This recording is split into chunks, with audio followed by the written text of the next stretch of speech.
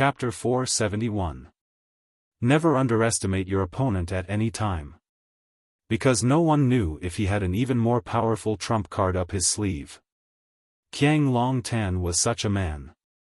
He was the perfect combination of a scalper and a dog.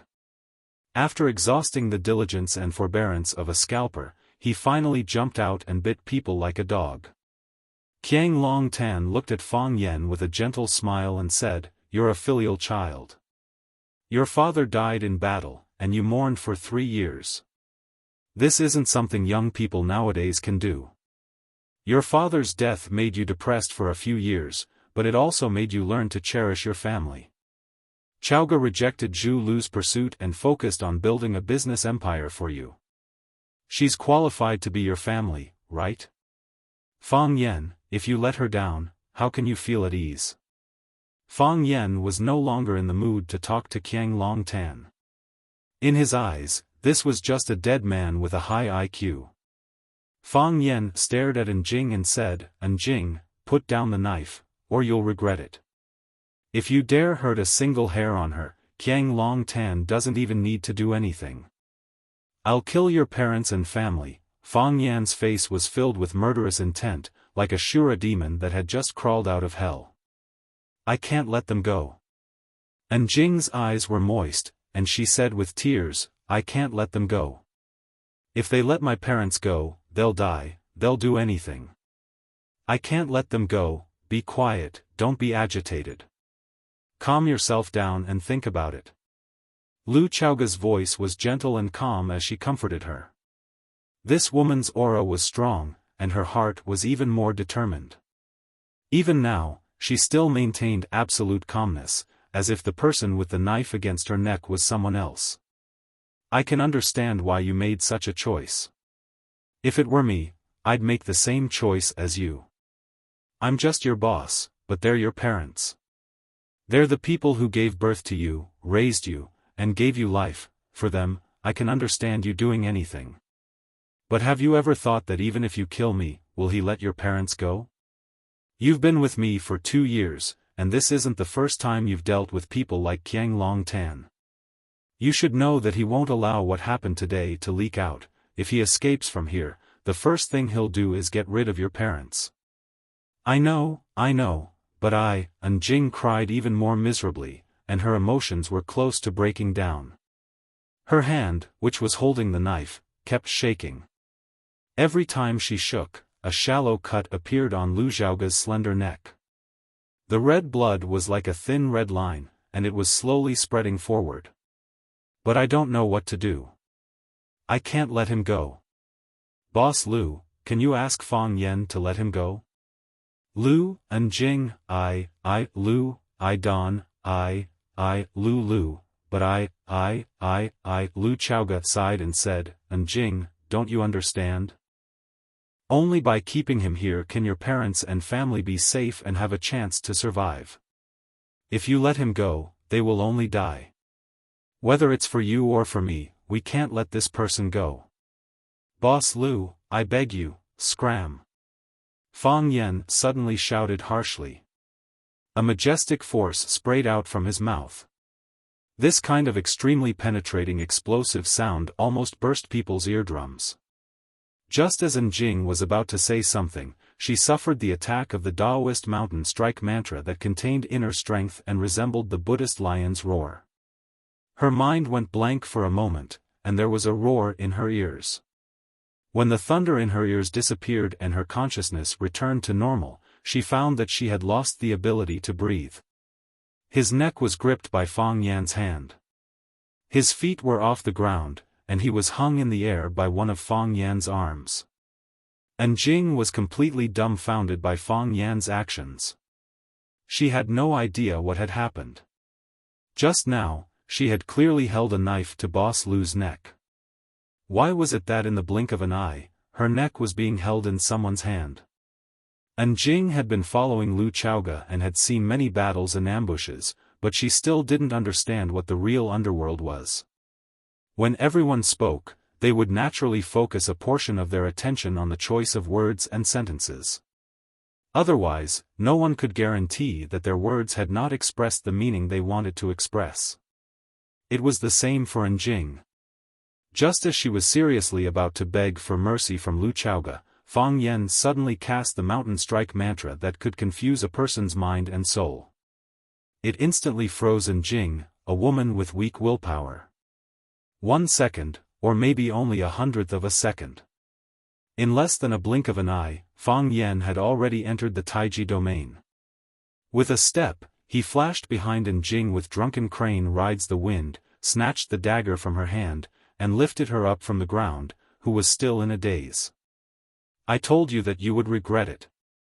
Fang Yen exerted some strength in his palm as Njing's breathing became more rapid. Her face turned an ugly purplish red.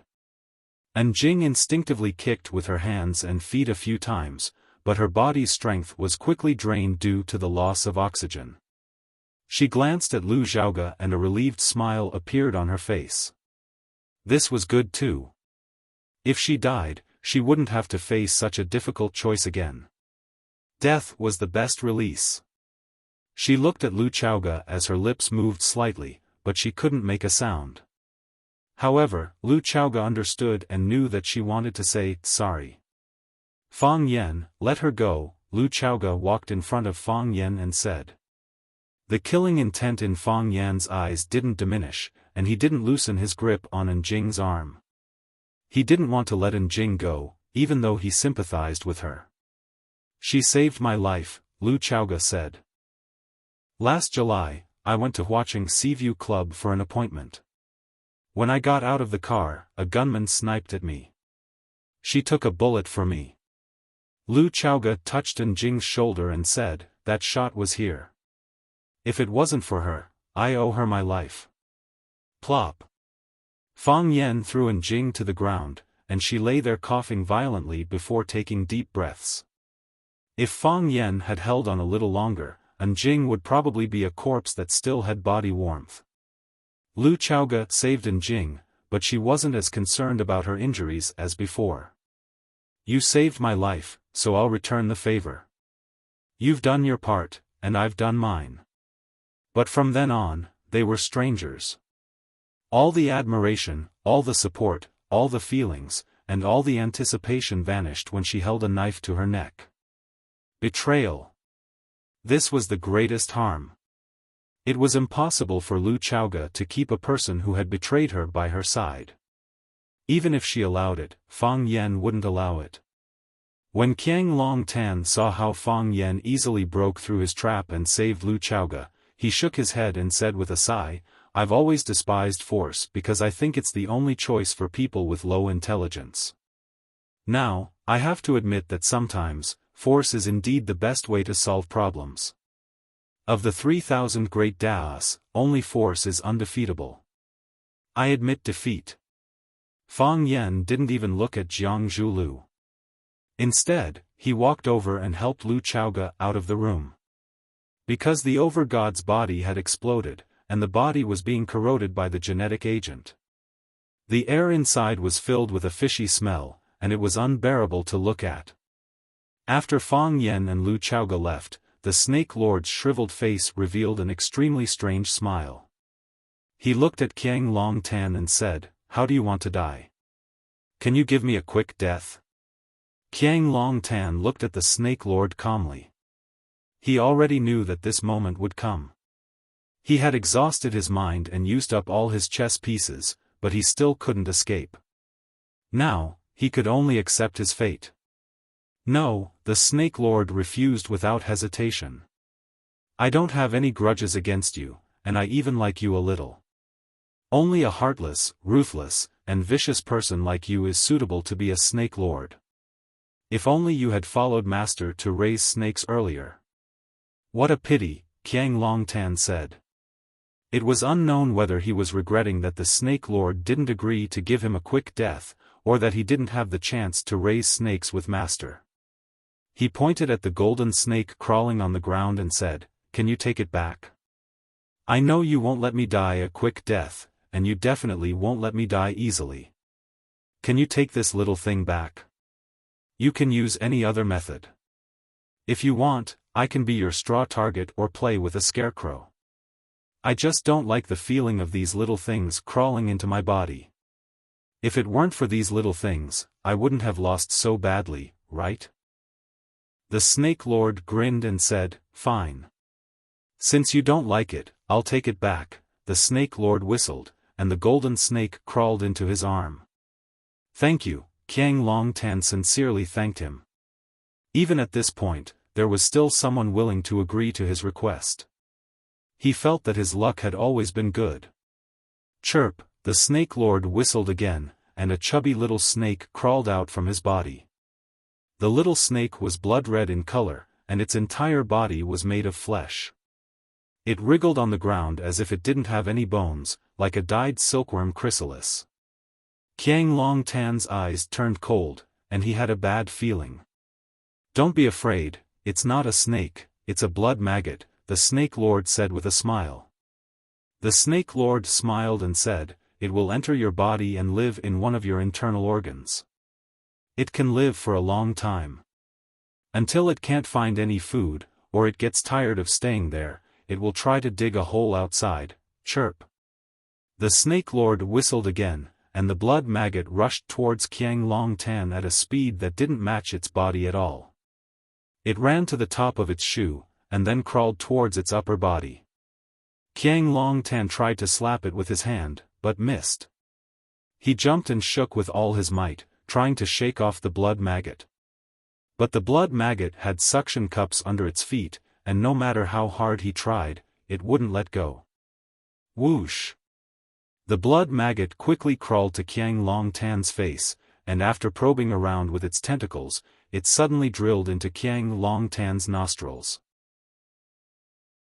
Chapter 472. That soft thing very nimbly went into his nostrils. When Qiang Longtan tried to pull it out with his finger, he found that it had already disappeared. It had already entered his body through his respiratory tract, but he didn't know which organ it had fused into. "Snake Lord, why are you so cruel? Your Shifu died because of Fang Yen, yet you are now obedient to him and willing to be his dog. Are you worthy of your dead Shifu and your own conscience?" Qiang Longtan pointed at the Snake Lord and cursed. "What grudge do we have against each other that you have to ruin me and shame my corpse?" Before Qiang Longtan could finish his words, thick blood was already flowing out of his nostrils. He wiped his face with his hand, turning his face into a funny and colorful face. The Snake Lord sneered and said, "Qiang Longtan, you don't need to sow discord. No one knows better than I do how my Shifu died. I'm curious, how did you know that my Shifu was killed by Fang Yen? You will all die.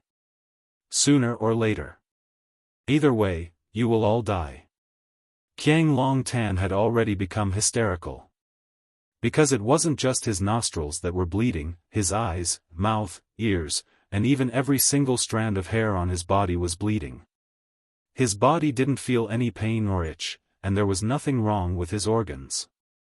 But his 7 orifices were bleeding non-stop. This feeling of the unknown was even more terrifying. Qiang Longtan didn't want to endure this kind of torture, so he turned around and ran outside. Instead of being made fun of like a demon, he would rather end his life as soon as possible. Qiang Longtan ran to the deck and jumped into the sea without any hesitation. Splash! The sound of water splashing could be heard as his sinful body sank into the unfathomable depths of the sea. The Snake Lord leisurely followed behind him, stood at the edge of the ship and looked at the turbulent sea, then softly said, "Do you really think jumping down will save you?" No one answered his question. Because Qiang Longtan had disappeared without a trace. "I said I won't give you a quick death, and I won't give you a quick death. The blood maggots will corrode your internal organs inside your body, causing you to bleed non-stop. The blood flowing outside will attract a large number of terrifying sharks. The shark at the front will swallow you whole. But your fate isn't over yet. Although you are in the stomach of a shark, the blood maggots are still alive. After it digests, it will escape and enter the shark's body. At the same time, the sharks will suffer the same fate as you. The dead shark will be eaten by more sharks. At that time, which unlucky shark will eat the blood maggot? The snake lord sighed softly and said, "This is the blood maggots that I have been growing for 3 years. After I became a real snake king, I became qualified to raise blood maggots. It was originally prepared for those people. Qiang Long Tan, you should first experience the infinite cycle of life and never reincarnate, fate." The snake lord looked at the sea in the distance and said, "I think you will like this new and vicious thing. Because, you are all the same bad people."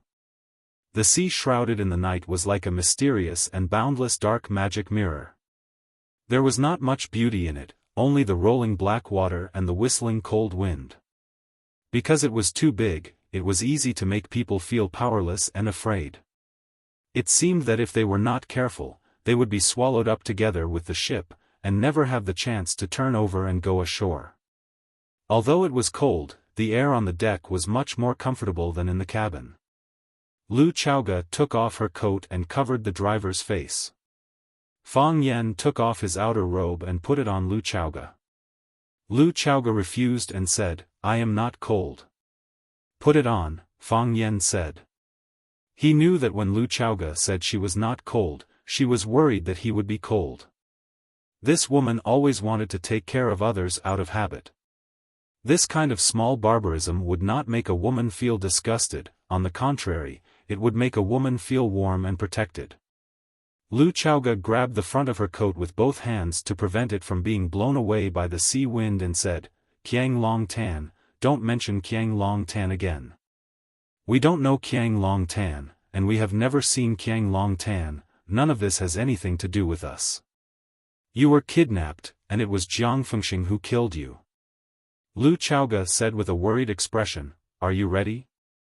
Are you really going to declare war on the Jiang family?" Lu Chaoga was also a smart person.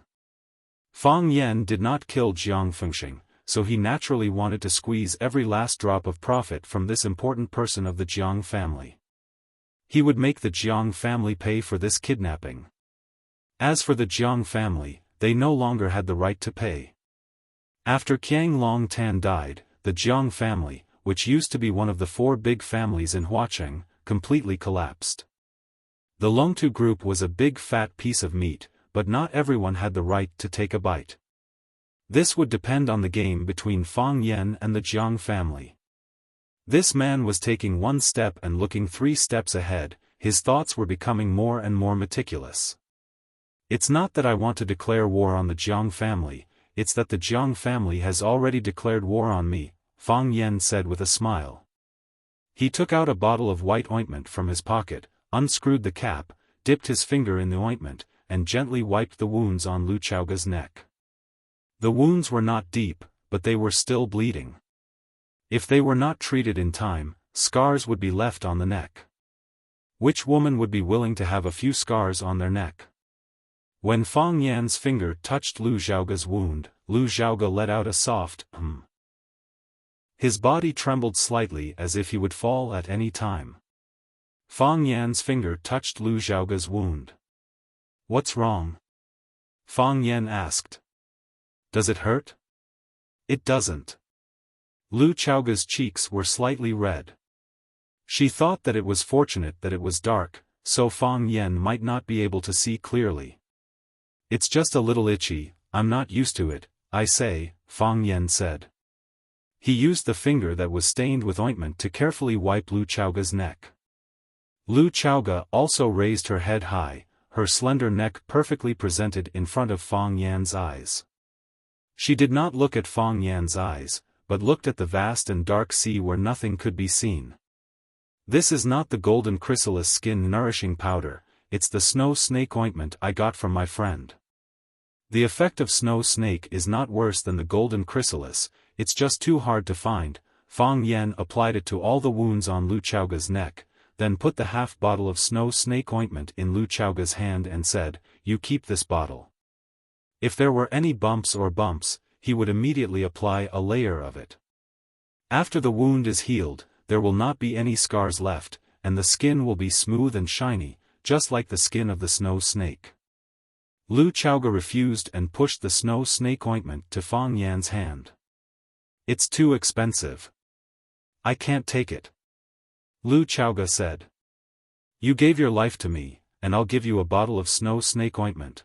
What is it worth?" Fang Yan said strangely. When did this woman become so wishy-washy? She was not the kind of woman who would put a bottle of snow snake ointment in her eyes. "I think," Lu Chaoga's gaze swept to the distant sea and said, "maybe your technique is more professional. If you help me apply it, the effect might be better." Fang Yan was stunned for a while, then put the snow snake ointment back into his pocket and said, "That makes sense."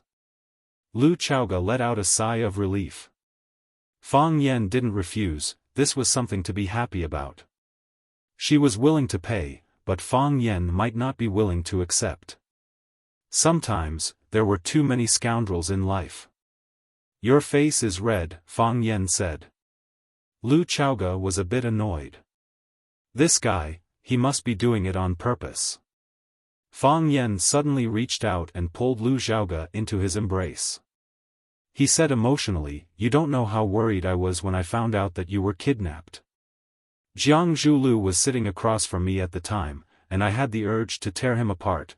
I was too scared that the people I cared about would leave me. The feeling of not being able to see you again in this life is too terrifying. Just thinking about it makes me feel cold all over and despair seep into my bones. I really can't imagine what kind of crazy things I'll do if you don't come back. Chaoga, I apologize. I admit, ever since you hid the truth from me about your aunt, I've been on guard against you. I wanted to get close to you, but there was always a barrier in my heart." "I know," Lu Chaoga lay in Fang Yan's arms tiredly and said, "I could feel it. All the responsibility was on me, so I never felt wronged. But later, you sacrificed so much for me. I left for 3 years, and you held on for 3 years. I mourned for 3 years, and you worked hard for 3 years. I thought about it peacefully for 3 years, and you fought openly and secretly for 3 years. This kidnapping was just a continuation of the previous traps. I thought, if it wasn't this time, if it was the previous time, if it was any other time in the past 3 years, if I wasn't there at that time, if you were kidnapped, would I be the biggest sinner? If something happened to you, how could I be worthy of what you've done for me? How could I live up to my own conscience? Fang Yan, this is something I'm willing to do. It's also the only thing I can do. I said that I would bring Chaoyan technology to a higher level, and I want the whole world to look up to you. If a man wants to fight on the battlefield, a woman will choose a good horse with a golden saddle and sew an indestructible armor for him. Chaoyan is your strongest armor." Fang Yan hugged Lu Chaoga tightly and said, "I won't let anyone hurt you anymore. I promise." Because Fang Yan hugged her too tightly, Lu Chaoga felt that she couldn't breathe properly and was about to suffocate. But she was really greedy for this feeling of being protected. Chapter 473. Clang. The room door was pushed open. The thick smoke that had gathered in the room finally found a way out and surged toward the door. The woman who was about to enter the room was suffocated by the smoke and started coughing violently. She stood at the door for a few seconds and waited for some fresh air to enter the room. Then, she pinched her nose and walked into the room. She rushed to the window sill and opened all the windows in the room. After the smoke had dissipated, she released her nose and said in a displeased tone, "Jiang Zhulu, why did you smoke so much? Are you trying to poison yourself to death?" Piak. The woman turned on the lights in the room and saw Jiang Zhulu smoking on the sofa in the corner of the room. Jiang Zhulu looked very disheveled. If they had not seen it with their own eyes, no one would believe that one of the famous 4 talents of Huacheng, the eldest young master Jiang, would be in such dire straits. His hair was messy and his face was yellowish. His clothes were messy and his eyes were bloodshot. He was still holding a cigarette between his fingers. The smoke flickered, and the ashes burned for a long time without being flicked away. Wine bottles were casually thrown on the ground, and the expensive carpet was burned by the fireworks, leaving holes of different sizes. It looked like a tattered rag that had been used for a long time. Jiang Shangxin raised her eyebrows and said, "Jiang Zhulu, is this how you should behave? Is this how a man should behave? If that's all there is to it, then it's too disappointing." "What did you say?" Jiang Zhulu looked up and stared at Jiang Shangxin with his bloodshot eyes. As he smoked too much, his throat was already hoarse from the smoke. "I said that you are a coward, a coward. You are very, very disappointing." Jiang Shangxin stood arrogantly at the door of the room and looked at Jiang Zhulu coldly. Jiang Zhulu pressed the cigarette butt into the ashtray and suddenly pounced toward Jiang Shangxin. Jiang Shangxin wanted to turn around and escape, but Jiang Zhulu grabbed her waist from behind. "Jiang Zhulu, you are a coward, you are a coward. Let go of me, let go of me," Jiang Shangxin shouted. However, in Jiang Zhulyo's villa, those who were qualified to enter were not around and those who were here did not have the right to enter. No one would respond to Shangxin's cries. Not only did Jiang Zhulu not let go of Shangxin, he hugged her even tighter. He pressed Shangxin's body against the door and reached out to lift her skirt. He grabbed the hem of her skirt and pulled off her underwear. Jiang Zhulu didn't even unbuckle his belt or take off his pants. He just unzipped it and entered in an extremely rude and unreasonable manner. The gentleman of the past had lost all pretense, etiquette, and honor at this moment. He only wanted to find a way to vent the violence and fear in his heart. It just so happened that Shangxin was here. To him, this was the best way. Jiang Shangxin struggled with all her might, but she was far less forceful than Jiang Zhulu, who had descended into a state of madness. Rape is like life. If you can't resist, then just quietly enjoy it. Jiang Shangxin finally calmed down. As she laid her hands on the door and stopped moving, she stuck out her buttocks and welcomed Jiang Zhulyo's repeated attacks. After the storm subsided, Jiang Zhulu collapsed weakly on her back. He silently lifted Shangxin's skirt up and tidied his own clothes. As a noble lady, she had to make herself appear as calm and elegant as possible. After tidying Shangxin's clothes, she turned around and helped Jiang Zhulu to zip up his pants. Then, she helped him to the sofa. "I'm sorry." Jiang Zhulu lay on the sofa and said in a low voice. "There's nothing wrong with adding some spice." Jiang Shangxin said expressionlessly. "I mean..." Jiang Zhulyo's mind went blank and he tried hard to think of his words. "My performance has disappointed you. All along, I felt that I was very strong and calm. There was nothing that I couldn't do, and there was no opponent that I couldn't win against. Now, I know that it was all because of my father's strong support. I'm not strong because I'm strong, and I'm calm because of my father. Subconsciously, I always thought that it's okay if I don't do well. If I don't do well, there's still my father to help me and the Jiang family to support me. They will always help me get the final victory. In the past, I didn't want to admit it and always wanted to do something to prove myself. To prove to others and to my father. I want to tell them that I can do what my father can do. Now, I know that I can't do what he can do. Without me, the Jiang family won't suffer any losses. But without my father, it will be unstable." Jiang Shangxin reached into her bag and took out a lady's cigarette. She took out a stick and put it in her mouth. The thin and long stick complemented her delicate red lips and gave off a strange sense of temptation and beauty. "You haven't found them yet?" Jiang Shangxin puffed out a mouthful of smoke and asked. "No." Jiang Zhulu shook his head. He reached out to touch the box of cigarettes, but realized that it was empty. Jiang Shangxin passed her cigarette over. Jiang Zhulu waved his hand and said, "I'm not used to it." "My father hasn't been found either," Jiang Shangxin said. Jiang Zhulyo's face was full of worry and he said, where do you think they went? Did they leave alone or together? Why did they leave so secretly and in such a hurry? Why didn't they say anything when they left? Why didn't they leave a message? They didn't even say anything because they didn't want to alarm anyone. They didn't say anything because they knew that they would definitely be able to come back. Where exactly did they go? Jiang Zhulu asked confusedly.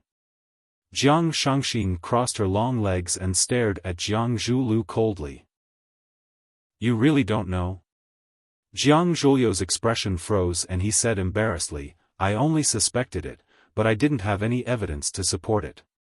Other than the kidnapping of Lu Chaoga, what else was there for them to disappear so mysteriously? You mean, the two of them worked together to kidnap Lu Chaoga? Jiang Zhulu asked in shock. Why? Feeling sorry for her? Jiang Shangxin laughed coldly. Reaching out, Jiang Zhulu pulled Shangxin into his embrace and said, Shangxin, do you think that I would still have such thoughts at this stage? Lu Chaoga and I are already a thing of the past. You are the wife that I have officially married. How do you know that they left because of this? My father has always denied this matter and didn't reveal anything to me. My mother said so. Jiang Shangxin said, the outside world always thought that my father was highly regarded by the Jiang family because of his outstanding abilities. In fact, he was just an idiot. Because my father had some special fetishes, the Jiang family always felt that they had let my mother down. Therefore, many of the important businesses had been handed over to my mother to manage. My mother was not inferior to any man and managed all the businesses in an orderly manner. She even earned more than some of the businesses that the men were in charge of. The Jiang family couldn't push my mother away directly, so they could only push all the credit to my father. He really picked up a huge bargain. Jiang Zhulu knew that his wife, Jiang Shangxin, did not have a harmonious relationship with his father. Even the speech at the wedding was made by his mother. His father, Jiang Fengxing, did not even have a chance to speak. Now that he heard her say that his father had some special fetishes, Jiang Zhulu knew that those obscure rumors were actually true. Jiang Shangxin extinguished the cigarette butt in her hand, as if she was strangling some of her bad mood. Although my father was a bit of an idiot, he still knew to discuss with my mother before he did anything. My mother would help him analyze what he could do and what he couldn't do. This time, he left without saying goodbye, which meant that he wanted to do something that he didn't want all of us to know. Moreover, when Fang Yan made a scene at our wedding, my father dragged us away. I asked my mother about Fang Yan's motive for doing this. My mother said that flies don't stare at seamless eggs. At that time, I only thought that even my mother had been convinced by Fang Yan's vivid performance. Jiang Zhulio's expression became increasingly solemn. He looked at Jiang Shangxin and asked, if the two of them really did this together, what do you think the outcome would be? Give up, they won't be able to come back. Jiang Shangxin said, if they haven't come back now, they won't be able to come back in the future. Yes. They didn't want others to know about this secret, so they could only keep their mouths shut. They knew that if they didn't come back now, more people would be alerted. Therefore, no matter what the reason was, they would definitely rush back in the shortest time possible. Now that they haven't come back, they probably... Jiang Zhulio's eyes turned red. He was different from Jiang Shangxin, he had deep feelings for his father. He didn't want anything to happen to his father, nor did he want to end up in a tragic situation where he would never be able to see his father again. At this moment, he really hated Fang Yan and was extremely afraid of Fang Yan. This man, Fang Yan, was simply the longest nightmare of his life. Jiang Shangxin looked at Jiang Zhulu and said, I am here to see if you have made the final decision. If something happened to Qiang Longtan and Jiang Fengxing, it would prove that their kidnapping of Lu Chaoga had been exposed. Fang Yan could either kill them or use them as pawns to negotiate with the Jiang family. If Fang Yan chose the first option, the Jiang family would be in trouble. If Fang Yan chose the second option, the Jiang family's general family would face a serious disaster. If Qiang Longtan wasn't around, Jiang Zhulu would be the head of the Jiang family. What choice would he and the Jiang family's Longtu group make? Chapter 474. The so-called final decision was that the situation was not right and they needed to make early preparations. Although Jiang Zhulu was feeling uneasy because of his father's disappearance, he was not a person who liked to drag things out. He got up from the sofa and walked to his desk.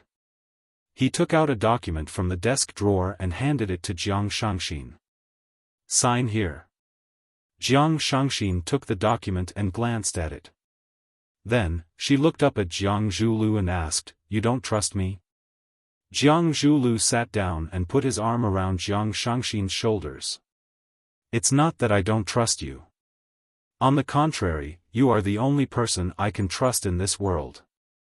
My dad is gone and my mom doesn't care about the company's matters. Who else can I trust?" Jiang Shangxin pointed at a clause in the document and asked, "What does this mean?" Jiang Zhulu knew what her misunderstanding was and explained, because of Lu Chaoga's deceit, the Longtu group had always been the battleground between the Jiang and Lu families. After that, the Jiang family mediated in the middle, and we spent a lot of money to buy back all the shares of the Longtu group from the Lu family. Now, Longtu belongs to the Jiang family completely. However, can the Jiang family still hold on under such circumstances? I can understand why you sold 49% of the shares to the Jiang family for 1 billion in cash. If the Jiang family did not stand up for you, Fang Yan and the other families would not let go of the cake of Longtu.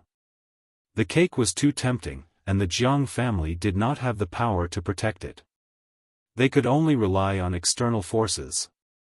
However, why did you transfer 20% of the shares to me? Are you worried that I will leave you at this time? Husband and wife are one. Jiang Zhulu hugged Shangxin's body tightly and said, "At the wedding, I said that no matter if we are poor or rich, in health or in sickness, I will love you from the start. Shangxin, since I made a vow in front of so many guests, I will definitely keep my word. What is mine is yours. I am willing to share all my wealth and everything with you." Jiang Shangxin planted a kiss on Jiang Zhulio's affectionate face and said, "Don't worry, what's ours is still ours. No one will take it away from us." Jiang Shangxin readily signed the document and kept it in her bag. Then, she said to Jiang Zhulu, "I will go back and discuss with my mom now. I will ask her to help me settle the matter of transferring the shares to the Jiang family as soon as possible. Shangxin, it has been tough on you." Jiang Zhulu held Shangxin's hand and said with a face full of pity. After Shangxin got up and left with her bag, Jiang Zhulu walked to the window and watched as Shangxin walked to the courtyard of the villa. As if she had sensed Jiang Zhulio's gaze, Jiang Shangxin turned around and smiled at him. "Drive slowly," Jiang Zhulu instructed gently as he waved goodbye to Shangxin. She was like a sweet lover who was deeply in love and reluctant to part. Jiang Shangxin nodded and entered the red sports car that she had driven over. Very quickly, she drove away. The gentleness in Jiang Zhulio's eyes disappeared and the smile on his face disappeared. He coldly spat out 2 cold words, "Whore." Jiang Zhulu returned to his desk, took out a pencil from the pen holder, and started writing on a piece of white paper. After a long while. When the sky got darker and Jiang Zhulu thought that he couldn't wait any longer, the cell phone that was placed on the side of the table suddenly rang. Jiang Zhulu held onto the cell phone and didn't answer it immediately. Instead, he waited for the cell phone to ring 3 times before he answered the call. He said, "I have a strong smell of smoke on me. I am taking a shower." "Shangxin, what's the matter?" "I have talked to my mom. It is a must to transfer a portion of the shares to the Jiang family. However, my mom said that the energy industry is the supporting industry of the future. With the scale of the Longtu Group, selling 49% of the shares for 1 1 billion yuan is too cheap. She is willing to use the funds under her control to make this deal with you. Buy 30% of the shares of the Longtu Group for 3 billion yuan. Do you think this plan is feasible? That's great. A mocking sneer appeared on Jiang Zhuliu's face. However, he said passionately, our mom is still the most thoughtful. If we only need to sell 30% of the shares, then I can transfer another 10% of the shares to you. In this case, the Longtu Group will still be under our control.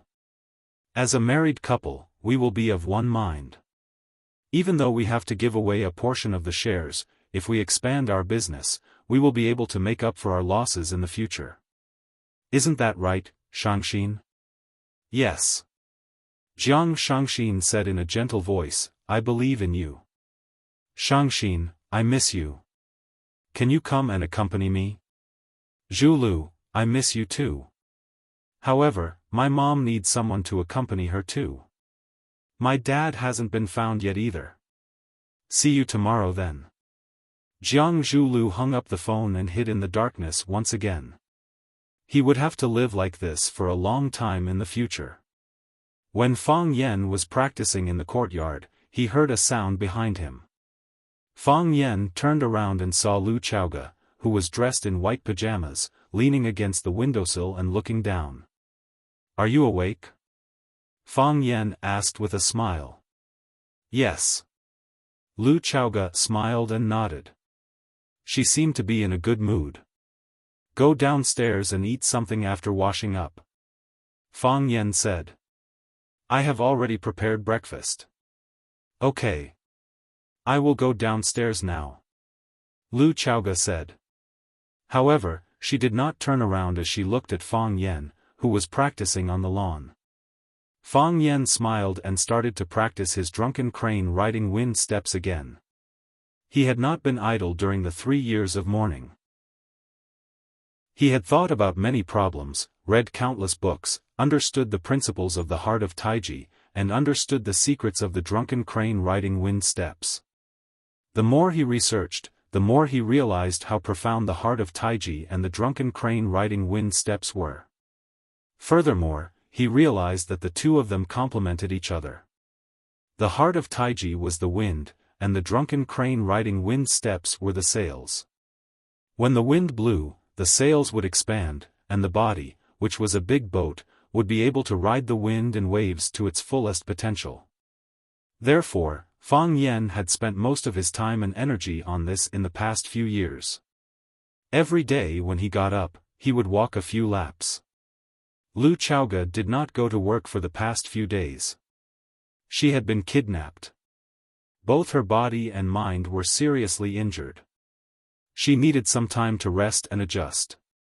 Lu Chaoge's kidnapping made Fang Yan re-examine the relationship between the two. The estrangement between the two disappeared, and the grudge in his heart melted. He once again realized that Lu Chaoge was a very important friend to him. Fang Yan did not go to work. He chose to stay at home to take care of Lu Chaoge's daily life. Previously, these things were done by Lu Chaoge herself. It was also because she wanted to choose her favorite food that she was kidnapped after leaving the mall. Fang Yan soaked the lemon slices in warm water because Lu Chaoge drank several glasses of lemon water every day. It was said that this had the effect of detoxification and whitening, but Lu Chaoge was already so white that there was no need for whitening. Fang Yan was in charge of 3 meals a day. Breakfast was millet porridge and boiled eggs because Lu Chaoge did not like to eat fried food.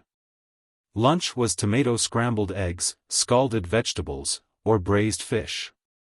Lu Chaoge liked to eat fish. It was nutritious and not easy to get fat. Women liked it more than meat. Dinner depended on Lu Chaoge's appetite. Whatever Lu Chaoge ordered, Fang Yan would cook. His cooking was not bad, but it was not as good as Lu Chaoge's. After Fang Yan finished practicing, Lu Chaoge had already finished breakfast and was watching TV on the sofa in the living room. Lu Chaoge looked at Fang Yan and quickly looked away. Fang Yan's whole body was wet. His clothes were sticking to his body. His thick chest was pushed up high, and his strong arms were full of masculinity. Fang Yan practiced Nigong, so the difference between him and other martial artists was very obvious. His body was not big, and he did not have obvious muscles like a bodybuilding model. But if you took off his clothes, you would find that there was not a trace of fat on his body. Every piece of his skin seemed to be carefully carved and polished. Moreover, because of the protection of qi, there was a layer of pale white luster on his body. Those who did not know would only think that this person was healthy and full of vitality. But those who knew would understand that this person was overflowing with divine light and was certainly not a villager. For Lu Chaoge, Fang Yan's outfit was a little tempting. "I will take a shower and then accompany you to the yard for a walk," Fang Yan said. "Okay."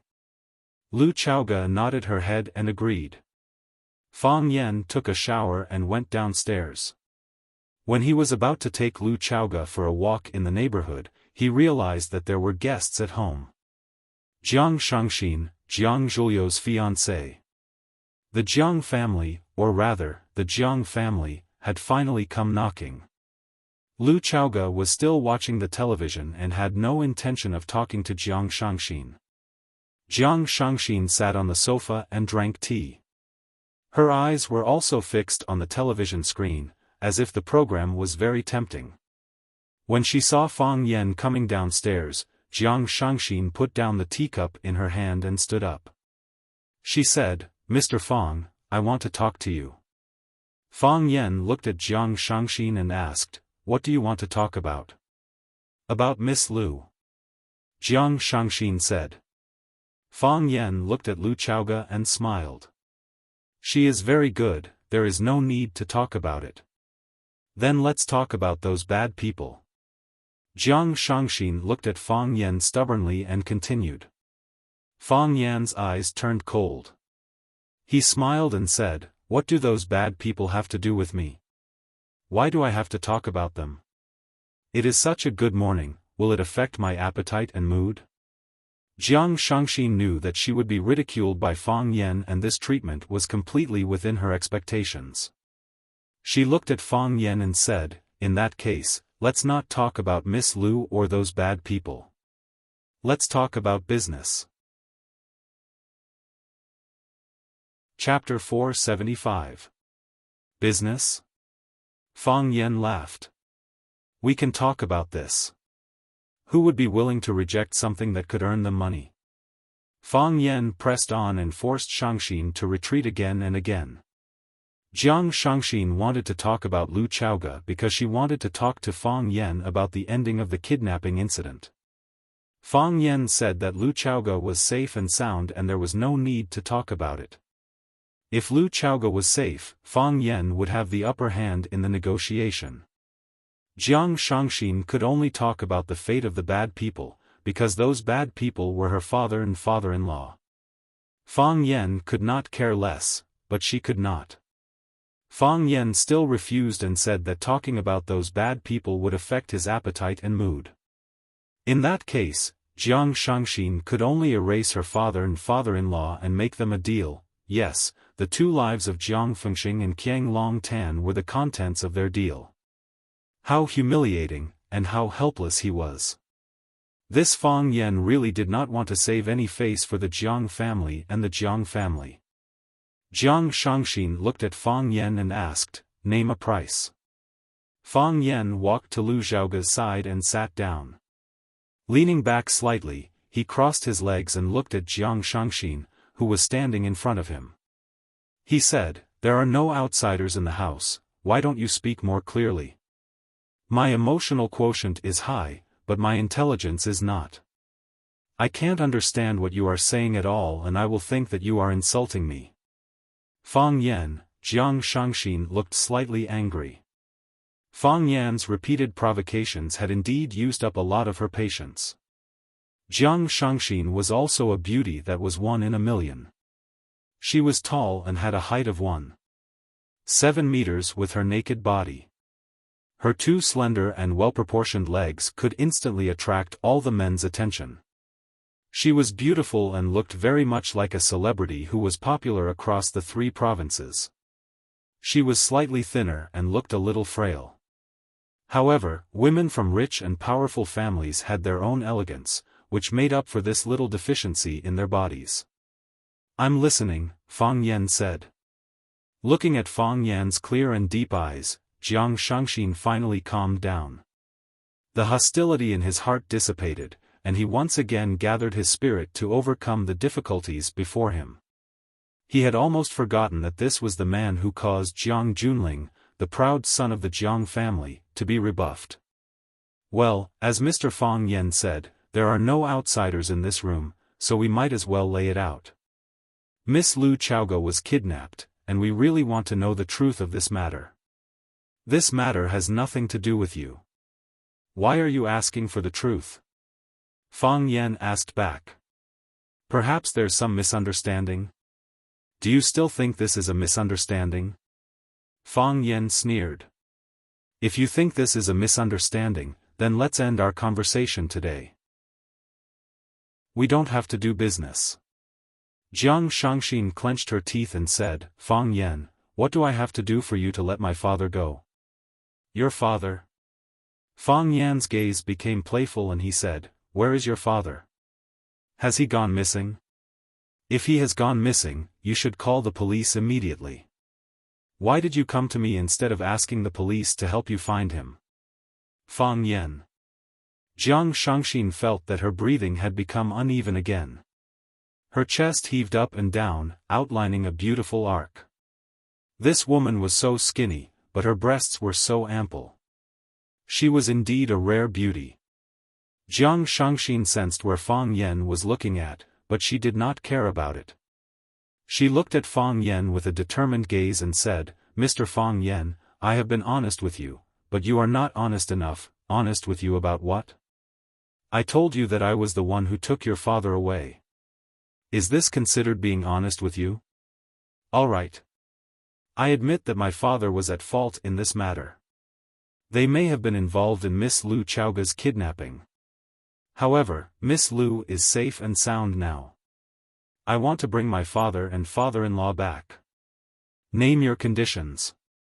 "Just involved?" "Fang Yan, if you don't even have the courage to admit your crimes, then I doubt the sincerity of your negotiation. Since you are not sincere, then there is no need to negotiate. If I want them, I will personally go to your place and get them back." Jiang Shangxin's face was as cold as frost, and her chest rose and fell even more intensely. Fang Yan passed the lemon water on the marble coffee table to Lu Chaoga and said, "Drink more water." Lu Chaoga took the lemon water and drank a big mouthful. She held the glass and continued to watch a matchmaking show on the television. It was as if she had nothing to do with what was happening in the living room. Since she had already handed everything over to Fang Yan, she gave him 100% trust. She knew that Fang Yan could handle it better than her. Fang Yan also accompanied her to watch the television and was even amused by the contents of the television from time to time. The atmosphere was warm and harmonious, and they had completely entered the world of just the two of them. Jiang Shangxin suddenly felt that she had become an outsider. "Please, I am the guest, okay? Do you guys know how to behave according to Wuxia's etiquette? Please, I am here to negotiate with you guys. Do you guys have any business literacy? How did you guys become an existence that was ignored by others?" Jiang Shangxin walked straight to Fang Yan, stared into Fang Yan's eyes and said, "Fang Yan, I want to bring them away today." "Who?" "My father, Jiang Fengxing, and my father-in-law, Qiang Long Tan. Bring them away then." "What has it got to do with me?" "They are in your hands." Fang Yan looked a little unhappy and said, "Why do you say that they are in my hands? I have never seen them." "Fang Yan, I apologize to you. I also sincerely apologize to Miss Lu Chaoga. I know that they are the masterminds behind the kidnapping of Miss Lu Chaoga. They have done something that is morally and legally unforgivable. They are sinners, but they are still my family. I hope that I can bring them back. You can state a condition that you are satisfied with. Please believe in our sincerity. I believe you this time. Fang Yan smiled and said. He took out a voice recorder from his pocket and pressed the play button on it. Fang Yan and Jiang Shangxin's conversation immediately sounded from the recording. From the beginning to the end, every word was recorded clearly. Fang Yan had forced her time and time again to tell the truth. When Jiang Shangxin saw Fang Yan take out the voice recorder, there was no surprise or fear on her face. Obviously, she had expected such a thing to happen. Jiang Shangxin looked at Fang Yan, who was playing with the recording pen excitedly, and said, "Since I'm here, I'm already prepared to bear all the mistakes. This thing won't be of much use anyway. If you admit to your crimes, this thing will not be of much use. If you do not admit to your mistakes, this thing will be of great use. I will get someone to post it on the internet and let the netizens all over the world download it for free. What do you think of this idea? Fang Yan, we can talk about the terms of cooperation," Jiang Shangxin said. She was not worried that Fang Yan would really throw the voice recorder on the internet. This was not beneficial to her side, but what good would it do to him?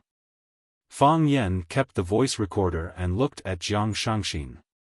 It is a good thing that you have the courage to stand up and admit your mistakes on behalf of your elders. However, there are some discrepancies between the truth and what you think. Jiang Shangxin's heart skipped a beat and she asked anxiously, "What discrepancies?"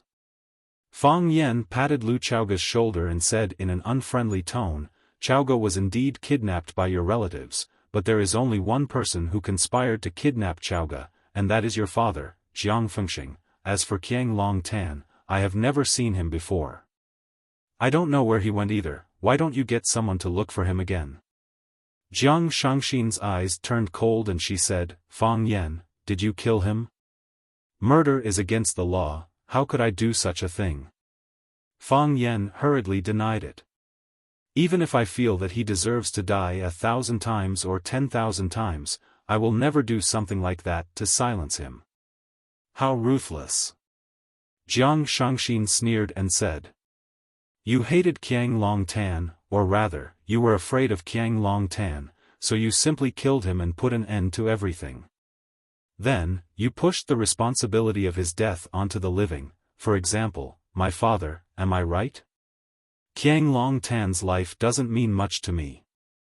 His death wouldn't have any effect on me. Of course, from a personal point of view, this is a very satisfying thing. If I know which hero did it, I will definitely treat him to a drink. Ask him later if it was your father who did it. If it was him, I will treat him to a drink too. The old master is doing good for the people, and he is doing good for the Jiang family. This is what the Jiang family lacks." Jiang Shangxin suppressed the anger in her and said, "We admit that we kidnapped Miss Lu Chaoga. We will also admit to Qiang Long Tan's death if there is a need. Our only request is to take my father away." Jiang Shangxin wasn't stupid, and neither was the Jiang family.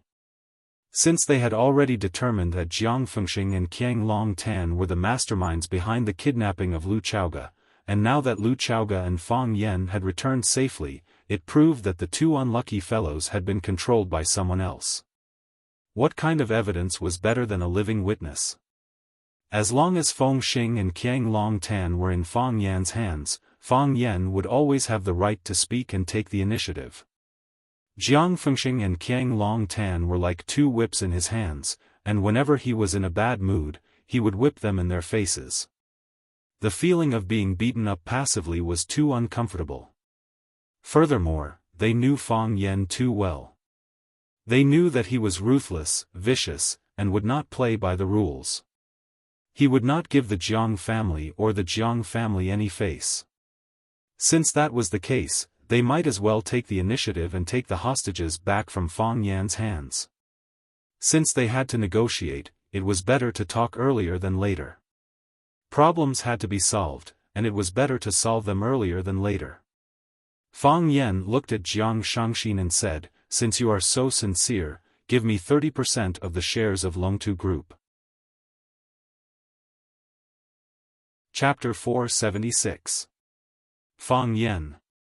Jiang Shangxin shouted angrily. She wanted to snatch the glass from Lu Chaoga's hand and smash it on Fang Yan's disgusting face. She would only feel better if she saw Fang Yan's face blooming. Too greedy. How much was 30% of Longtu Group's shares worth? How could he have the cheek to raise such a condition? Fang Yan looked at Jiang Shangxin with a puzzled expression and said, "Why? Didn't you say that you are very sincere? Is this how you show your sincerity?" "Fang Yan, we can pay a portion of the compensation. I said that I want 30% of Longtu Group's shares."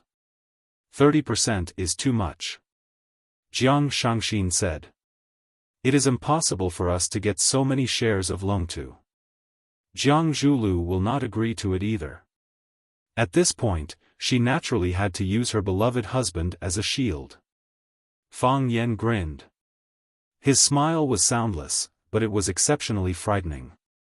Under the gaze of such a smile, Jiang Shangxin suddenly felt guilty. It was as if she would not have the confidence to say or do anything in the future. Fang Yan looked at Jiang Shangxin and said, "Qiang Long Tan disappeared mysteriously and has not appeared until now. With Jiang Zhuliu's intelligence, he naturally knows that something has happened to his father. If Qiang Long Tan does not return, what makes Jiang Zhulu think that he can protect this family business? With the way the Jiang family does things, they should have already divided the Longtu Group among themselves, right? How much did the Jiang family take? 49%? Or 40%? Jiang Shangxin pondered over her words and said, "You have only guessed part of it. Jiang Zhulu is indeed willing to give up a portion of the shares to the Jiang family as a sign of loyalty. He hopes that the Jiang family will give them some care and help in the future. However, it is definitely not as much as the 49% or 40% that you mentioned." Fang Yan pondered for a while and then smiled even more happily. "Interesting. This is really interesting, Fang Yan, you better be rational. I came here with full sincerity. You will only scare me away with a sky-high price, Jiang Shangxin, your Jiang family, or should I say, Jiang Shangxin yourself. Your family is also a perpetrator, right? Your father called both Feng Xing and Qiang Longtan criminals. Why do you think you're cleaner than Jiang Zhulu? Fang Yan, I don't understand what you mean. If Jiang Zhulu didn't hand over 49% of the shares to the general family, then it means that someone is speaking up for him. Otherwise, there was no way to satisfy the greedy appetite of the Jiang family. Who was it that was speaking up for him? This person is self-explanatory, right?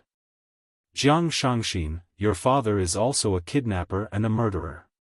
You didn't get a lesson or punishment, but you want to profit from it. If I'm not wrong, Jiang Zhulu will transfer more than half of his shares to your name, right?" Jiang Shangxin remained silent. Jiang Zhulu had indeed done such a thing. Qiang Longtan and Jiang Zhulu owned 100% of the shares of the Longtu Group. Jiang Shangxin's mother, Li Yun, used the Jiang family's investment fund to buy 30% of the shares of the Longtu Group. Coincidentally, the Jiang family was behind Li Yun. This was considered as Jiang Zhuliu's proof of allegiance to the Jiang family. As for the rest of the shares, Jiang Zhulu divided them into two portions. He kept one portion for himself and transferred the other portion to his own name. Now, Fang Yan directly asked for 30% of the shares. That was rudely cutting away the portion that belonged to him. Fang Yan knew that his guess was correct when he saw Jiang Shangxin's expression. Fang Yan looked at Jiang Shangxin and said, "Admit that you are the murderer who kidnapped Lu Chaoga and take responsibility for Qiang Longtan's disappearance. 30% of the shares is my lowest price. If you feel that you have committed a heinous crime and want to make up for it, we are fine with that. If you don't agree to my conditions, I will personally go to your door to get it. When that time comes, I will ask for more. A little more than I want right now."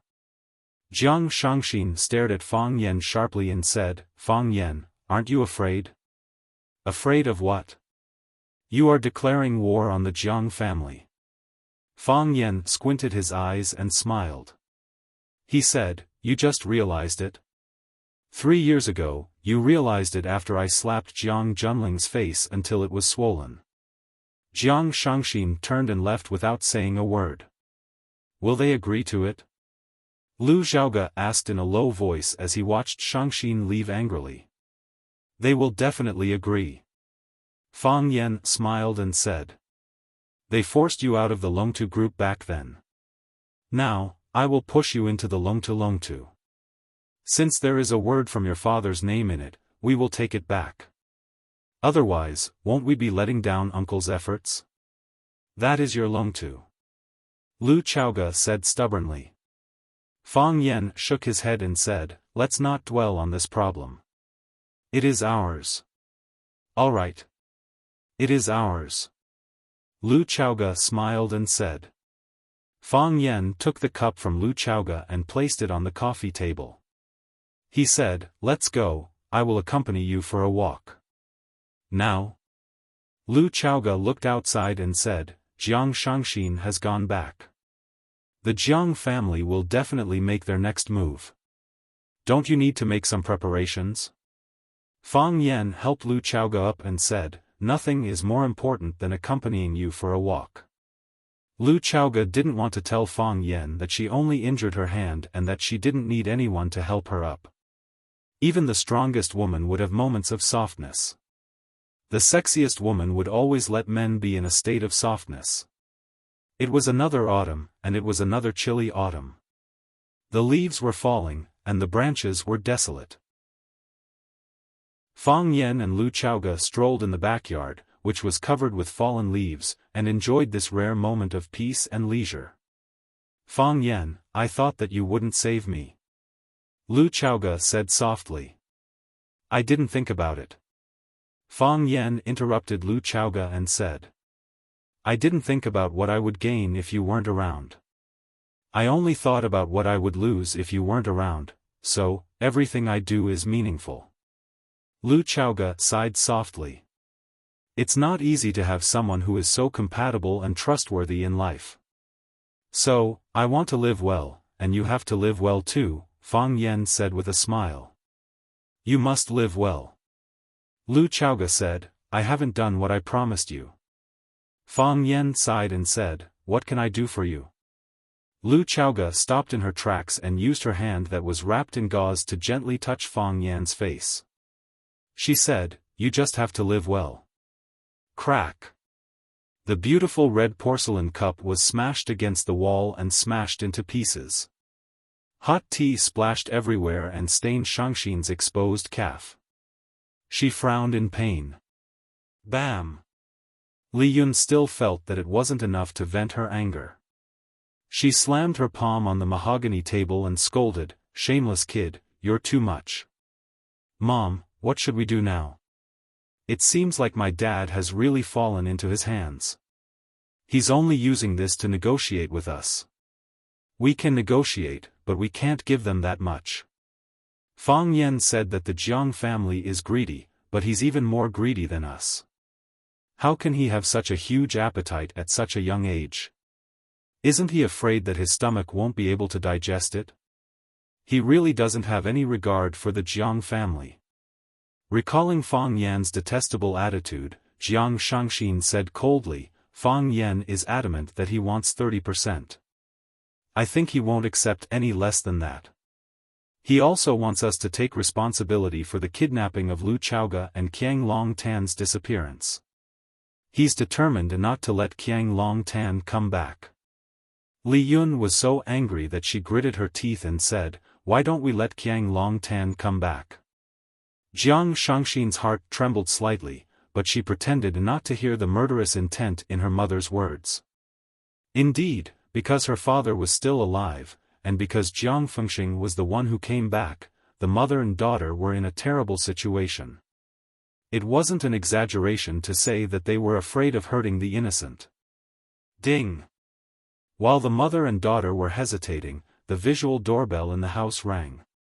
Jiang Shangxin walked over to take a look. She turned around and said to her mother with an embarrassed expression, "Jiang Junling is here." "Why is he here at this time?" Li Yun was secretly resentful and said, "What else could it be? The Jiang family just doesn't trust us." Jiang Shangxin was extremely sad. This was the sad thing about women. When the news of Fengxing's accident was sent back to the Jiang family, they immediately sent important people over to keep an eye on him. Although they were also members of the Jiang family, the ones who had the final say in the Jiang family were the sons and grandsons of old Master Jiang. Women? In their eyes, they were just tools for bearing children. Jiang Shangxin looked at her mother and asked, "What should we do now?" "We haven't decided yet. We will follow Jiang Junling's decision." Li Yun said quickly, "Open the door." Jiang Shangxin pressed on the doorbell and smiled. "Cousin, why did you come to Huacheng all of a sudden?" Jiang Junling still looked calm and said, "I was busy with some matters a few days ago, so I couldn't make it to Shangxin's wedding in time. I'm busy now, but I have to come over to give my blessings in person." "Thank you, cousin," Jiang Shangxin said with a smile. "I'll pick you up." She pressed the button to end the call and went to welcome Jiang Junling, who had rushed over from Yanjing, with her mother Li Yun. There were a few cars parked at the entrance of the villa. Jiang Junling stood in front of the metal gate, and a large number of men in black surrounded him. Jiang Junling was extremely cautious during this trip, and the security was upgraded to the highest level. Chapter 477. Jiang Shangxin ran out to welcome Jiang Junling with a face full of joy. She was a completely different person from when she was in the house and guarded against him. Jiang Shangxin rushed forward and hugged Jiang Junling's arm. She said, "Brother, I called you before the wedding. You said that you couldn't make it because you had something on. You don't know how sad I was when I heard that. Ever since we were young, our relationship has always been the best. How regretful would it be if you didn't attend such a big event like my wedding? Do you know that? I hid in my room and cried for half an hour. Now that you're finally here, I'm so happy." Jiang Shangxin reached out to Jiang Junling and said, "Brother, where's the present? Don't tell me you didn't bring me a present." At this moment, Jiang Shangxin was just a little sister who was acting coquettishly and asking for a present from her brother. Every woman born in a rich and powerful family was born to be an actress. Jiang Junling took out a small box from his pocket and said, "Some time ago, I went to South Africa and had a good talk with the chief of the Wolf Spear tribe. He gave me this gift. I'm giving it to you. I'm giving it to you. I'm giving you a happy life." Shangxin opened the box and took a look at it. She exclaimed, "Red Dragon's Eye?" The Red Dragon's Eye was a very rare gemstone. The shape of the gemstone resembled the eyes of the legendary Red Dragon. This kind of gemstone was like a family heirloom, but Jiang Junling casually gave it to his sister as a wedding gift. From this, it could be seen that Jiang Junling treated his sister very well. It was also possible that they viewed it with great importance and were plotting something big. Jiang Junling nodded and said, "It's just a stone. Men don't have much interest in this kind of thing. I know you girls like it, so I thought I owed you a wedding gift, so I brought it. I hope you like it." "I like it. Of course I like it. Which woman could resist the temptation of a gem? Which woman can resist the Red Dragon eyes? Isn't a military order too valuable?"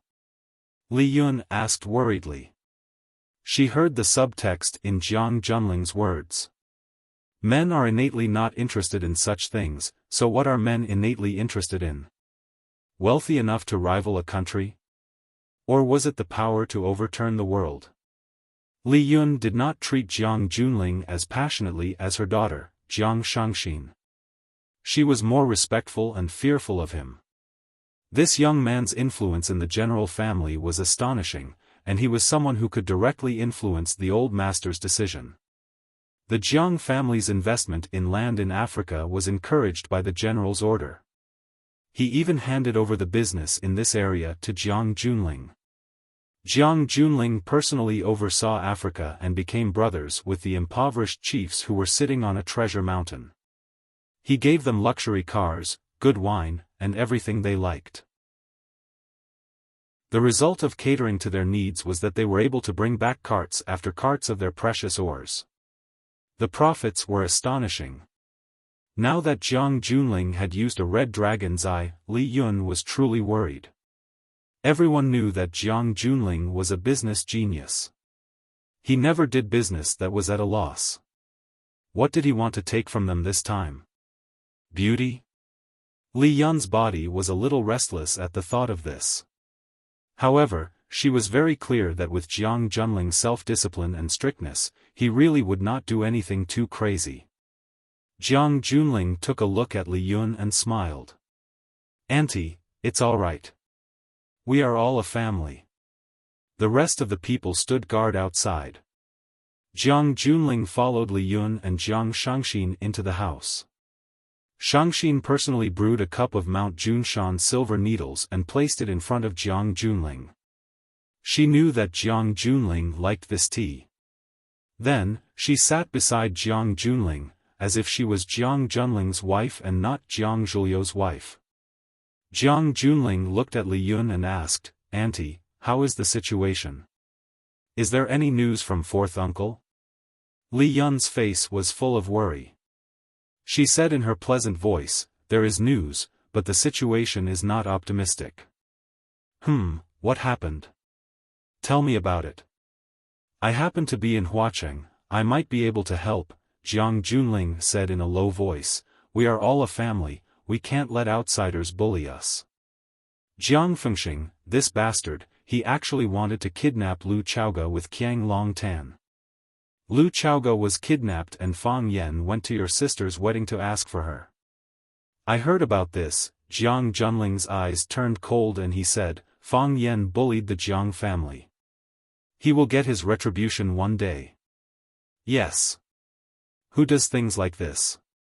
Marriage is a big event in a woman's life, and a wedding is the dream that women look forward to the most. In the end, it was ruined by Fang Yan. Because of this, your sister cried for a few days. After the wedding, your fourth uncle and Qiang Longtan disappeared mysteriously. We couldn't find them no matter how hard we tried. You know your fourth uncle's character, he would more or less discuss it with me when he encountered something, but this time, he didn't discuss it with me. After that, Lu Chaoga came back. Your fourth uncle and Qiang Longtan didn't appear, so we knew that they might have been controlled by someone. Maybe this is a show put up by Fang Yan? Jiang Junling asked. I thought so too. But now that she is in Fang Yan's hands, what can we do? Aren't we just going to listen to what others say? Fang Yan's conditions must be very hard to accept, right? Brother, how did you know?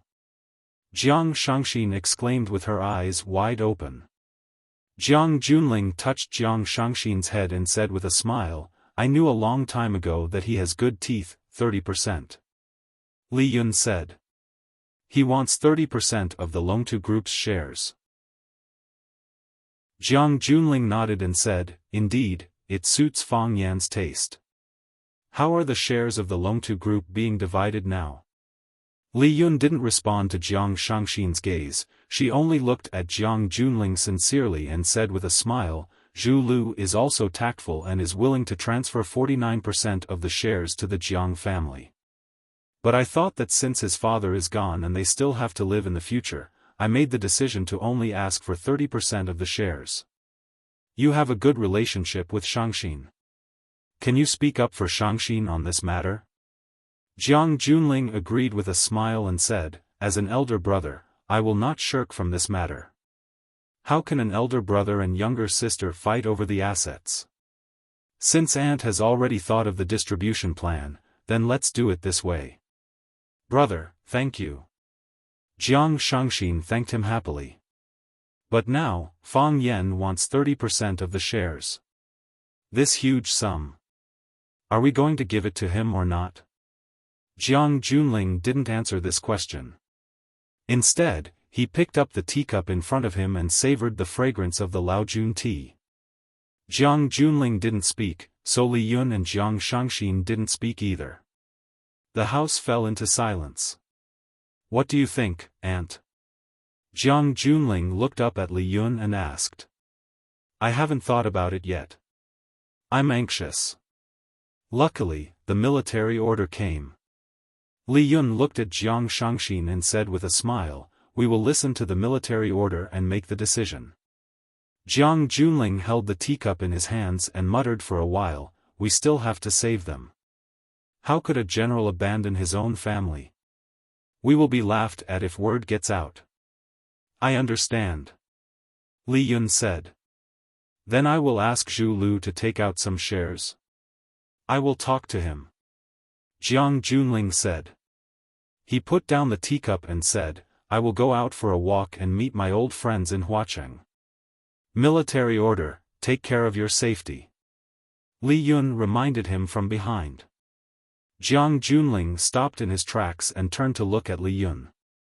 He said, is there any place that the Jiang family can't go?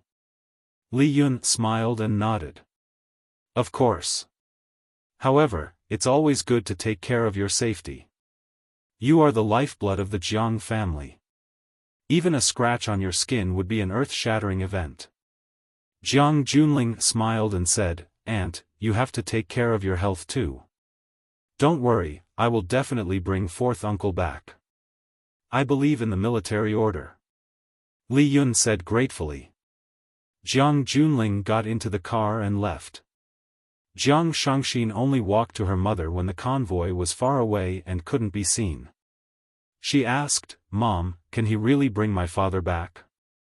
Who can guess what he is thinking? Li Yun let out a heavy sigh. When facing the general's order, the other party gave her an immense pressure. She felt that it was hard to breathe. Seeing her mother's greedy breathing, Jiang Shangxin smiled and said, he is getting scarier. In the past, there were still traces of him. Now, I don't know what he is thinking. That Fang Yan is really a weirdo. How could he force someone to such an extent? Let's wait and watch the show. Li Yun said calmly, didn't he fly to Huacheng at this point in time to regain the face that he lost 3 years ago? Are we really going to let Zhu Lu take out another 30% of the shares? If we give 30% to the Jiang family and another 30% to Fang Yan, how much will we get? Li Yun hugged her daughter's shoulders and said, things have changed. We will not get involved. As long as you and Jiang Zhulu are still together, what is yours will still be yours in the future. Mom, I know. Jiang Shangxin hugged her mother's arm tightly and said. But, how did the Longtu group fall apart? It is really hard to predict who will end up with it in the future.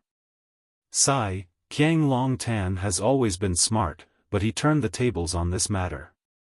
If I had known earlier, I would have stopped you from marrying Jiang Zhulu. There were so many twists and turns in this marriage. In the future, Jiang Shangxin hugged her mother's shoulders and said, Mom, women like us. How can there be happiness? For some reason, the image of Fang Yan passing lemonade to Lu Chaoga and the two of them snuggling together to watch a matchmaking show suddenly appeared in Jiang Shangxin's mind.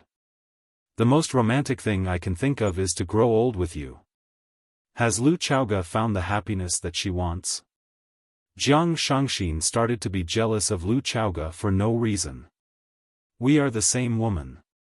What I don't have, why would you have it? Chapter 478. Longteng Tower, Longtu Group Headquarters. Since his father, Qiang Long Tan, wasn't around, Jiang Zhulu had been sitting in the CEO's office of Longtu Group for the past few days. Qiang Long Tan was the well-deserved leader of Longtu Group. He was also the spiritual idol of nearly 10,000 employees in Longtu Group.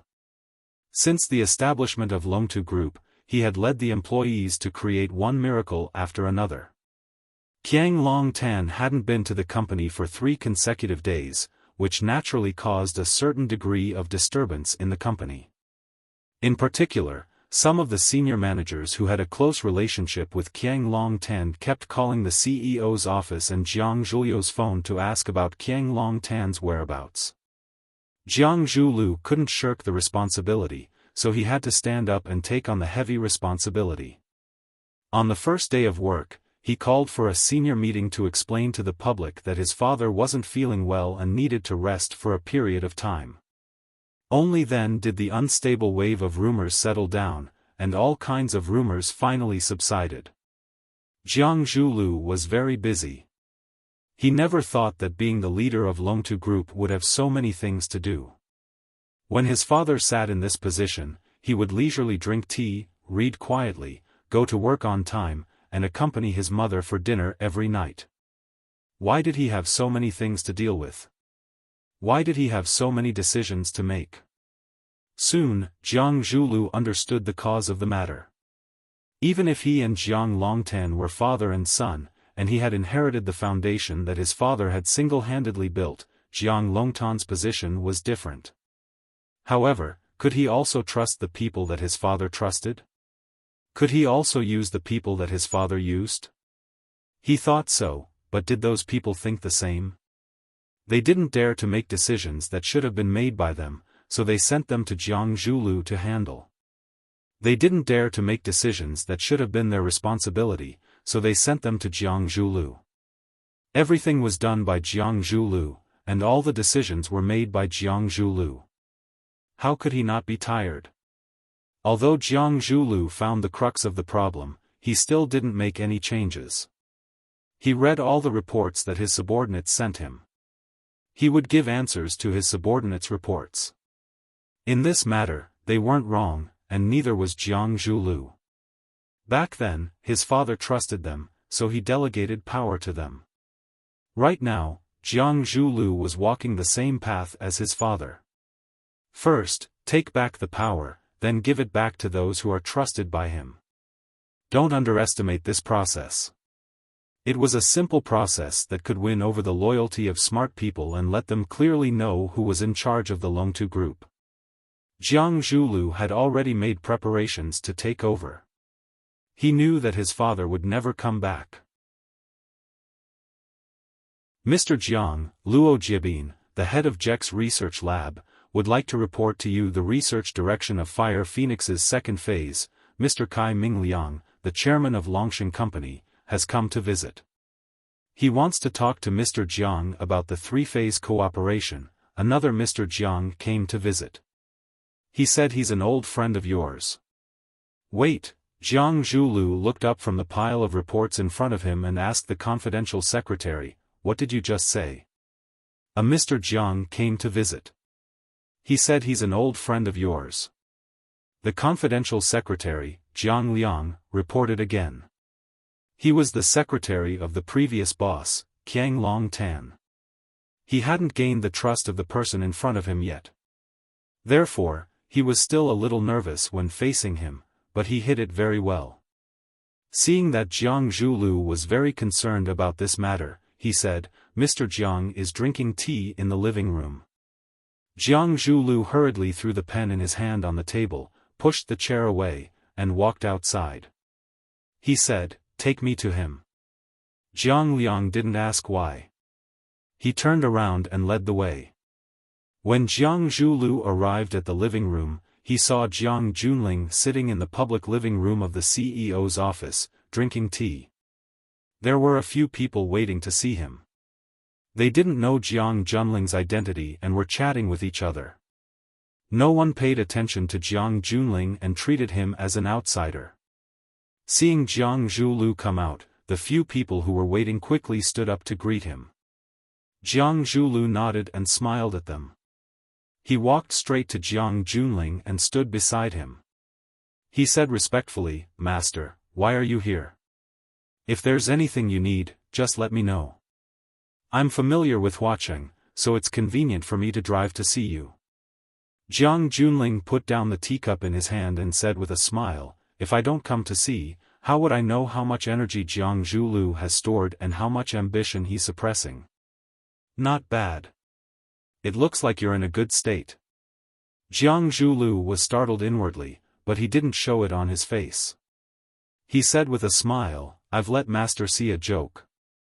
My father isn't feeling well, so I came to help him deal with some side work. The real important matters are still up to my father to decide. Master, do you want to come to my office? Jiang Junling got up and said, then let's go and have a look. Jiang Liang didn't know Jiang Junling's identity, but from Jiang Zhulio's attitude toward him, he could tell that this person had an extraordinary background. Hearing that they were going to the boss's office for a discussion, Jiang Liang quickly led the way and helped open the office door. After waiting for Jiang Junling and Jiang Zhulu to come in, Jiang Liang immediately went inside to make tea. After he quickly finished serving them, he quietly left. Jiang Junling looked at Jiang Zhulu and said, Zhulio's mental state is very good. This is the quality a man must have to achieve great things.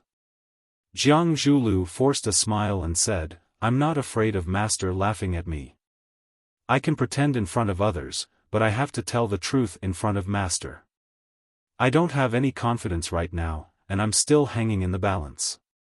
My father's life or death is unknown, the company's undercurrents are surging, and it's extremely unstable. Rumors and slanders are bewitching people's hearts. Things keep happening one after another, and I can only force myself to not let this frame fall to the ground with a loud bang. The Jiang family won't fall.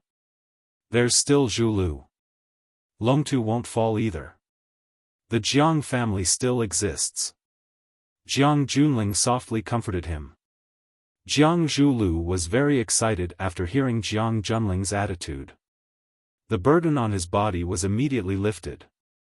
Although he had put on an act and given away 49% of the shares with a wave of his hand, it was still unknown whether the Jiang family would accept it or not, and whether they would protect the Jiang family after accepting it. Now that an important figure from the Jiang family had stood out and said that the Jiang family and Longtu wouldn't fall, it meant that they had accepted his kindness and kneeled to him. From now on, the Jiang family would be a subsidiary of the Jiang family. Of course, they would be a subsidiary after he and Jiang Shangxin got engaged.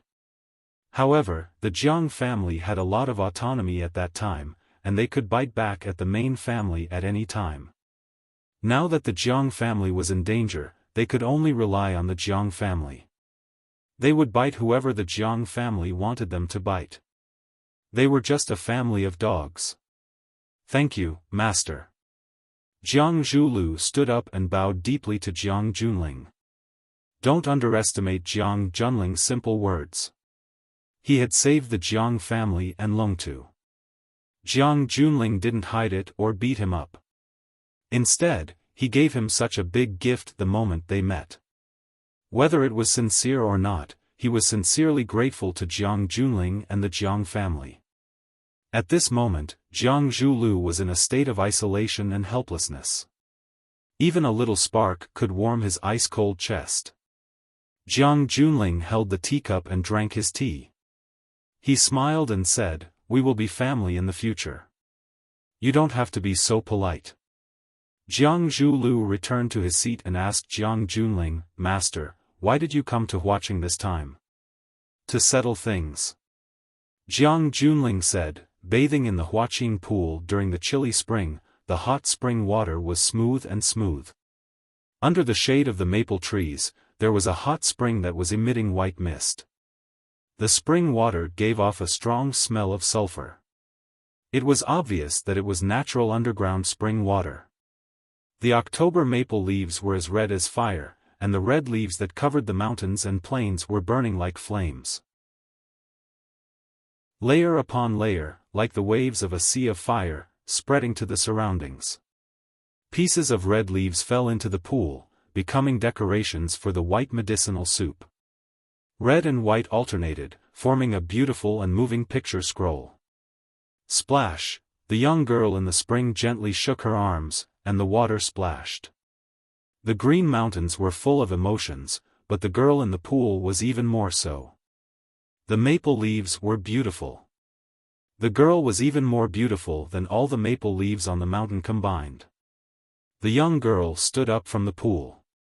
The light muslin on her body could hardly conceal her curvaceous figure, causing her perky breasts and flat abdomen to be faintly visible among the green trees and red leaves.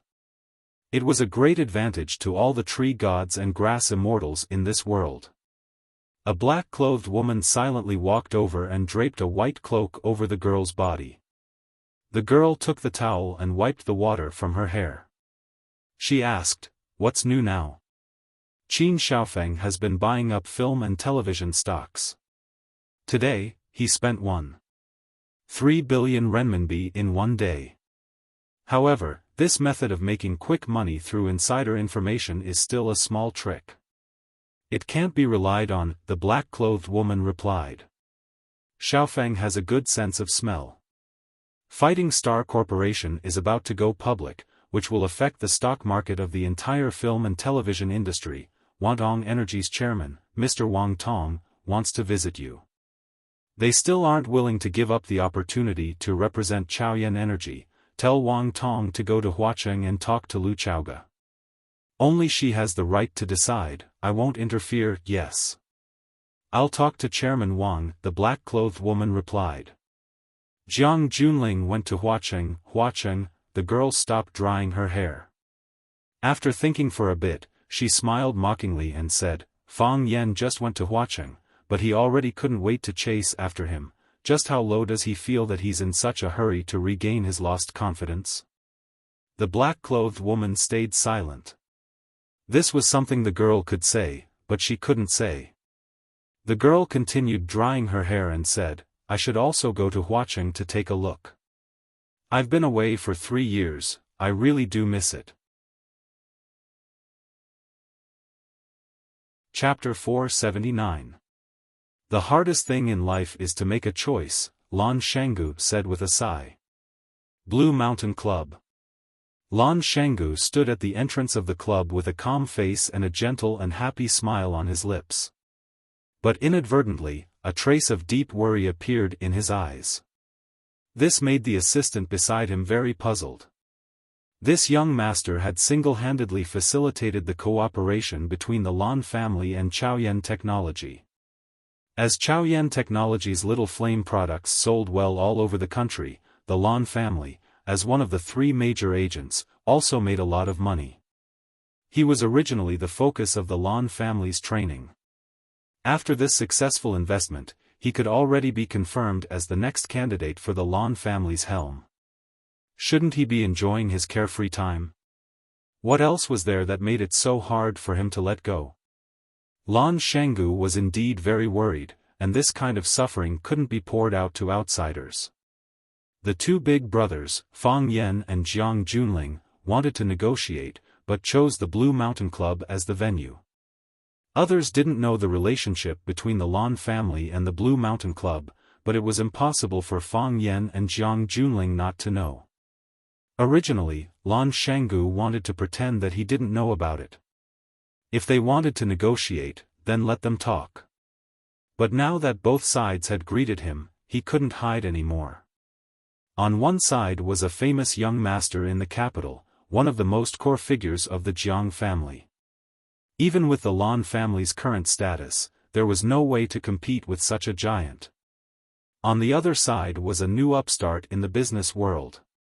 Although he didn't show himself, and even the financial circle didn't know about his existence. However, as one of the most important partners of Chaoyan Technology, how could Lan Shanggu not know about the relationship between Lu Chaoga and Fang Yan? How could he not know about the relationship between Fang Yan and the Qin family's eldest daughter, Qin Etian? How could he not know who the real boss of Chaoyan Technology was? This pretty boy who only knows how to be soft-spoken. A dragon and a tiger, Lan Shanggu couldn't afford to offend either of them, and he didn't want to offend either of them. But, why did you drag a small character like me into the fight between dragons and tigers? If you want to fight, go to Sword Peak. If you want to scold, go to the top of Wuxia Mountain to scold. Why did you drag me into this? Did the poor deserve to be bullied by the rich? Poor people also have dignity, okay? His heart was filled with sorrow, but he still had to force a smile. Lan Shanggu felt that he was a prostitute in a nightclub who drank with the customers with her bare chest and thighs. While she was cursing Fang Yen and Jiang Junling for being unkind, a luxury car stopped in front of the clubhouse. Lan Shanggu quickly walked down the stairs and opened the door for him. He smiled and said, "Long time no see, young Master Jiang. You haven't been to Flower City for a few years, right?" Jiang Junling shook hands with Lan Shanggu and said with a smile, "I don't dare to come here often." By saying that, young master, you are criticizing our Flower City for not doing a good job in receiving guests. This time, we will learn our lesson and treat you well. We will let you have a new understanding of our Flower City. Lan Shanggu purposely changed the topic and said with a smile. How could such a small trick escape Jiang Junling's eyes? He held Lan Wudu's hand and smilingly said, "Wudu, you and I are now estranged. In the past, when we were in Beijing, we would still go out to drink and chat when we had nothing to do. Now that we've met, you're starting to set an official standard?" Lan Shanggu's expression changed as he smiled and said, "Young master, if you have time, I can send you an invitation right now. How about we two brothers have a good drink and chat today? I've already rejected everyone else's appointments. Whoever dares to compete with me, I'll dare to fight with them." Jiang Junling laughed and said, "That's right. You've always made me feel regretful in my heart. We used to be good friends, how could we lose you all of a sudden? It's good now. I like your boldness that you're not afraid of anything." The two of them entered the clubhouse's top-notch Lanshan private room. Other than an old man in sunglasses who followed them in, the others automatically left. Lan Shanggu's assistant helped arrange it. A beautiful girl in palace attire performed a tea ceremony on the spot. A cup of fragrant, colorful tea was served to the guests before the beautiful girl in palace attire bowed and left. Lan Shanggu made an inviting gesture and smilingly said, "I know that young master likes to drink Laojun tea. When I go back, I've asked for all the treasures of our old man. Young master, have a taste." Jiang Junling picked up the teacup and took a sip. He smiled and said, "This year's new tea was picked before the first rain before the Qingming festival. Only the tender tea core was taken, and the virgin leaves were washed and dried. Then, it was hand stir-fried. The leaves, heat control, and stir-frying techniques are all top-notch. Together, it's a peerless product. When I'm free, I'll visit the old man and ask him for a cup of good tea to drink. Then the old man will be so happy that he'll have to show off his tea skills in front of you." Lan Shanggu smiled in response, but he was secretly vigilant. Jiang Junling wanted to visit the Lan family's old man. He wouldn't believe that he didn't have any other intentions. However, the Lan family now had Chaoyan technology as their cash cow. It wouldn't be easy for them to make the Lan family change their ways, right? Jiang Junling held the teacup and looked at Lan Shanggu thoughtfully. He said, "I came 20 minutes earlier than the agreed time because I wanted to have a good talk with you. It's hard for everyone to meet each other now. It's even harder to sit down and have a good talk." Lan Shanggu knew that he couldn't avoid it anymore. He looked at Jiang Junling and said seriously, "Young master, what do you want to say?" "I'm listening." "You can't just listen with your ears. You have to talk with your mouth. Think carefully with your heart and brain. Valley, I know that you're working very well with Chaoyan now. As the saying goes, blocking someone's path to wealth is like killing their parents. I definitely won't do this kind of thing. What I want to talk to you about is that our Jiang family is preparing to invest a huge amount of money and resources into Longtu. We want to make Longtu's territory bigger and stronger, and become a world-class energy company. Are you interested in joining in?" Lan Shanggu fell into a short silence. It wasn't a blatant attempt to rope him in. Instead, it was a more brilliant way to divide him. Jiang Junling knew that it was impossible to completely separate the Lan family from the alliance of interests that Lu Chaoge had helped Fang Yan to create. This was because there were huge benefits involved. Their future development was limitless. Even the Jiang family was very tempted by this.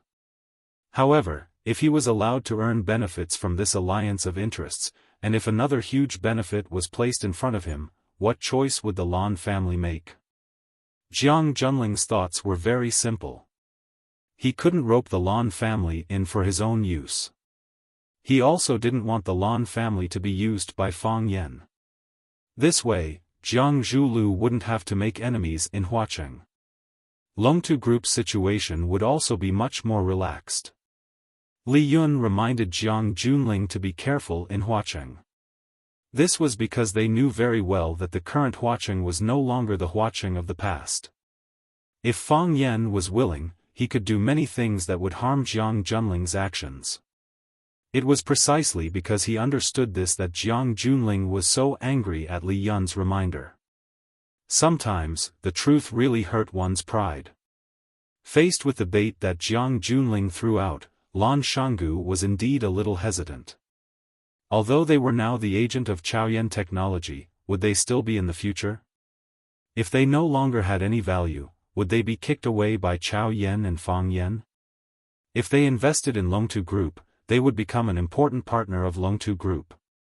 Everyone would share the glory and disgrace and work together. Who dared to say that Longtu didn't have any chance? Moreover, even if Chao Yan became the world's number one, so what? Who could say that the world's number two company didn't make money? After Jiang Junling threw out this bait, he didn't say anything else and waited patiently for Lan Shanggu's answer. Lan Shanggu's mind spun like lightning, constantly considering the pros and cons of various options. After a long time, Lan Shanggu finally made up his mind and said, "Young master, this matter is too important. I have to discuss it with my family. I think they are more mature than me, and their foresight is also more far-sighted. They will give a more accurate judgment."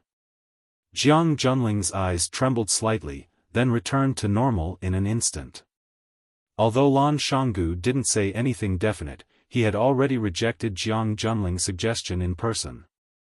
In other words, between him and Fang Yan, he chose Fang Yan. Moreover, he followed Fang Yan with a resolute and decisive attitude.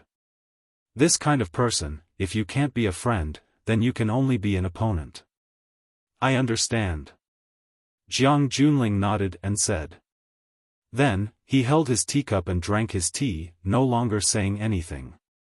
Jiang Junling didn't say anything, and Lan Shanggu didn't say anything either. The sound of chattering and the fragrance of tea was quiet. But the air in the room was about to freeze. Time flew, and when it was almost time to meet, Lan Shanggu stood up and said, "Young master, please wait a moment. Young master Fang is here, I'll go welcome him." Jiang Junling didn't reply. Since Lan Shanggu had already made his choice, it was reasonable for him to give Fang Yan enough respect at this time. Lan Shanggu didn't wait for Jiang Junling's response, and pushed the door open and walked out of the room. When he stood at the entrance of the club again, his mood was a lot better for no reason. Lan Shanggu felt his heart calm down. The most difficult thing in life was to make a choice. When you make a choice, many things will suddenly become clear. A GMC limousine stopped at the entrance of the club, and Lan Shanggu quickly walked down the steps. After opening the door for him, he smiled and said, "Young master, Jiang Junling has been waiting for you for a long time. I thought you stood him up and wouldn't come today." Fang Yan jumped out of the car first, then turned around to help Lu Chaoge get out. Only then did he greet Lan Shanggu and said with a smile, "I'm a little late. Chaoge has a bad hand, so I've been doing the grocery shopping and cooking these days. How was the braised ribbon fish today?" "It was a little salty," Lu Chaoge said. She was wearing a silver suit and a sky-blue silk scarf around her neck, and the beautiful bow just happened to cover the wound on her neck. Her fluffy hair was combed into a phoenix tail. The phoenix tail was slightly curled, making her neck look slender and delicate. Her snow-white chest made people gulp involuntarily. That heart-shaped water-drop pendant was the happiest jewelry in the world. I don't want to use too much salt to cover up the fishy smell, Fang Yan explained seriously. What do you want to eat tonight? I'll make you a ribbon fish soup. It'll be a little lighter, but I want the freshness of the fish, okay, Lu Chaoga said. And the mapo tofu we had this afternoon. No problem. Fang Yan held Lu Chaoga's arm and said, the prices have gone up again. Let's go in and ask for some money to buy groceries. One side was trying to bribe people, while the other was talking with his girlfriend about how to cook and buy groceries. Who was the real winner? The answer was obvious. Lan Shanggu laughed and said, we'll have to ask for some money. We can't afford to ask for less. But he was thinking that a pretty boy like Fang Yan was already a winner in life. Chapter 480. Under Lan Shanggu's lead, Fang Yan supported Lu Chaoga into Lan Shan's private room. When the old man in sunglasses saw Fang Yan, he raised his eyebrows slightly and his expression tightened. Jiang Junling sensed the strange expression of the old man beside him and glanced at him, then turned his gaze to Fang Yan. Fang Yan supported Lu Chaoga to sit down and greeted the old man in sunglasses sitting opposite him, saying, I haven't seen you for 3 years. Are you still in good health? Very good, the fisherman said. He looked at Fang Yan and said in a sincere and caring voice, is your grandfather well? Fang Yan smiled and said, if you want to know whether he's well or not, why don't you go to Swallow Dock and have a drink with him? I don't dare to go. The fisherman sighed softly. You know your grandfather's temper. If I go, he'll definitely scold me badly. I've lived for so many years, and this is the only face I can use to fool people. If it falls on the ground, how can I pick it up? Also, your grandfather doesn't want to see me right now. Old Fang has always been strong and likes to compare himself to others. He's in his twilight years, but he has to send off a black-haired person. He doesn't feel good about it. Why should I go and stab him? Fang Yan's expression was solemn and he showed unprecedented respect to the fisherman. He said, you are my grandfather's old friend of many years. The people who understand him the most are you old friends. My suggestion was too frivolous, please don't blame me, old man. The fisherman waved his hand and said, I don't blame you. If I wanted to, I would have done it long ago. We each have our own standpoints, and we each serve our own masters, so we won't quarrel when we meet. When I feel like I'm about to leave, I'll go see old Fang and have a good drink with him. I'll listen to him scold me to his heart's content, that's the real joy then. I hope that day will come later, Fang Yan said with a serious expression. Jiang Junling didn't feel jealous at all when his subordinates were fighting with the enemy. He listened to their conversation with great interest, as if he were one of them. Lan Shanggu also felt that the atmosphere was really strange, but he tried his best to keep a low profile and reduce his presence. After summoning the beauty in the palace dress to brew a pot of Longjing tea, she said to Fang Yan, young master, I'll go out to entertain them. Shall we have dinner here tonight? No need, Fang Yan refused. If I eat here, you'll have to sit with me. If I busied myself with eating, I felt disrespectful to you, the host. If I keep thinking about what to say to you, I won't be able to eat smoothly. There's still leftovers at home. I'll go back and cook a few dishes. He wouldn't eat out. You don't have to leave, just be a witness. Lan Shanggu nodded and said, young master cooking personally, it's very romantic.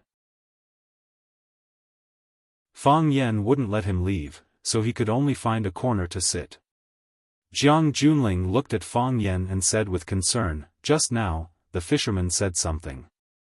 The white-haired person sending off the black-haired person, this is the greatest tragedy in life, the dead are gone, and the living are like this.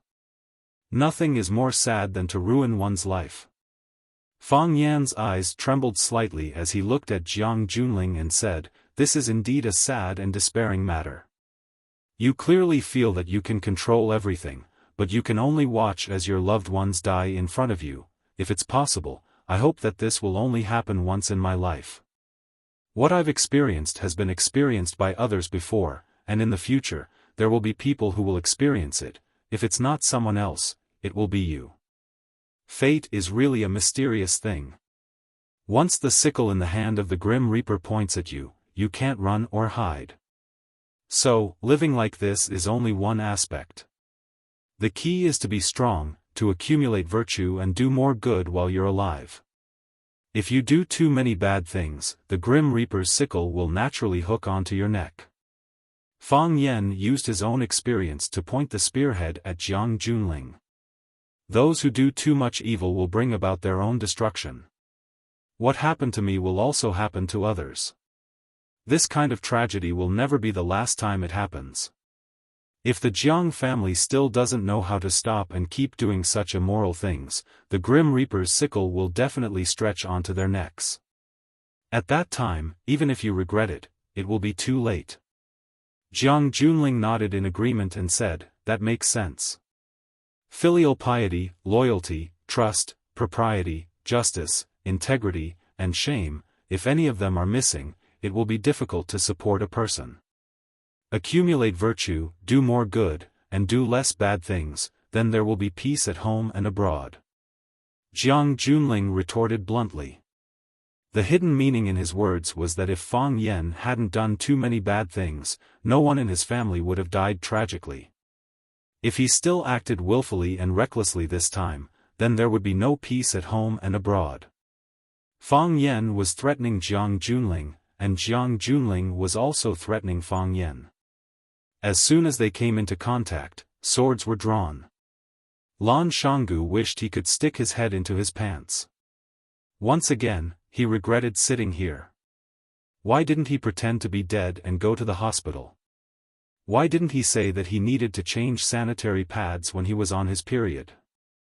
Even if he was beaten twice on the head, it would still be much more relaxing and enjoyable than sitting here and watching Fang Yan and Jiang Junling stab each other. Lan Shanggu felt that he was really too pitiful. Fang Yan held a cup of Longjing tea in his hand, looked at Jiang Junling and said, "If I were you, I would definitely not be stupid enough to provoke a powerful opponent at this time." Jiang Junling calmly looked at Fang Yan and said, "When friends come, there is good wine, when enemies come, there is a hammer, friend or enemy, I know very well." Pa! Fang Yan raised his hand and splashed the cup of Longjing tea at Jiang Junling, who was sitting opposite him. Whoosh, the tea was like an arrow, piercing toward Jiang Junling's face. The old man in shades moved like a goshawk. With a wave of his wide sleeves, the cup of Longjing tea was taken away without a drop of rain. From beginning to end, the General Ling sat steadily in his original position, not showing any signs of panic or anger. He was like an emotionless stone Buddha. The old man in shades was on guard, but Fang Yan didn't make any further moves. Jiang Junling looked at Fang Yan and said, "This kind of insult has no meaning. If even you say it's an insult, then it means that this kind of behavior will make you unhappy. I'm not a very promising person, but if I can make someone I don't like a little unhappy, I'll be very happy," Fang Yan said with a smile. "Tell me honestly, do you feel a little unhappy in your heart?" Jiang Junling nodded honestly and said, "It's not just a little unhappy, it's very unhappy. No one has ever dared to pour tea on the face of a member of the general's family. In the eyes of the elderly, this kind of insult is very serious, and it must be paid with blood. In other words, I'll have to be more careful when I go out in the future. Just take it as a friendly reminder." Jiang Junling looked at Fang Yan and said, "I sincerely wish for your family to be safe." Hearing Jiang Junling's threat again, Fang Yan couldn't help but laugh and said, "You must have heard of this saying, the barefooted are not afraid of those who wear shoes. We've experienced it before, so we know how painful it is to lose a loved one. After knowing it, we hope that this feeling won't befall us again, but befall others. For example, those people who want to kill us, Jiang Junling, do you believe it? I'm really not afraid of tearing your neck off." When Fang Yan said this last sentence, the smile on his face had disappeared, and his voice was devoid of any emotion. His clear eyes became deep, and a frightening scarlet red appeared in his pupils. At this moment, Fang Yan was filled with killing intent, and he was as violent as a general who had just slaughtered thousands of enemy soldiers on the battlefield. Even the heart of Grand Mystery couldn't suppress such killing intent. Even Laozi's mind-clearing incantation couldn't get rid of such killing intent. The expression of the old man in sunglasses changed again, and he couldn't help but sit up, moving sideways toward Jiang Junling. This was to prevent Fang Yan's sudden attack from catching him off guard. The old man in sunglasses looked at Fang Yan and said angrily, "How did you get the smell of blood from practicing the Fang Tai Chi? In the past, your grandfather wrote to me, praising you as a rare martial arts prodigy. You've indeed lived up to expectations, comprehending the heart of Tai Chi at such a young age. Not only the Fang family, but also the famous Tai Chi clans all agree that you're the master of Tai Chi's resurgence. But look at what you're doing now. What are you practicing? You're going to lead Tai Chi down the wrong path." Fang Yan knew that the old man in sunglasses was really doing this for his own good. Old people at their age still had a strong sense of greatness, such as the resurgence of their country and culture. Fang Yan had grown up in such a family, so he had subtly inherited such emotional cognition. The red in Fang Yan's eyes slowly disappeared, and the hostility in his heart dissipated. Only then was he able to speak to the old man in sunglasses in a normal tone. He said, "I know that the way I practice is wrong, and I also know that I'm going down the wrong path, but I really have no other choice. My heart is full of hatred, and I'm full of killing intent. If I don't vent these feelings, I think I'll never be able to return to the right path. In 3 years, I haven't made any progress in my martial arts, and I haven't mastered my Qi.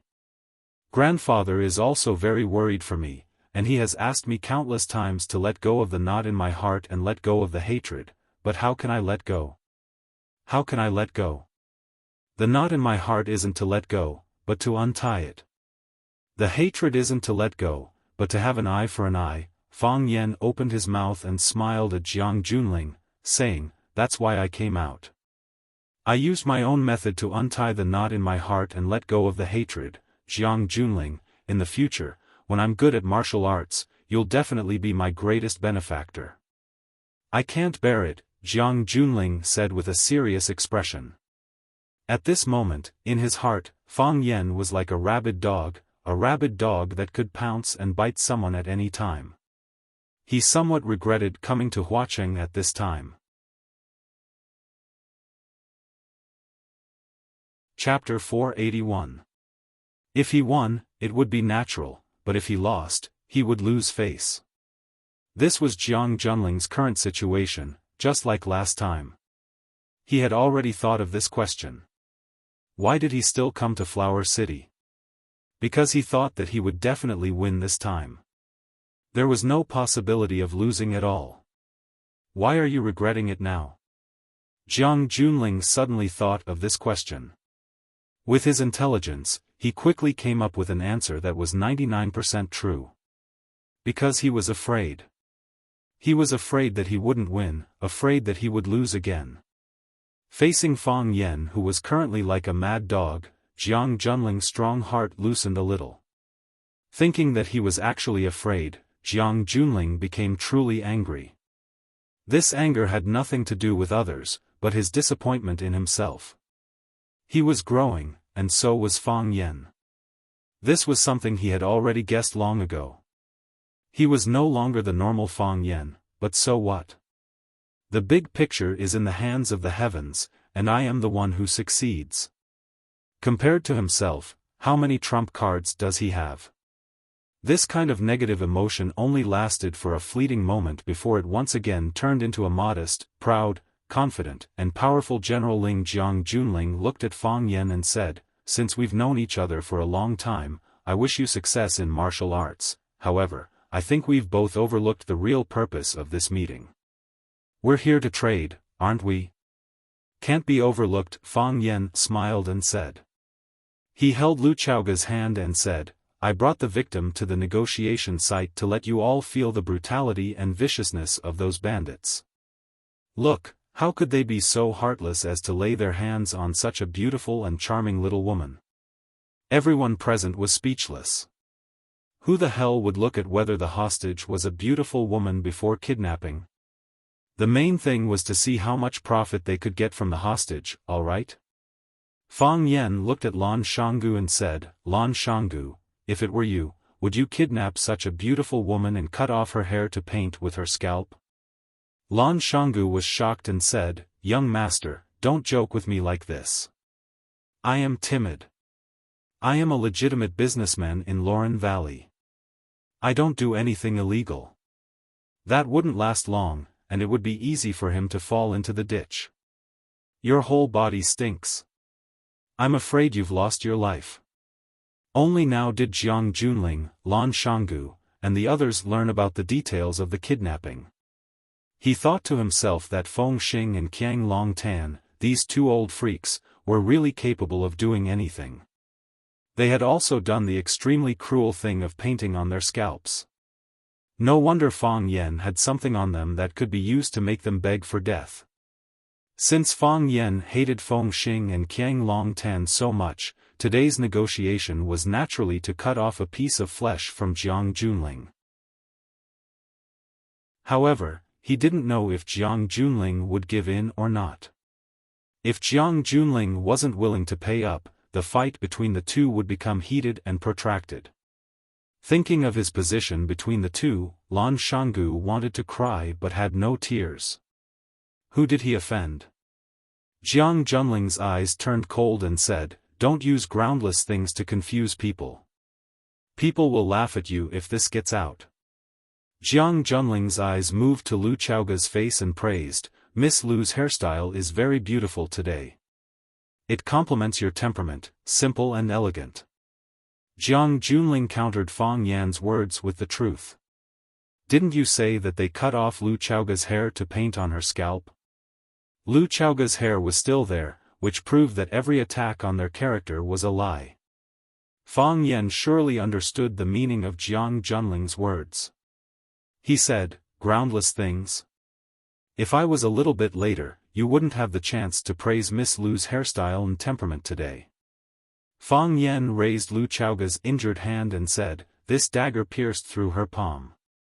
Even if it healed, an ugly scar would still be left on the back of her hand. Fang Yan then untied the silk scarf that was tied around Lu Chaoga's neck to cover those scars, looked at Jiang Junling and said, If I hadn't grabbed that dagger in time, Feng Xing's throat would have already been cut. The look in Lan Shanggu's eyes turned complicated. He finally understood the reason why Fang Yan asked him to stay. At the beginning, he thought that Fang Yan asked him to stay on the scene to be a buffer, in case he and Jiang Junling started a fight without saying a word. If that happened, the negotiation wouldn't go on. When he saw Fang Yan pick up the teacup in front of him and pour it towards Jiang Junling's face, he knew that he was wrong. Fang Yan didn't mean to negotiate with Jiang Junling at all. He was a madman who wouldn't even care about poking a hole in the sky. He didn't care about the power of the Jiang clan at all. Now he understood that Fang Yan asked him to be a witness. To witness the scars on Lu Chaoga's body, and also to prove that Qiang Longtan and Jiang Fengxing were the murderers behind the kidnapping of Lu Chaoga. Before, when Fang Yan said this, some people didn't believe him. Some people even thought that this was a drama directed and acted by Fang Yan himself. He was vicious and merciless, and even the people closest to him were his pawns. Now that Fang Yan showed up with Lu Chaoga, the meaning of his words was clear. These people were the ones who kidnapped Jiang Fengxing and Qiang Longtan. Every word he said was true. Otherwise, would Fang Yan really cut Lu Chaoga's neck a few times? Or would he stab the back of Lu Chaoga's hand with a knife? Fang Yan wanted to borrow his eyes and mouth. He wanted to spread what he saw with his own eyes, to let the people of Huaqing know that Fang Yan wasn't as evil and treacherous as they thought. Most importantly, Fang Yan wanted those who followed him or had the intention to follow him to know that his character was not as bad as they thought or what the rumors said. Every word and action of this guy had a hidden meaning. He really couldn't be underestimated. As expected, if Lan Shanggu could think of it, Jiang Junling could think of it in advance. Jiang Junling glanced at Lan Shanggu thoughtfully and said, "One side of the story, you can't take it seriously. If you really want to get justice for Miss Lu, why don't you send my fourth uncle and Uncle Jiang here, and let the three parties confront each other face to face. What's wrong is wrong, and what's right is right after all. No matter how good their acting skills are, how can they hide from the eyes of everyone here? In this way, even if they spread the word to the outside, they would have a more straightforward and clear understanding." "Gu, don't you think so?" Lan Shanggu laughed and said, "What's right is right after all, and what's wrong is wrong after all. I believe the truth will come to light one day. As long as people are still alive, the truth will never disappear." Jiang Junling smiled faintly. He knew that Lan Shanggu would give an answer that was biased towards Fang Yan's side. But whether or not to say it was very important. When Lan Shanggu spread the word, he still had to consider the attitude of the Jiang family on this matter. "I think so too," Fang Yan said. "A country has its laws, and a family has its rules. If they break the law, they will naturally be handed over to the authorities to deal with." "Oh right, when I came, I already sent those bandits to the police station. They are probably being interrogated now, right?" Jiang Junling smiled without saying anything. He said, "Fang Yan, why can't we just get to the point? Why waste your time and mine like this? You don't trust me to send them to the police station?" "Of course," Jiang Junling said. "If you did, I would admire your selflessness." Fang Yan smiled shyly and said, "You guessed it right. I really can't bear to send them to the police station. Jiang Fengxing is a big shot in the Jiang family. If he was sent to the police station as a kidnapper, the Jiang family's reputation would probably fall to the ground and be covered in dust, right? You won't get any compensation either. Between the two of us, who will suffer a greater loss? So, when Jiang Shangxin came to my house to ask for my help, I agreed to give you a chance. I have already stated the conditions. You can only do two things. Accept it or you have no choice but to accept it." "I want to confirm a few things," Jiang Junling said. "First, are they still alive?" "Them? Which one?" "My fourth uncle, Jiang Fengxing, and Jiang Zhuliu's father, Qiang Long Tan. Are they still alive?" "Oh, they tied him up and threw him into the vast ocean. When I tried my best to find him, I only saw Jiang Fengxing and a few of his helpers. After a fierce fight, I finally subdued them. I've never seen the dragon pool before, but I've never seen it before. I don't know if they were thrown into the deep sea by your fourth uncle because they couldn't split the loot evenly. I don't know how to swim. Even if I could, I wouldn't jump into the sea to look for them. What does his life have to do with me, right?" Lan Shanggu's hand trembled slightly as he held the teacup in his hand. Qiang Long Tan was already dead? After Jiang Zhuliu's wedding, the Jiang family's reputation had been trampled into the abyss by Fang Yan. However, no one dared to underestimate the Jiang family. Because the Jiang family had Qiang Long Tan, and because the Jiang family had the backing of the Jiang family. Who could guarantee that the Jiang family wouldn't be able to rise again? If Qiang Long Tan was also dead, with just Jiang Zhulu, would he be able to carry the Jiang family's banner? Jiang Junling nodded and said, "In other words, Qiang Long Tan is dead?" I said I don't know. The Jiang family still has to bear the crime of killing Qiang Long Tan. You don't have to bear it. Fang Yan said confidently, if you don't want to bear it, then let someone else bear it. I don't like to force people. If that's the case. Jiang Junling looked at Fang Yan and said, I think your price is too high. We can only give you 10% of Longtu Group's shares at most. This is the highest price we can offer after discussing with Jiang Zhulu. Fang Yan helped Lu Chaoga up and said, as the victim's family, we refuse to accept such a humiliating price.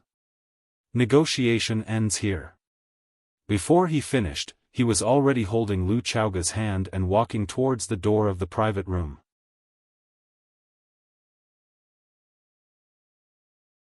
Chapter 482. Negotiations, of course, should be negotiated first. They haven't even had a proper negotiation, and they've already been sentenced to death. Who would want to do business with such a person? Do they have any morals? Do they have any professionalism? Do they have any negotiating spirit? Jiang Junling knew that Fang Yan was difficult to deal with, but he really didn't expect him to get up and leave as soon as he stated his conditions. What kind of insulting price was that? Who the hell was insulting who? Why do I feel like I'm being insulted too? Is he really not afraid that this negotiation will collapse? Or does he think that he has nothing to fear just because he has a hostage in his hand, and that he will definitely win this war? Seeing Fang Yan being so unscrupulous and not giving him any face, Jiang Junling's expression couldn't help but become even more hostile. He always thought that his cultivation was profound and his endurance was better than others. But every time he met Fang Yan, he would break through, and he really wanted to roll up his sleeves and fight 300 rounds with him regardless of his identity and image. He looked at Fang Yan's back and said aloud, I think you may not understand some things. Do you know how much 10% of Longtu Group's shares are worth? With the good performance of the energy stocks in the market, its total market value will not be much lower than the current Chaoyan technology. How much can you get in Chaoyan? It can't be more than 10%, right? Fang Yan suddenly turned around and stared at Jiang Junling. In your heart, you think that 10% of Longtu Group's shares is already a lot, an astronomical number, enough to compensate for all our losses, but you definitely don't know what Lu Chaoga means to me. Fang Yan held Lu Chaoga's hand and said in a deep voice, she is my friend, my family, Chaoyan's soul and everything. Without her, Chaoyan technology would not exist at all. I don't even have the chance to sit here and talk to you as equals. Such an important person was kidnapped by the Jiang family. Jiang Junling frowned and said, she was not kidnapped by the Jiang family, please watch your words. Is Jiang Fengxing not a member of the Jiang family? Didn't you just call him fourth uncle? Jiang Fengxing is a member of the Jiang family, and he is indeed my fourth uncle. However, the Jiang family belongs to all members of the Jiang family, not just one person. Other than two people, no one else can stand out and say that they represent the Jiang family. Besides, the truth is still unclear. Before I see fourth uncle, I don't believe that the Jiang family kidnapped Miss Lu Chaoga. If that's the case, Fang Yan sneered. Why are you negotiating with me?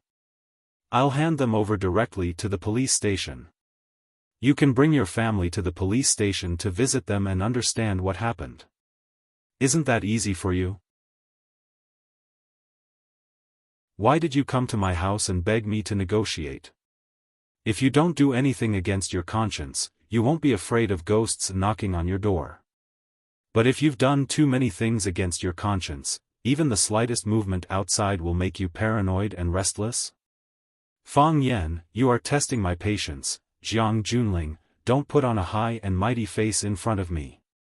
If I cared about your identity, I wouldn't have beaten you black and blue 3 years ago.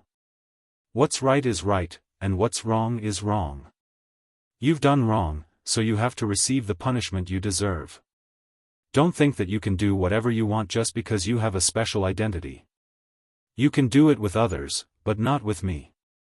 As the victim's family, we have the final say on whether we are satisfied with the compensation, not you, the perpetrator, decide.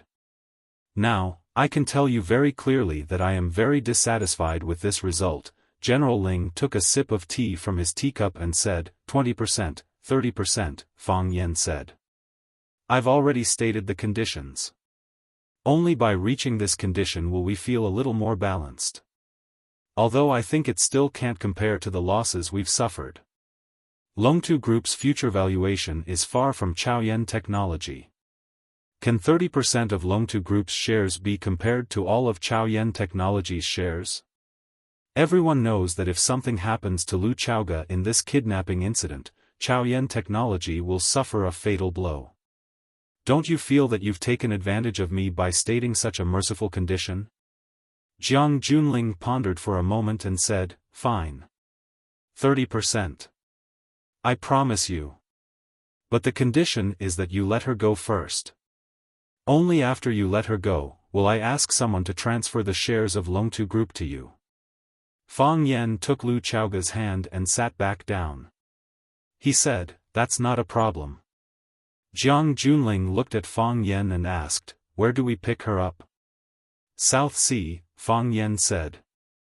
Rumble, the off-road vehicle's engine roared, and the vehicle bounced up and down, continuously conquering one protrusion or pit after another. This was an undeveloped road that extended infinitely along the coastline of Huacheng. It was sparsely populated, and it was not conducive to driving. Jiang Zhulu was used to sitting in luxury cars with excellent shock absorption. His body was bounced up and down again, repeating this process over and over again. It made him feel as if his internal organs were being moved. He resisted the nausea and the urge to lie by the window and vomit to his heart's content. He tried his best to look calm and composed, as if nothing had happened. At this time, Jiang Zhulio's heart was especially sensitive, and he needed other people's respect and approval even more. The driver was an experienced driver. His movements were skilled and agile. Even on such a difficult road, he could still drive the car at high speed, which was enough to show his superb skills. Sitting in the front passenger seat was a middle-aged man in a black suit. When they first met, he introduced himself as Eagle King, and was the main person in charge of searching for the target in the team. Sitting side by side with Jiang Zhulu were two big shots of the martial arts world. One was the Tai saber god, Li Wanfu. It was said that his Tai saber was superb, and he could use 13 sabers at most. As the leader of the lovers' school, he had a great reputation. The other big shot was the Dragon Master, Bao Shi, who had fought with Fang Yan in the 10-feet abyss and was beaten into a coma by Fang Yan. In the past, Jiang Zhulu did not have much of a good impression and understanding of these martial arts figures. Now that it was a society governed by law, no matter how good their martial arts were, would they come and beat him up for no reason?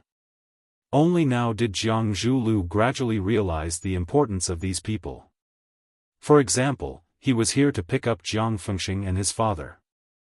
If it were not for these powerful people accompanying him, he would not have the courage to come to such a place to pick them up alone. Li Wanfu and Bao Shi were sitting in the car with their eyes closed, as if they had fallen asleep. Their bodies were moving up and down with the bumps of the car, but there was nothing strange on their faces. Their bodies were integrated with the car, going up and down at the same time with ease. Screech, the car suddenly braked and stopped at the edge of a high cliff. Eagle King was the first to get out of the car. He glanced at the satellite positioning system on his wrist and said, "The agreed place for the transaction is here." Jiang Zhulu opened the car door and got out. He really could not stand the stuffy air in the car. He took in big mouthfuls of the salty and humid sea air, which made his body feel slightly better. The feeling of vomiting that was about to gush up to the corner of his mouth disappeared, allowing him to save some face. Jiang Zhulu walked to Eagle King's side and looked at the vast deep blue sea. He said, "Where are they? Why don't I see anything?"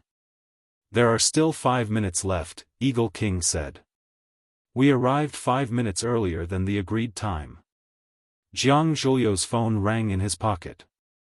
He glanced at the caller ID and saw that it was Jiang Junling. He answered the phone and said, "Young master, we have arrived at the destination, but we haven't seen fourth uncle and the others yet." "Be careful," Jiang Junling said and hung up the phone. As soon as the call ended, a cruise ship sailed over the sea. Everyone was shocked. The people they had been waiting for had finally arrived. Eagle King took the lead and walked toward the coastline under the cliff, and Jiang Zhulu followed closely behind. Li Wanfu and Bao Shi also got off the ship and followed behind Jiang Zhulu, one in front and one on the right. The purpose of their trip was to ensure Jiang Zhulio's personal safety. The cruise ship arrived in the blink of an eye and anchored at the edge of the stone bridge, which seemed to have been in disrepair and had been corroded beyond recognition by the seawater. A thin man jumped off the ship and tied the rope in his hand to the pillar of the stone bridge. Then, he stood at the bridgehead and coldly waited for Jiang Zhulu and the others to arrive. Jiang Zhulu rushed to the front and asked the thin man, "Where are they?" "On the ship," Snake Lord said. "I want to go up and take a look," Jiang Zhulu said. "Make the deal first." Snake Lord stood in the middle of the stone bridge, not letting them go over. "I don't see them. How can I make the deal?" Jiang Zhulu said unwillingly. The Serpent King whistled, following which, a man in black clothes dragged Feng Xing onto the deck. The man in black took off the blindfold from Feng Xing's head and pulled out the black cloth from his mouth. After that, Feng Xing immediately started yelling out, "Zhulu, help me! Zhulu, help me! Where are the others?" Jiang Zhulu asked. "No one else," Snake Lord said with a smile. "Don't go too far.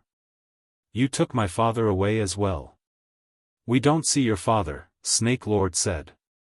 "Maybe he was thrown into the sea to feed the sharks." He felt that these rich people were very strange.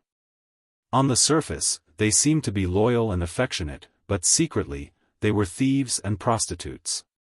What couldn't they do? "I'll kill you."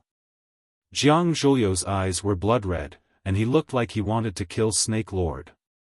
Eagle Eye rushed in front of Jiang Zhulu and said, "Let's make the deal first." Eagle Eye looked at Snake Lord and said, "Give him to me. The boss will sign the transfer of shares." Snake Lord smiled and shook his head. "The more I meet people, the more I feel that they are not as loyal and reliable as my little snakes. What if you don't sign after I give him to you? Let your boss sign first, then this ship and the people on it are all yours." Chapter 483. Eagle King sneered, his eyes as sharp as a vulture's. "You have your considerations, we also have our concerns. What if we sign it, but you don't give it to us? That is indeed a problem." Snake Lord thought about it seriously. "This problem is too profound, my IQ is low, I really can't think of a good solution. How about we cancel today's deal?" After saying that, Snake Lord jumped towards the cruise ship behind him. Eagle King's body trembled in anger. "What kind of attitude is this bastard? Do we need to beg you to make a deal? Want to leave?" Li Wanfu shouted, his body like a rock spreading its wings, leaping into the air. His hands turned into eagle claws, swiftly grabbing towards Snake Lord's nape. Vajra subduing dragon claw. This was an inner sect technique of the Mandarin duck sect, extremely powerful. The wind howled, the energy was like a knife. Li Wanfu's hands were faintly red, it was the phenomenon of internal combustion when he used his internal energy to the extreme. With his internal energy cultivation, if he really did grab a human body, it would be light injuries and broken bones, serious cases would be death on the spot. Li Wanfu had a violent temper, it was very difficult to escape unscathed from his hands. More or less, a piece of flesh or some other body part would be left. Even if it was just a touch of energy, Snake Lord already felt a burning pain on his back. He was in midair, his strength exhausted. It was too late to turn around. But he didn't need to. His mouth let out a hurried flute sound, a small golden snake came out of his trench coat, hissing and pouncing towards Li Wanfu, who was full of murderous intent. Bastard! Li Wanfu was furious. He had been famous for a long time, his Tai saber was extremely powerful, he rarely met an opponent. Usually, he lived like a prince, no one dared to touch him. He didn't expect a small snake to be so presumptuous in front of him. With a flick of his wrist, a small golden knife jumped into his hand. With a flash of golden light, the small golden snake screamed and was cut in half. After cutting the golden snake, Li Wanfu's speed didn't slow down, his saber momentum didn't stop, stabbing towards Snake Lord's back again. Whoosh! The Snake Lord suddenly turned around and threw a handful of white powder at Li Wanfu. Whoosh! Li Wanfu quickly withdrew his body, and the goshawk turned into a sparrow. His dantian exerted force once more, and his body quickly retreated. Quang quang quang, Li Wanfu's body once again landed on the broken bridge. Because the force of his forward charge was too strong, he retreated a little hurriedly. His body staggered back a few steps before he managed to steady himself. The two energies collided and clashed in his body, and a sweet taste of blood rushed into his throat. He pursed his lips and swallowed it back down. Bao Shishir was enraged. As he was about to leap up and chase after Jiang Fengxing, the Snake Lord had already grabbed Jiang Fengxing's neck. Bao Shishir snorted, but he could only stare at the Snake Lord coldly. "Since we can't make a deal, let's part ways here," Snake Sovereign said with a smile. He stared at Li Wanfu, Bao Shishir, and the others and shouted, "Set sail." Kacha, the cruise ship began to move. The Snake Lord flicked his sleeve, and a silver light flashed. The rope tied to the stone pillar of the broken bridge was cut into two pieces. One end was still tied to the stone pillar, while the other was swaying in the wind. "Wait!" Jiang Zhulu anxiously shouted. "Let me make a call." Since it was something that Jiang Junling and Fang Yan had already discussed, it meant that they had already made a decision. What he needed to do now was to ensure the smooth success of this deal. "Go ahead," Snake Lord said. Jiang Zhulu dialed Jiang Junling's number and said, "Young master, I saw fourth uncle, but I didn't see my father. Zhulu, I already know about this. I didn't tell you because I wasn't sure yet, so I'm leaving this deal to you. I hope you can see it with your own eyes." Jiang Junling comforted him in a soft voice. "No matter how bad the situation is, we're already mentally prepared. What others owe us, they will eventually pay us back." "I understand," Jiang Junling said. "The deal is in progress, they want young master to sign first." "Give me 1 minute," Jiang Junling said. Jiang Zhulu hung up again and waited patiently. The cruise ship's engine roared, but it didn't start to leave. In less than a minute, Snake Lord received the message. He let go of Jiang Fengxing and said, "The deal is done, this ship and the people on it are all yours." After that, he dashed towards the other side of the ship. The people on the other side had already prepared a rubber boat. As soon as Snake Lord jumped on it, the rubber boat split the water and rushed towards the distant deep sea. Eagle King was the first to jump on the boat and threw the cruise ship's rope to them. Li Wanfu grabbed the rope and fastened it to the pillar of the broken bridge again. Li Wanfu and Bao Shishir also got on the boat. One went to check the cabin to make sure the cruise ship was safe. The other went to the captain's room to check the direction of the cruise ship. Jiang Zhulu was the last to get on the boat. After rushing to the deck, he untied Jiang Fengxing and asked anxiously, "Dad, how do you feel? Do you feel uncomfortable anywhere?" "I'm fine," Jiang Fengxing said weakly. If Jiang Zhulu didn't hold him up, he wouldn't have been able to stand at all. These days, every day felt like a year to him. Both his mind and body had suffered unimaginable torture. "Where's my dad? Have you seen my dad?"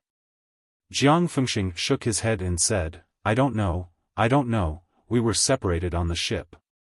When I woke up, Dragon Pool was already gone. I never saw him again. Jiang Zhuliu's eyes were red. He yelled towards the cabin, "Mr. Bao, Mr. Li, have you seen my dad?" "No," Bao Shi said as he walked out. "No," Li Wanfu yelled from the cockpit. "There's really nothing left," Jiang Zhulu said hoarsely. "There's really nothing left." He had already guessed that something bad had happened to his father, but he still had a glimmer of hope.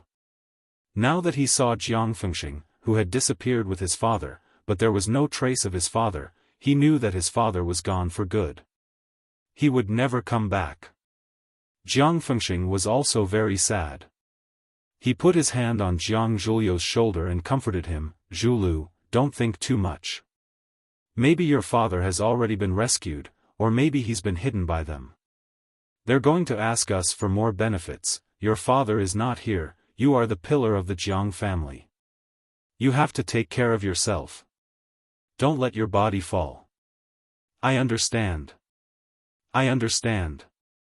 Jiang Zhulu said with a hideous expression and blood-red eyes, "I'm mentally prepared." "That's good," Jiang Fengxing said tiredly, "let's go home. Let's go back. I don't want to stay in this damn place for one more second." "Dad, you can't go back," Jiang Zhulu said in a low voice. "What did you say?" Jiang Fengxing's body shook. He vigilantly stared at Jiang Zhulu. He wanted to push Jiang Zhulu away and stand alone, but his legs were shaking. He couldn't bear the weight of his body at all. Jiang Zhuliu's eyes became as fierce as a wolf's. He lowered his voice and said, "Someone doesn't want you to go back."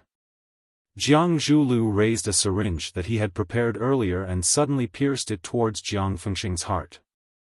Jiang Fengxing felt as if he had been hit by a heavy blow. He wanted to say something, but his mouth was trembling and he couldn't say anything.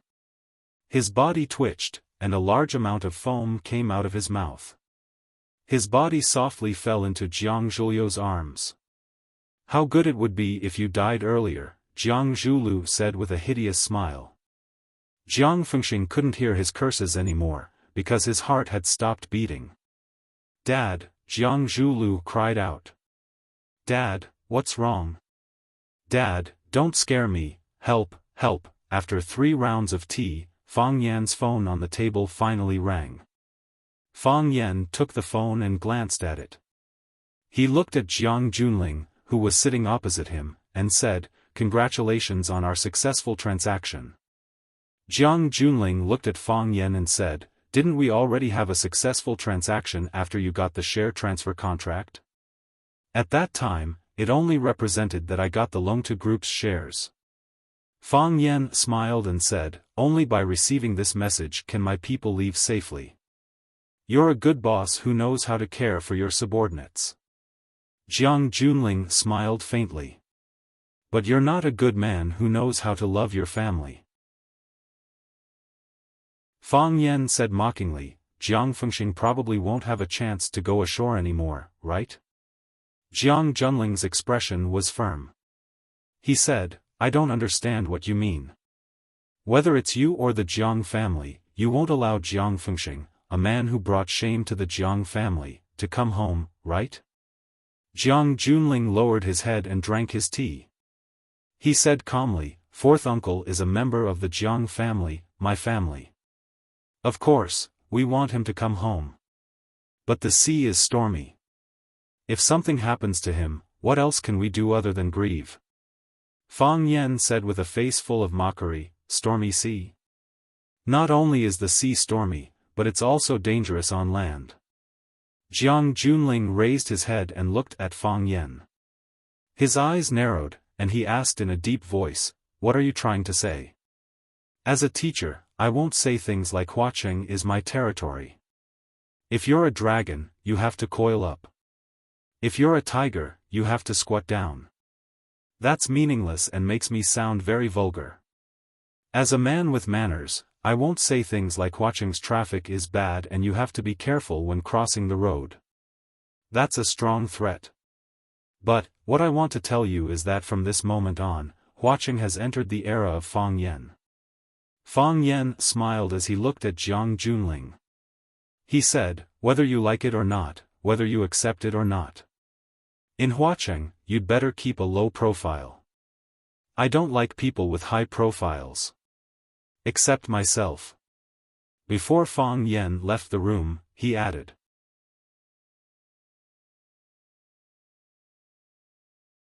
Chapter 484. I think those who like to use money or power to oppress people are nouveau riche. Like those who become rich overnight, their mentality is unbalanced, and it is difficult to control their inflated ego, causing them to do things that are irrational and have no bottom line. Fang Yan explained to Lu Chaoge with a serious face, I won't do such a thing. It's embarrassing. Lu Chaoge didn't answer. Because she didn't know how to answer this question. Do I have money? Fang Yan looked at Lu Chaoge and asked. Yes, Lu Chaoge replied. Now, Fang Yan was really rich, a lot of money. Perhaps even he himself didn't know how much profit Chaoyan Technologies shares would bring him every day. Moreover, with Chaoyan Technologies' current valuation of tens of billions of dollars, if he was willing to sell his part of the shares, he could immediately become one of the billionaires in Wuxia. As long as he was willing, he could be on the Forbes rich list in minutes. Of course, most of the rich people on the list were actually unwilling to be on it. Do I have power? Fang Yan asked. Yes. Lu Chaoge nodded again. With the Rubik's Cube as the core and Chaoyan Technology as the carrier, Lu Chaoge helped Fang Yan create an alliance that gathered the interests of many parties. Whether it was the Lu family represented by Lu Shu or the Lan family represented by Lan Shan, they all had to surround Fang Yan and show their loyalty as much as possible. Not to mention, there was the unwavering support of the little girl from the Qin family. Now, Fang Yan could be described with two words, monstrous power. I have money and power. Fang Yan looked at Lu Chaoge's beautiful eyes and said confidently, and in a situation where we are completely in the right, when I was facing Jiang Junling, wasn't my posture very elegant? Lu Chaoge thought about it and said with some embarrassment, it was all right. Was my tone very calm? Sort of. I didn't lose my temper with him, I didn't make a scene with him, I didn't jump up and gesture at his mother, pour the tea on him, Lu Chaoge said. Fang Yan's expression stiffened, and then a puzzled look appeared on his face as he asked, really?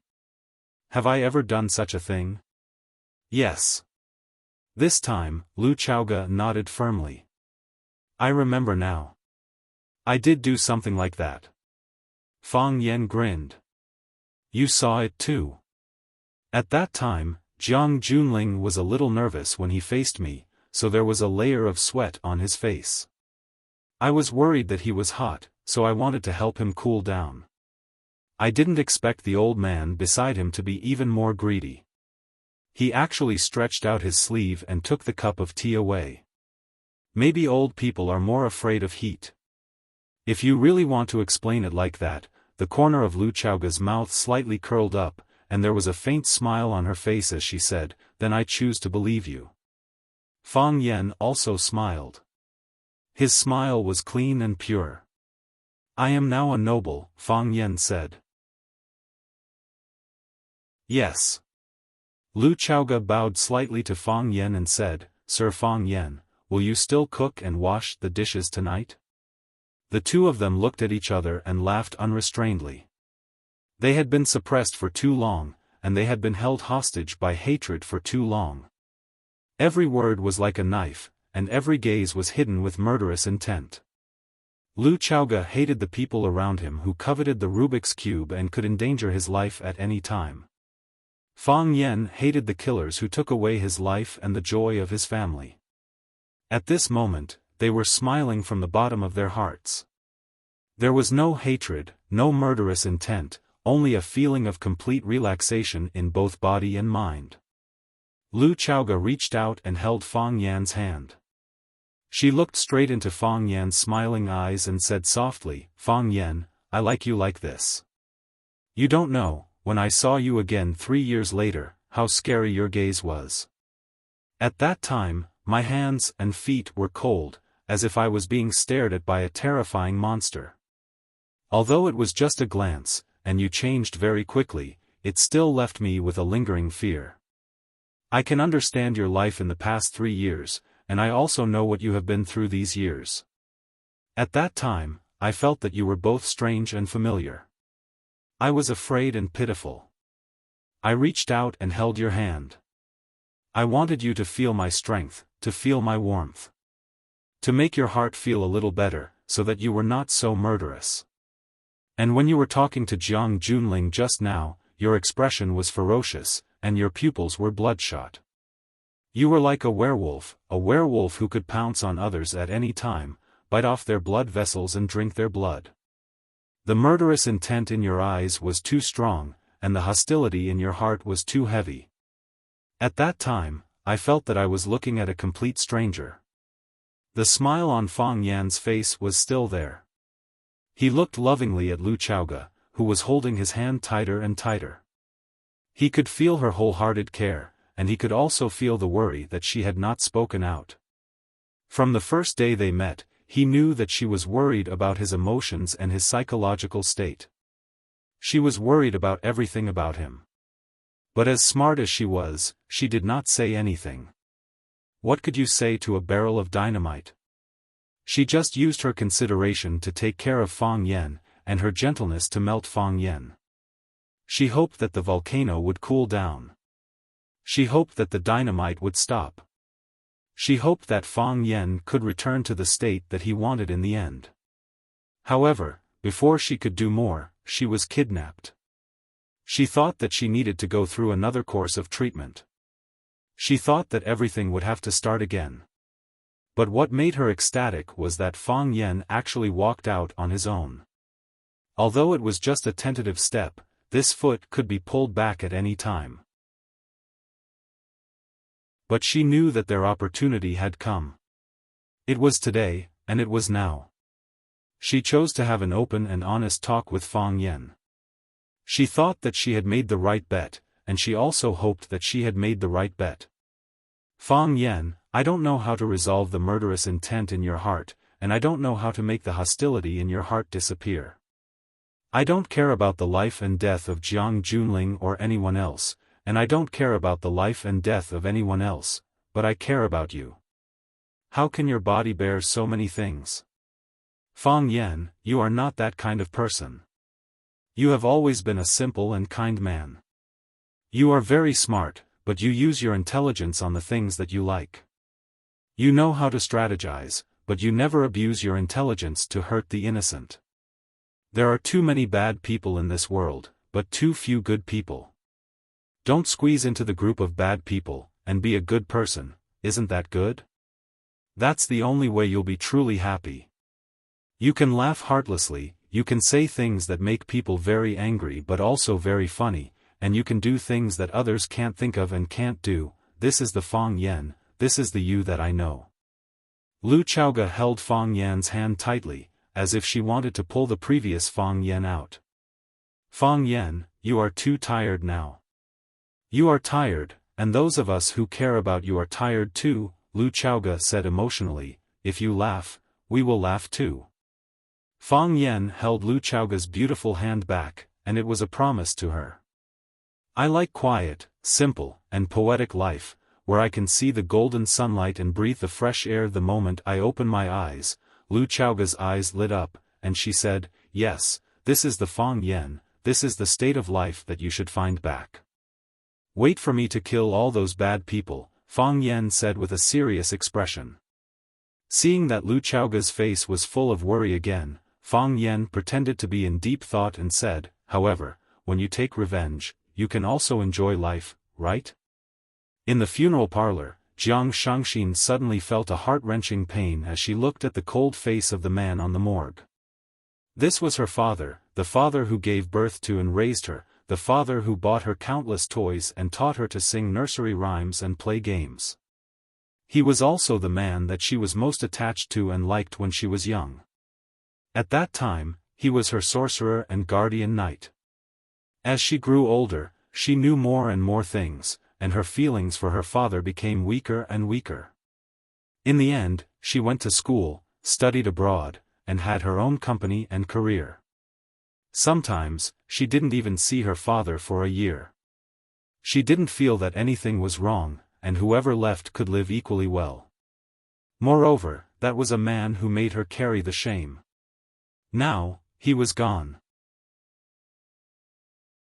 He would never talk to her again, he would never let her take care of herself again, he would never call her when he was drunk and say that his daughter's father missed her again, she could never do anything again. This was the last side, and very soon, the corpse would be incinerated into a pile of ashes. This was the final fate of humans. However, to her and her father, wasn't this moment a little too early? The bones in both legs were fractured, and they were then fixed with splints as a disguise. The fatal injury was caused by a heart defibrillator. This drug is very popular in the European black market, and it is an advanced poison that can cause rapid heart failure. If one is poisoned by this drug, there is basically no cure. Because there is simply no time, the doctor in charge of the autopsy reported to Li Yun in a low voice. "Madam, please restrain your grief. You may leave," Li Yun said expressionlessly.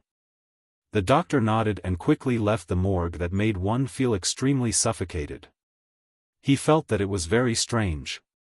This wasn't his first time performing an autopsy, and he was more familiar with corpses than with women's bodies.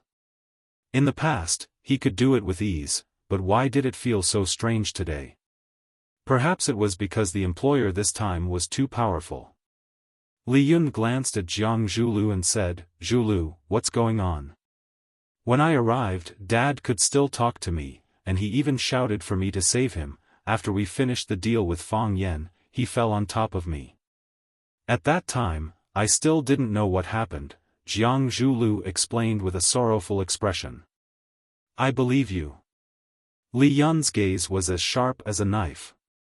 "But I hope this is the last time."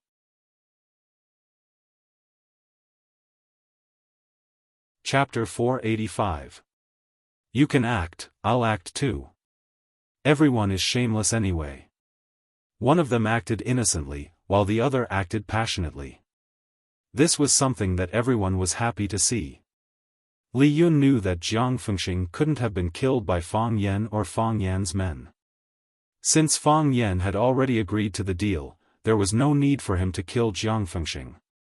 On the contrary, Fang Yen hoped that Jiang Fengxing could continue to live. Why wouldn't he be happy to let the Jiang family laugh at him? On the other hand, the Jiang family wasn't willing to let Jiang Fengxing live. Jiang Fengxing's failure was like a slap to the Jiang family.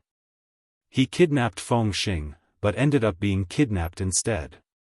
In the end, he used 30% of the shares of the Longtu Group, which was controlled by Jiang Zhulu, one of his trusted subordinates, in exchange for Feng Xing. This was a humiliation to Feng Xing's family. If Fang Yen wanted to bring this up in the future, Jiang Fengxing would be a living witness. When that happened, not only would the Jiang family lose face, but they would also have to take the blame for him. If he was still alive, many people in the Jiang family would feel uncomfortable. At least, Jiang Junling, who flew to Huacheng but was suppressed by Fang Yen, would be very unhappy. Otherwise, why would Jiang Zhulu dare to do such a thing? Even if Jiang Fengxing was a dog of the Jiang family, as long as his surname was Jiang, he wouldn't be hurt by an outsider like Jiang Zhulu. Jiang Zhulu knew that Li Yun and Jiang Shangxi knew about it, but he had no choice. He needed a fig leaf to cover up not only his helplessness and embarrassment, but also everyone's feelings. Before they fell out with each other, they still had to show their emotions. Li Yun's voice was filled with murderous intent. She stared at Jiang Zhulu and said, "Jiang Zhulu, it's enough to do something like this once. I'm warning you, don't ever hurt Shangxin." Jiang Zhulu glanced at Shangxin, whose eyes were red. He said calmly, "Mom, your worries are unnecessary. Shangxin is my wife. I can't even protect her. How could I hurt her? I hope so." Li Yun glanced at Jiang Fengxing, who was standing on the morgue. After this glance, their fates had ended, and they would never see each other again. After Li Yun left, only the newlyweds, Jiang Zhulu and Jiang Shangxin, were left in the morgue. Jiang Shangxin stared at Jiang Fengxing's purple-blue face and asked, was he in pain when he left? Very calm. Jiang Zhulu said, very sudden. He was not prepared at all. It was very short, in the time it took to say a word. Tears rolled down from the corners of Jiang Shangxin's eyes as she gritted her teeth and said, Jiang Zhulu, aren't you afraid that I will kill you? After wiping away the tear at the corner of Shangxin's eye, he walked past Jiang Zhulu with an ice-cold expression, as if nothing had happened. Jiang Zhulu stood rooted to the ground, feeling a chill run down his spine. It was only now that he truly understood how difficult and sad the situation he had fallen into was. Looking around, there was no one around. This was probably what Jiang Junling wanted to see. He wanted to be a lone wolf, just like what Fang Yan had said. He liked to live a simple, peaceful, and poetic life, where he could see the golden sunlight and breathe in the fresh air the moment he opened his eyes. Therefore, this was the life that Fang Yan was living now. He would wake up at 6 in the morning and go to the garden downstairs to exercise. After an hour of exercise, he would go to the kitchen to wash the rice and cook a pot of millet porridge. Then, he would go upstairs to shower and change his clothes. After washing up, he would go downstairs to make breakfast. Fried eggs, slices of bread, vegetable salad, or fruit salad. Of course, this type of breakfast was too monotonous. Fang Yan preferred a bowl of millet porridge with a few plates of pickled vegetables. He would also be able to grab a fried dough stick or a big meat bun and stuff it into his mouth. After he was done with all this, it was time for Lu Chaoga to get out of bed. The two of them would sit together to eat and chat about some relaxing and pleasant topics. After eating, Fang Yan was responsible for washing the dishes, and then he changed his clothes to go to school. Originally, Lu Chaoga wanted Qining to drive the GMC RV to send Fang Yan to the car, but Fang Yan felt that it was too high profile. A school security guard driving such a luxurious car, wouldn't that make the headlines? Fang Yan's security guard had said that he was a low-key man. Therefore, the low-key Fang Yan drove Lu Chaoga's white BMW to school. Of course, Fang Yan also knew that this was not good. Therefore, he did not go through the school's main gate, but entered through the small gate of the family compound that was specially opened for the school teachers. After parking the car in the school's parking lot, he turned out and walked toward the school's gate. The work of the security guard was very tedious and simple. When students entered the school, they would check the students' appearance and discipline, whether they were wearing a tight fit, whether their skirts were too short, whether their hairstyles were too exaggerated and non-mainstream. Sometimes they would also check the students' school cards, and the names of the students who didn't bring their school cards would be recorded, and the homeroom teacher would come and pick them up. Of course, Fang Yan would not do this kind of thing. He sat in the security room, made a cup of fragrant tea, spread out a newspaper, roughly read the day's domestic and international news, and then walked around the school. If there were no gangsters or hooligans coming to cause trouble, or if there were internal fights, Fang Yan had almost nothing to do. Fang Yan was the most idle person in the entire Rosefinch Secondary. Zheng Chang, who stood at the door to check the students' discipline, poked Baldy's arm and said, "Director, isn't that what you should do?" The director of the security guard, Baldy, was full of bitterness, but his mouth was tough as he said, "As your leader, I naturally have to set an example. Suffer first, enjoy second. I'm a director, how can I compete with a young man for enjoyment? If I did that, would I have the status I have today? Don't learn from him, or else what future will you have in the future?" Zheng Chang curled his lips and said, "What future do we need? We're just waiting for a rich woman to come and take care of us, brat." Baldy patted Zheng Chang's head. Zheng Chang slipped away with a smile and ran to the security booth to help Fang Yan fill the teacup that he had just taken a few sips of. At 9 o'clock, the school's bell rang. Most of the students had already entered the classroom, and there were still a few who were late rushing over.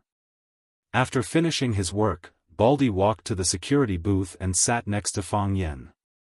He said with a smile, "Mr. Fang, how is Headmaster Lu?" "You mean Chaoga?" "She's not old," Fang Yan said. I didn't mean that, Baldy's but seemed to be on fire, and he began to fidget. "How can Headmaster Lu be old? In terms of age and appearance, she should be my sister. I'm talking about honorifics. Fang Yan looked at Baldy's appearance and thought that if Lu Chaoga heard what he said, the head of the security department would probably be replaced on the spot. However, for the sake of their friendship, Fang Yan was still willing to help Baldy keep his position. "Are you nervous?" Fang Yan looked at Baldy with a smile and asked. Baldy wiped the sweat off his forehead and smiled. He looked at Fang Yan with a flattering expression and said, "You don't say, I'm a little nervous. You can't understand how prestigious Headmaster Lu is in our hearts. If she's not happy, I won't be able to keep my position. Do you know how old I am this year? I've been in Rosefinch High for most of my life, and I've only been promoted to a security captain. I'm ready to retire from this position. I can't just erase it because of one sentence. Wouldn't that be a big loss for me?" Fang Yan patted Baldy's shoulder and said with a smile, "Don't worry. No one is going to take your position as the security captain." "Really?" Baldy was overjoyed. He held Fang Yan's hand and said, "Are you saying this on behalf of Headmaster Lu?" "I'm only representing myself." Fang Yan pulled his hand back. There was a trace of disappointment on the Baldy's face as he said, "Then I feel much more at ease. Headmaster Lu is a good person. Although she hardly comes to school now, she's still the most respected old leader in my heart. If you say she's old, I'm afraid she really can't be the security captain anymore." Fang Yan said with a smile. Baldy quickly covered his mouth and said, "Not old. Headmaster Lu isn't old at all." Then he pulled Fang Yan's hand and said, "Mr. Fang, let me treat you to lunch. There's a restaurant opposite the school that makes good pickled fish. No need. I still have to go back to cook." Fang Yan said. Baldy's eyes were full of little stars. He said, "I really envy you. You must take care of Headmaster Lu's health so that she doesn't have to worry when she works. If you need any help, just let me know. I'll go through fire and water for you." Fang Yan smiled bitterly and said, "I'm just cooking a meal. There's no need for you to go through fire and water for me. Then I'll go make soup and light the fire. There's always a place where I'll be needed." Baldy persistently promoted himself. While the two were chatting, a girl wearing a heavy Rosefinch secondary uniform passed by their security booth. After the girl walked by, she quickly turned back. She knocked on the window and said with a smile, "Mr. Fang, we meet again." Fang Yan looked at the girl with delicate eyebrows and said with a smile, "Hello. We meet again. Do you remember who I am now?" The girl asked with a smile. "Su Qi," Fang Yan said. The girl's eyes lit up and said, "I didn't expect Mr. Fang to remember. That's so nice." Fang Yan smiled faintly and said, "I'll try my best to remember more students' names. Of course, I can't remember most of them. There are too many students in the school. I don't care, just remember my name," Su Qi said with a giggle. "Mr. Fang, do you have time tonight?"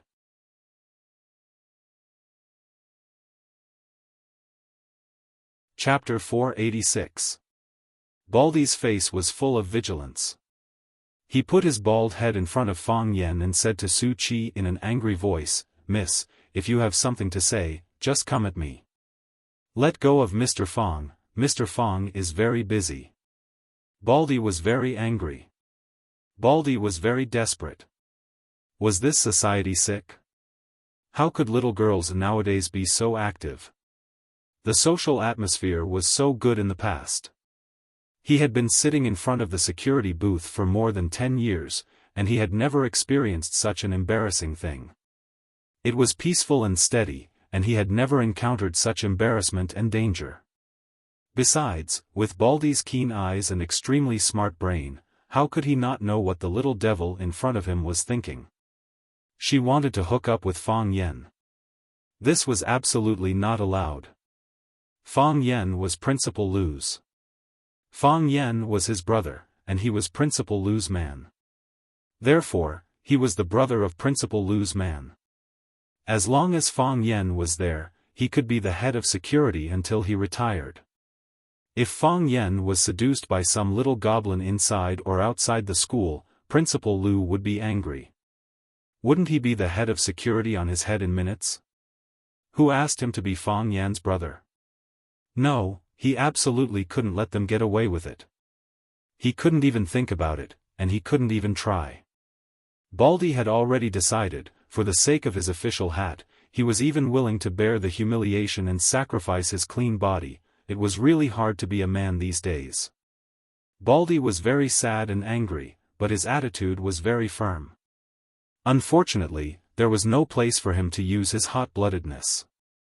Because Su Qi didn't look at him at all. From the beginning to the end, her eyes were fixed on Fang Yan's face that was too calm. "I really want to know what you have experienced," Su Qi said with a smile. "A normal man, when a little girl takes the initiative to pursue him, and it's a girl who is not too ugly, won't he more or less be secretly happy or moved? Why don't you have any strange emotions?" Sitting there, he looked like a monk with 6 pure and unmoved hearts. Fang Yen looked at Su Qi with a warm smile on his lips and said, "What you did, someone else has done it before, and she was braver than you." That day, the wind was gentle and the sun was bright. She wore a white shirt and a blue skirt. Her eyes were soft, but there was also a sense of ambition in them. She stood on the podium and said in a clear voice in front of the whole class, "I want to be closer to you and see you more clearly." That day, it was drizzling and the ancient alley was quiet and secluded. She was wearing a white cheongsam with floral patterns and holding an oil paper umbrella as she walked over. Her red high heels knocked on the stone pavement and also knocked on the man's heart. Over and over again until he was exhausted. She fell into Fang Yan's arms and said, "I'm not a prop, I'm the female lead." The 10 feet abyss was attacked, and they were kidnapped. Their lives were in danger. When he was fighting with someone, a bullet was shot at the back of his heart. She used her thin and weak body to pounce on him. Her white shirt was stained with blood, but she smiled sweetly and said, "I'm not as good as her, so I can only help you block the knife." The ingenious maintenance at the airport, the patient waiting in the wind and snow, the dozens of miles of walking in Yanjing City at night, the bowl of lamb stew noodles, and the parting words, "I wanted to repay you before, but now I want to protect you." That kind of deep love that moved the heaven and earth, that kind of selfless sacrifice that penetrated deep into the bones, day after day, year after year, when did it ever stop? A smile that shocked the immortals, as ethereal as a god. Looking back once, can make a person immersed in it for a lifetime. Su Qi's appearance had no meaning to Fang Yen. If he had to find a meaning, it would be that he missed Qin Etian very much. The person who hid his figure behind the scenes, but became the biggest support that supported Chao Yen and himself. Fang Yen was not a fool, nor was he an idiot. If it wasn't for the Qin family's support, how could the Jiang family still be helpless against him? If it wasn't for the close relationship between him and Qin Etian, they could have used an even more extreme method to solve this transaction. Qin Etian. Qin Etian. No one was Qin Etian, only Qin Etian was Qin Etian. "I don't have time." Fang Yen directly refused. These students were too dangerous, he didn't want to have too much interaction with them. "I knew you would say that." Su Qi didn't care at all. She took out an envelope from her bag and said, "Jiang Qin and Yuan Lin's treading on snow and searching for plum, classical music concert. I'm sure you wouldn't want to miss it, right? Fang Yan was stunned. Jiang Qin and Yuan Lin's concert? Those two girls came back to Huacheng. What? Baldy's eyes widened, and he said excitedly, You mean the Arasima group? Jiang Qin and Yuan Lin? They're going to hold a concert in Huacheng? How come I didn't know about this? Oh my god, they're famous stars from our Huacheng, I really like them. Oh right, miss, is that their concert ticket in your hand? Seeing Fang Yan's slightly surprised expression, Su Qi thought Fang Yan was moved. She knew that going too far was as bad as not going far enough, so she wouldn't force him. Instead, she put the envelope on the table in front of Fang Yan, and said with a smile, This is a good location, let's go enjoy this musical feast together. Su Qi waved her hand, and said, Goodbye, Mr. Fang. Then, she turned and walked towards the direction of the classroom. She walked slowly, and didn't care when the bell rang for a long time. When Su Qi was far away, Baldy's face was full of excitement, and his eyes were shining as he looked at Fang Yan, and said, Mr. Fang, I know you have something to do tonight, and someone needs to take care of Principal Lu, how about? Fang Yan looked at Baldy, and said, Take it. Thank you, Mr. Fang. Baldy grabbed the concert ticket, and shouted excitedly, That's great, I love Arasima so much. Those two beautiful girls, sitting there in ancient clothes, they make me forget all my worries, they're my idols. What do you think I should wear to meet them tonight? I did buy a suit during Chinese New Year, but the color is too dark, it makes me look too old. Fang Yan originally wanted to take Baldy to see the two little girls, Jiang Qin and Yuan Lin, but after seeing Baldy's performance, he gave up this irrational idea. This guy was really embarrassing. After Fang Yixing died in battle, Xia took Jiang Qin and Yuan Lin to visit him at Swallow Dock. The two little girls accompanied Fang Yan at Swallow Dock for a long time, and they never left Fang Yan's mother, Lu Wan. Because the last time they came, Lu Wan also liked them the most, and treated them as her own daughters. Later, when they returned to the capital to study, they often went to Swallow Dock to visit Fang Yan. Later, they became busier and busier, and the number of times they came to visit Fang Yan also decreased. At that time, Fang Yan rarely spoke, and it was the two of them who surrounded Fang Yan and chatted. They said they learned Guzheng, they said they learned Sun, Panshao, and Guqin. They talked about who they had learned from, and which master had taught them. They said they participated in some program with Sister Xia, and the live performance was very intense. They said they wanted to go out to practice, and Sister Xia said she wanted to make a group for them. Even though Fang Yan had been mourning in Swallow Dock for 3 years, he still knew how popular the two little girls, Jiang Qin and Yuan Lin, were now. Fang Yan gave Su Qi's ticket to Baldy, but he still decided to come to see Jiang Qin and Yuan Lin's Looking for Plum in the Snow concert. He wanted to see their growth over the years, and see their glory tonight. They called him teacher, so he wanted to witness all kinds of beauty of his students. He came in a joyful mood. For many people, the tickets to the Arasima group's concert were hard to get. For the current Fang Yan, if he wanted a ticket to the concert, it was just a matter of saying a word. Fang Yan just mentioned it to Lu Chaoga, and Qi Ning went out and brought back a stack of tickets. Lu Chaoga's injury had not recovered, and she was not willing to come out to participate in such activities. She also wanted to talk to Fang Yan and his students. Fang Yan could only come alone. He held the thick stack of concert tickets and didn't know who to give it to. Fang Yan drove the car to the venue of the concert, Tianhe Music Hall. As the car approached Tianhe City, he saw a large number of fans in Hanfu or Cheongsam rushing towards the direction of the music hall. Most of them were very young, and their faces were full of excitement and joy. Fang Yan had just seen such an expression on Baldy's face. Some people said that classical music was too niche. Except for a small number of fans, it was difficult to walk into the ordinary people, and it was difficult to walk into the hearts of young people. But now Fang Yen understood that it was not that classical music was too niche, but that it had not encountered really good music. It was not difficult to walk into the hearts of young people, but you had to find a way to make young people like you and accept you. Fang Yen saw the success of Jiang Qin and Yuan Lin from the eyes of those young people, and saw the success of classical music. He also saw the success of Summer. That superstar-like figure, when she stood at the peak of Wuxia's music, still shouldered a more important responsibility and mission. She wanted to lead Wuxia classical music to stand at the peak of world music.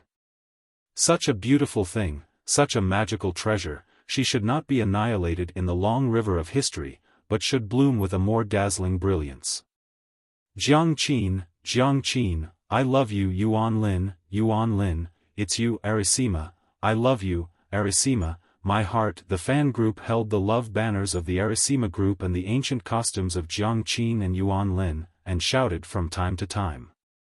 Fang Yen smiled, parked the car in the parking lot, and walked towards the VIP passage of the music hall.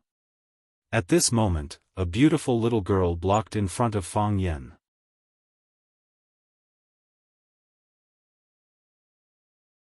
Chapter 487. The girl looked young, but she had heavy makeup on and was wearing a sexy short skirt that did not match her image at all. The girl stood in front of Fang Yen and asked with a sweet voice, "Uncle, are you also here to see the Arisima concert?" Fang Yen nodded and looked at the girl with a puzzled expression. "Do we know each other?" The girl giggled and extended her hand to Fang Yen. "We didn't know each other before, but can't we get to know each other now? My name is Lu Yi. How should I address uncle?" Fang Yen was sure he didn't know this girl, so he didn't shake hands with her. He looked at the girl and asked, "What's the matter?" The girl's expression suddenly became resentful. She stomped her feet and said, "Uncle, why are you so annoying? I just want to get to know you. I've already extended my hand, but you don't even shake hands with me. I asked for your name, but you don't say it. Are you a gentleman? You don't know how to be kind to the fairer sex." Fang Yen looked at the girl and went around her to check the tickets. "This person is sick." "Hey, uncle," Lu Yi once again blocked in front of Fang Yen with a very professional smile on her face. "Uncle, I saw you came to see the Arisima concert alone. Don't you think it's boring without a female companion? I'll go in with you, okay?" Fang Yen looked at the girl and shook his head. "Thank you. I'm fine by myself." "Uncle," the girl shouted coquettishly. Seeing that Fang Yen wanted to leave, she grabbed Fang Yan's arm and said, "Can you take me in? I also want to see the Arisima concert. Let's go watch the concert first, then go out for supper, okay?" Fang Yen thought for a bit and stopped to look at the girl in front of him. "Which school are you from?" Fang Yen asked. Lu Yi's eyes looked away in panic and said, "Uncle, why are you asking me which school I'm from? Don't you like students? Don't all the uncles nowadays like to date students? I'm asking you which school are you from?" Fang Yen raised his voice and said with a stern expression. Lu Yi's body trembled. She didn't dare to refuse Fang Yan's question. She said softly, "I'm from the Huaqing Music Academy. Because I like the classical music of the Arisima so much, I wanted to follow you in to have a look. If the one you met today wasn't me, but any other man, you would have begged to go in with them, wouldn't you?" Fang Yen asked coldly. "That's not it," Lu Yi explained in a low voice. "I've been standing here for a long time.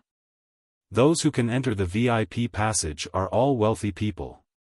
In their eyes, a ticket isn't worth much. I'm not the kind of man who would beg for a ticket. I'm looking for a man who is pleasing to the eye and comes alone. Such a man generally won't reject a female companion, and then go for supper." Fang Yen looked at the girl's thick eyeshadow and asked aloud. With a shy expression, Lu Yi said, "Uncle, don't misunderstand. I only said to go for supper, I don't mean anything else. if you don't mean anything else, then do the men around you also don't? Fang Yan asked in return. I think, it's okay. Rich people still have manners. Fang Yan sneered and said, that's because you haven't seen rich people without manners.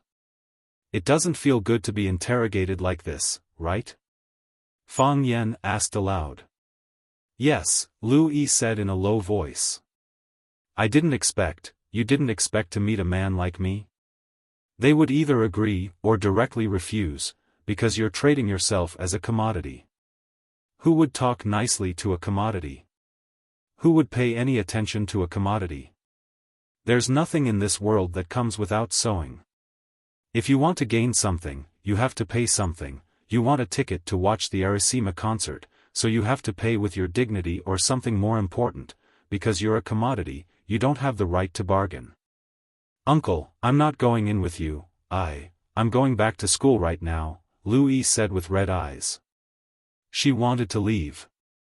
Fang Yan's words were so harsh that she felt like they were piercing her heart. Wait, Fang Yan called out. Lu Yi turned around to look at Fang Yan and asked, Uncle, is there anything else? You're from Huacheng? Fang Yan asked. From the girl's voice, he could tell she had a Huacheng accent. Yes. My family is from Huacheng, but our family's financial situation isn't very good, Lu Yi said with a wronged voice. Because your family's financial situation isn't very good, you want to take a shortcut? Call your parents, Fang Yan said. What? Tell them you want to invite them to the Arisima concert, but do as I say. But, don't make me repeat myself, Fang Yan said with a straight face, it's a waste of my saliva, they'll think I'm trying to convince them. Lu Yi didn't ask anymore, took out her phone from her pocket and dialed her mother's number. After Lu Yi hung up, Fang Yan took out 3 extra tickets from his pocket and gave them to her, saying, if you don't know how to love yourself, you'll never have self-respect. Accompany your parents to a concert, look at their faces, think about what they've done for you. Saying so, Fang Yan turned around and walked towards the VIP ticket counter. Uncle, your name, Fang Yan waved his hand and quickly disappeared from Lu Yi's sight. When Lu Yi's parents arrived, they saw their daughter sitting on the steps of the concert hall in a daze. Their clothes were simple, their faces were deeply wrinkled. Just like countless ordinary parents of ordinary children. This was what real life was like. Lu Yi's mother pulled her daughter up from the ground, patted the dust off her dress and said, silly girl, why are you sitting on the ground? It's cold on the ground, it's not good for a girl's body, what if you freeze? Lu Yi's father smiled, looked at the huge and luxurious building complex in front of him and said with some hesitation, Xiao Tao, why did you want to invite mom and dad to listen to this? I said no, but your mom insisted that we come to see, how much does it cost? How about you and your mom go in, and I won't go in? I'll take a few laps by the river, and when you're done, we'll go back together. Lu Yi held back her tears, held her mother's hand and said with a smile, it's free, this ticket is a gift from someone. You and my mom go in, I won't go in. That won't do. Or you and your mom go in, Dad, Lu Yi cried and said, just listen to me this time. You go in with my mom, I'll wait for you outside. We'll go home together later. Okay. I'll go in with your mom. Lu Yi's father saw his daughter crying and panicked, and quickly said, don't cry. I'll go in, okay? Dad, thank you. Lu Yi put the 2 tickets in her hand into her father's hand and said, you guys go in quickly. The concert is about to start. You're in the VIP lounge, if you can't find a seat, ask the staff to take you in. Dad knows, this child, why did she start crying? Lu Yi stood still, watching her parents walk into the concert hall one after another. She gave the remaining ticket in her hand to a girl who was looking for a target and said in a low voice, if you don't know how to love yourself, you'll never have self-esteem. After saying that, she walked down the stairs. She will come in, rely on her own efforts to get in. Not in such a humiliating and cowardly way. In the backstage dressing room of the concert hall, countless staff members were busy nervously and orderly. This wasn't the first concert of the Arasima group, but it was the most important concert of the Arasima group. Because Huacheng was the hometown of the two members of the Arasima group, their advertising slogan was also, Homecoming Journey. The girls who had been popular for the past 2 years were going to show their talent in front of their parents, their neighbors, their teachers, and their friends, and accept their judgment. The significance of this event was extraordinary. If the media in Huacheng were to scold or criticize after the performance, what would happen to Jiang Qin and Yuan Lin? How would they, the team members, deal with this? Therefore, everyone was very serious, striving to make every detail perfect. The most relaxed should be the two people involved, Jiang Qin and Yuan Lin. They were sitting in front of the dressing table, doing their hair. Lin, are uncle and auntie here today? Jiang Qin, who was happily eating a box of strawberries, asked. They're here. Yuan Lin answered without looking up. I've already reserved the best seats for them.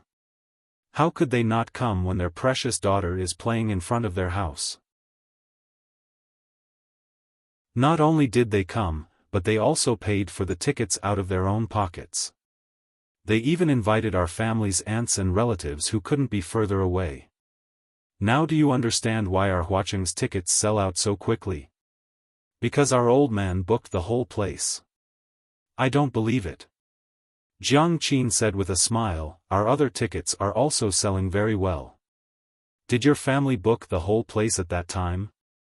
But my parents are here today, and they invited a lot of relatives to come and support. They've probably met and chatted by now. I really want to go and chat with them. Yes. My mom's physique has a tendency to grow. I told her to be careful, but she said she's fat now because she's relaxed. She even said that I'm biased. Why can my dad be fat but not her? Your mom is so interesting. I miss the braised pork trotters she made. I miss it too, Jiang Qin said. Her thoughts drifted far away, and she said, Mr. Fong returned to Huacheng, I know. I wanted to send him an invitation, I thought about it too. But, I'm afraid he hasn't gotten over it yet. Why should I make things difficult for him? He's been through too much these years. We met Sister Xia Tian because of Mr. Fong, and it's because of Mr. Fong that we embarked on this path, Yuan Lin said with a sigh. Her gaze finally shifted away from the mobile game. If only Mr. Fong could come to our concert, that would be great. Yes. The strawberry in Jiang Qin's mouth suddenly became tasteless. She threw the strawberry box on the dressing table with some annoyance and said, if only Mr. Fong came to our concert, that would be great. I really hope Mr. Fong could come.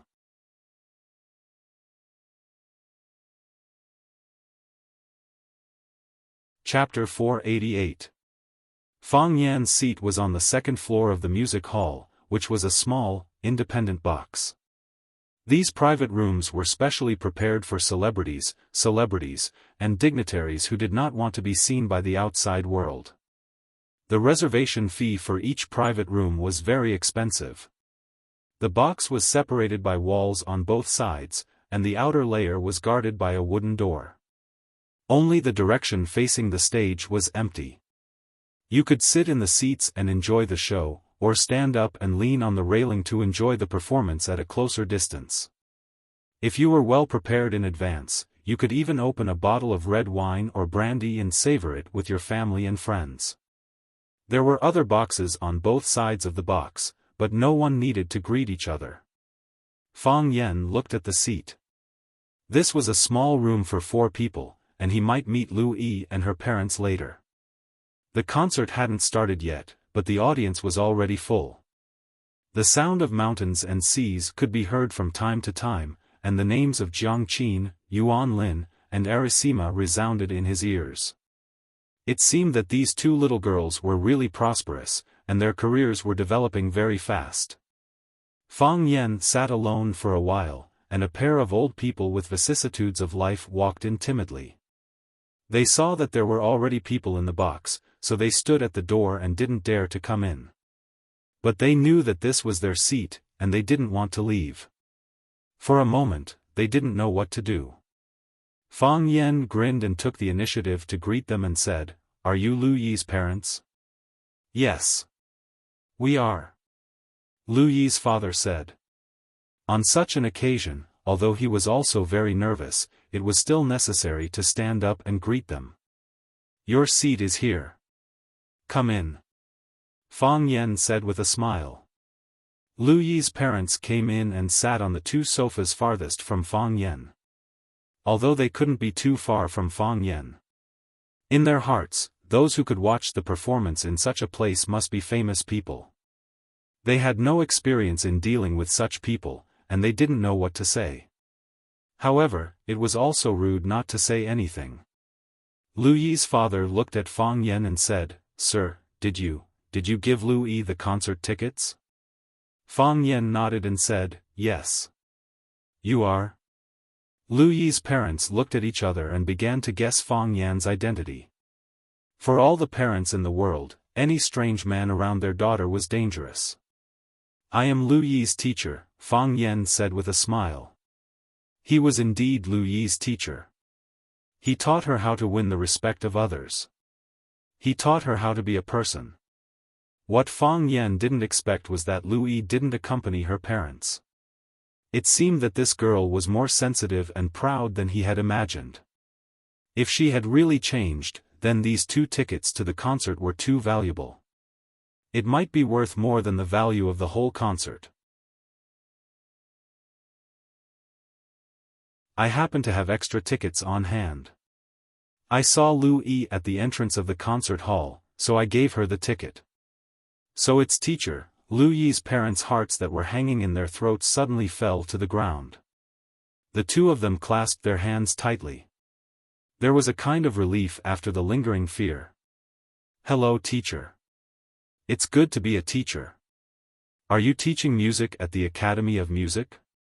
Fang Yan smiled and didn't answer their question. He said, "I thought she would come in with her classmates. I didn't expect her to give the tickets to you." Lu Yi is a filial child. Lu Yi's parents' faces were full of joy. Lu Yi's mother finally couldn't help but open her mouth and said, "Our Tao Tao has been sensible since she was young. There is only 1 apple at home, but she knows to divide it into 3 parts. She gives the biggest part to Dad, saying that Dad works hard. The second biggest part is for me, saying that it's hard for me to cook every day. She eats the smallest part. It's because our family's condition isn't good that the child has suffered with us. The greatest gift is giving. You give her everything you have, how can she suffer?" Fang Yan comforted them with a smile. "You see, now that she's grown up, doesn't she know how to repay kindness?" "Yes." This child, Lu Yi's father, couldn't stop smiling.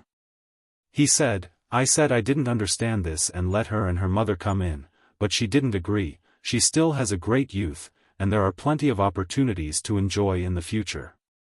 She hopes to give you what she thinks is the best, so that you 2 old people can enjoy it." Fang Yan echoed the pride in their words and said, "The concert is about to begin. I won't bother you 2 anymore. If you need anything, you can tell me." Fang Yan could see the restraint in their words and the inferiority in their bones. Every word Fang Yan said to them was like a punishment. At this time, the best way was to let them keep silent and seriously enjoy the next performance. "Yes. Yes," Lu Yi's father said while rubbing his hands. He wanted to step forward and shake hands with Fang Yan, but he felt that it was a little inappropriate to do so. In order not to make them nervous, Fang Yan deliberately walked to the edge of the railing of the box and stood there. He planned to stand and listen to the concert. "Young Master Fu, let me tell you, these 2 little girls are still very young. Not only are they pretty, their skin is so fresh and juicy. You can even pinch them and water will come out. Aren't you tired of playing with that little girl from before? Do you want to change the goods?" I know you like this kind of girl. A frivolous and greasy man's voice came from the railing of the box next door. What? Liang Dechang, what kind of unorthodox methods do you have? A gloomy voice said jokingly. Hey, as long as young Master Fu agrees, I'll settle these two girls for you tonight. What? Which star comes to our watching to visit? Won't they give us a taste of sweetness? Didn't they say that these two girls have a strong background? They've been in the industry for several years, and no one dares to have any ideas about them. What background can they have? Isn't it just because she calls Xia Tian's sister? There are so many artists in Xia Tian's company, can she take care of them all? Besides, let alone Xia Tian's sister, even if Xia Tian comes personally, as long as young Master Fu says the word, I can also think of a way to get rid of her. Bullsh * T Heavenly King and Queen, that's what those little brats call them. We won't put them in our eyes, if we want to play, it'll be 2 kings and 1 queen. The conversation continued, but Fang Yan's expression was as cold as frost. When Xia Tian wanted to bring Jiang Qin and Yuan Lin into the entertainment industry, Fang Yan was worried that something like this would happen. But Jiang Qin and Yuan Lin both liked it, and the fact that they wanted to promote classical music was indeed praiseworthy. After vaguely knowing some of Xia Tian's background, he thought that there wouldn't be any blind guy in Wuxia who would have ideas about Xia Tian or Xia Tian's disciple. Therefore, Fang Yan finally relented and helped Xia Tian convince Jiang Qin and Yuan Lin's family. From the conversation between Liang Dechang and young Master Fu, Fang Yan also heard that Jiang Qin and Yuan Lin had been having a smooth life these years. With Xia Tian's protection, no one dared to touch them. However, they weren't afraid of those with a high level, but they were afraid of those with a low vision. Those who knew Xia Tian's identity wouldn't touch Jiang Qin and Yuan Lin, but people like Liang Dechang and young Master Fu who didn't know Xia Tian's background were likely to use dangerous methods to force the two girls to submit. Fang Yan was about to make a move when suddenly there was an earth-shattering uproar below the stage. Jiang Qin, I love you, Yuan Lin, fate comes to you, Arisima, the stage, which was pitch black just a moment ago, was suddenly lit up. The concert had officially begun. The place where the stage was originally located had become a fairyland filled with wind and snow. It wasn't the background of an electronic screen, but a real man-made scenery. Snowflakes danced in the sky, and winter-sweet flowers bloomed. There was a bamboo pavilion in the middle of the plum blossoms, and 2 girls in white and cyan palace dresses were laughing and playing in the pavilion. From time to time, there would be laughter that sounded like silver bells, and people couldn't help but curl up the corners of their lips. The scenery was fairyland, and the people were immortals. The immortals and fairyland complemented each other. The performance hadn't even started, but the visual effect presented by the Arisima team was already refreshing. I'm not playing anymore, I'm bored to death. The Cyan fairy sat on the stone chair in the bamboo pavilion, threw the red embroidered ball in her hand into the snow, and said in a tired voice. The voice spread through the speakers, and Fang Yan could tell that it was Yuan Lin's voice. Sister, let's make a song. The white fairy walked to the opposite side of the Cyan fairy and said softly. This was Jiang Qin's voice. Make a song? What song? The Cyan fairy was very tempted by her big sister's suggestion and asked with a smile. The white fairy pointed at the scenery around them and said, We're here to admire the snow and flowers, so this song naturally has to be related to the white snow and the plum blossoms. How about we call this song, Looking for Plum Blossoms in the Snow? Sure. Then let's play out what we're feeling right now, and call the song, Looking for Plum Blossoms in the Snow? Wonderful. And so, the Cyan fairy took out a long flute from her waist, put it to her lips, and began to play it. The sound of the flute was ethereal, and intoxicating. The white fairy sat on the stone chair, reaching out her slender hand to play with a phoenix tail guzheng on the table. The sound was clear, like a mountain spring. The sound of the guzheng was very pleasing to the ear. And the best part was the combination of the flute and the guzheng. One was long and distant, the other lively and powerful. Two different instruments, two different girls, the combination was enough to make people go crazy. Fang Yan gripped the railing tightly, and looked at the two girls who were performing seriously in the snow and plum blossoms forest with a face full of joy. These were his students, and he was very proud of their achievements today. Just like Lu Yi's parents, because their daughter gave the biggest piece of an apple to her parents, they had always remembered it for more than 10 years. He wanted to tell everyone in the world that they were his students. Young Master Fu, look, do you feel anything? Do you feel anything? I'll book them, and let them wear this palace dress when we're working.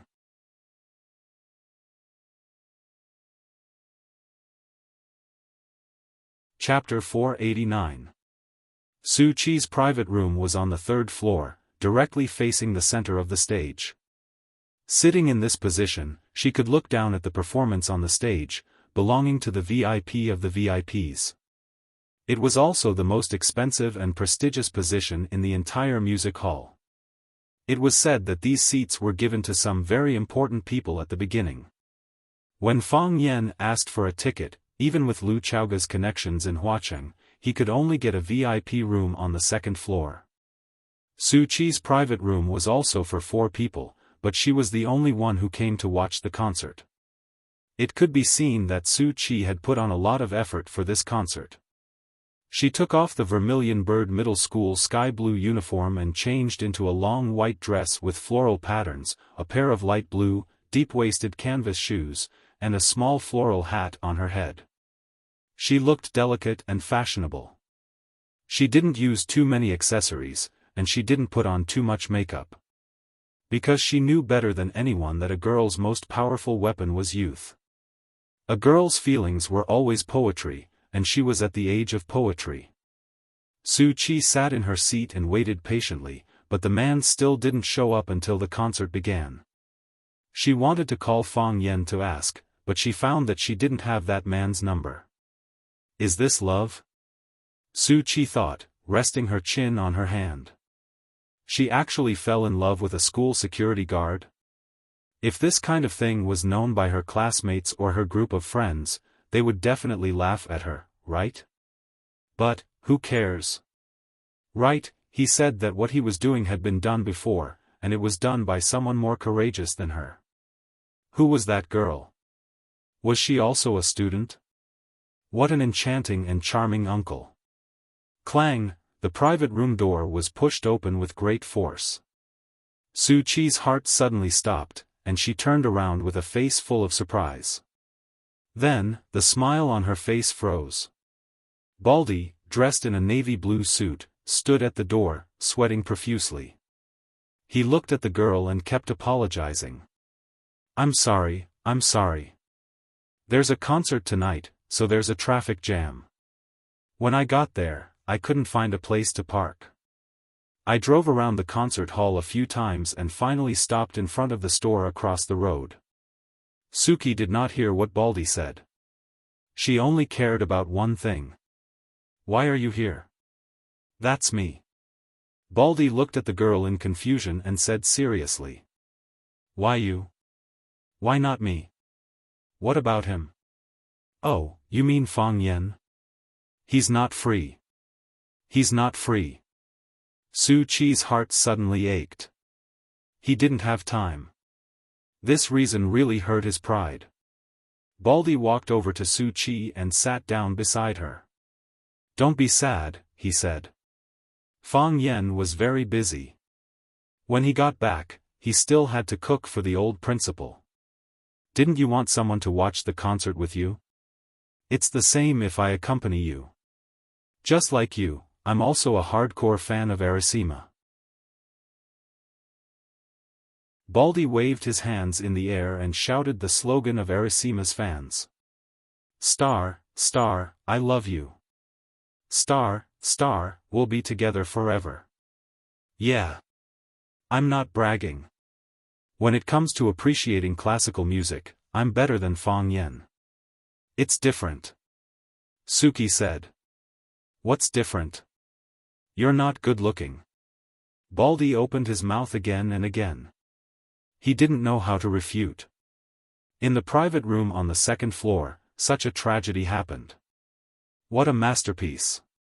A gloomy man's voice sounded. Beauty is the most beautiful. Beauty is pleasing to the eye. Beauty that can cause the downfall of a country will shock the world. They're not twins, but they're better than twins. Liang Dechang, my happy life is in your hands. Young Master Fu, it's a small matter.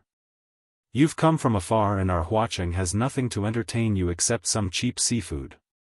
Coincidentally, these two girls are Huacheng specialties. Why don't you go through the trouble of appraising them and see if they taste good? Huh, it's no problem. I'm willing to do this. Young Master Fu laughed heartily. Dechang is not bad. You're loyal. From now on, you'll be my good brother. Fang Yan's good mood disappeared. He used a bit of strength and grabbed a wooden plank from the wooden railing in front of him. He threw it in the direction of the voice coming from the private room next door. Ah, someone screamed. Who threw it at me? Who the hell threw it at me? Someone roared angrily. It was Liang Dechang, the pimp who wanted to introduce Jiang Qin and Yuan Lin to young Master Fu. Young Master Liang, what's wrong? What happened? Blood, young Master Liang, your head is bleeding. The private room next door was in chaos. Damn it, search them row by row. I want to see who dares to go against me, Liang Dechang shouted hysterically. Dechang, don't be rash.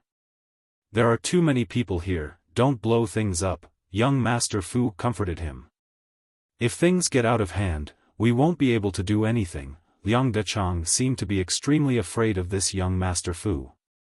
Although he was still cursing, he could only suppress his anger for the time being. He also knew that if he asked his men to search the private rooms row by row, he would offend all the guests in the VIP rooms on the second and third floor.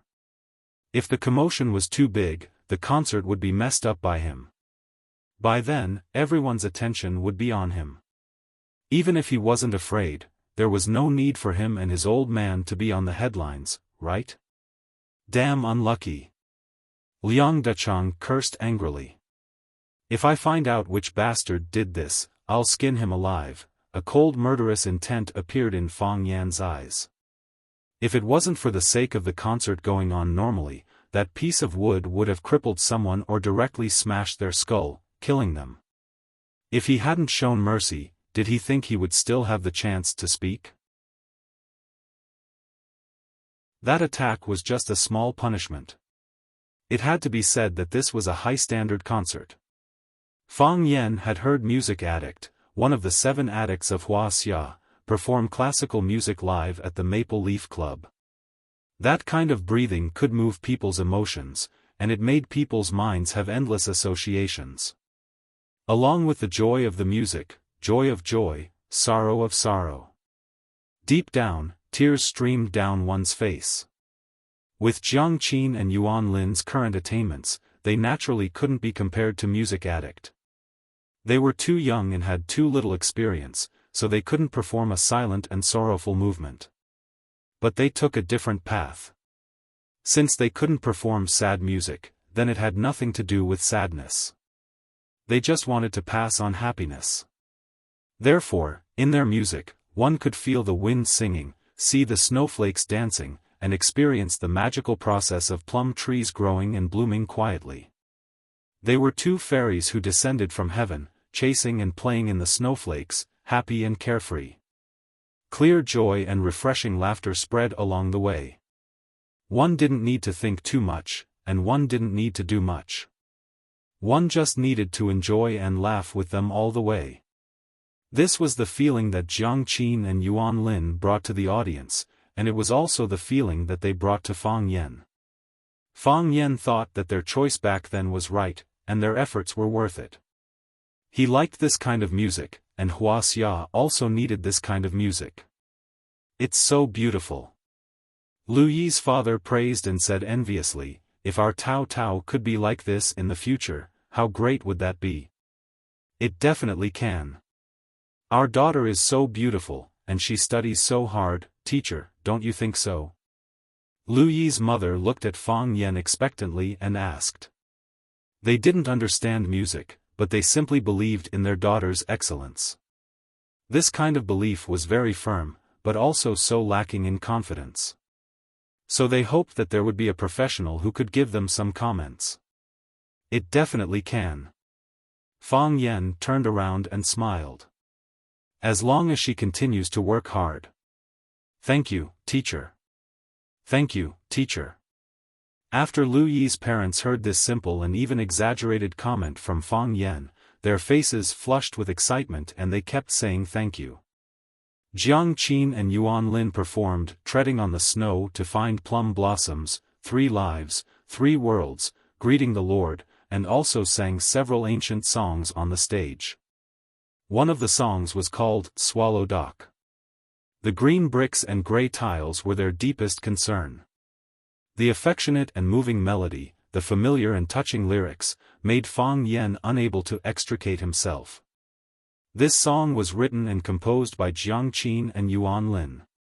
Before they sang, they said that they wanted to give this song to their teacher, their best friend, a very special person to them.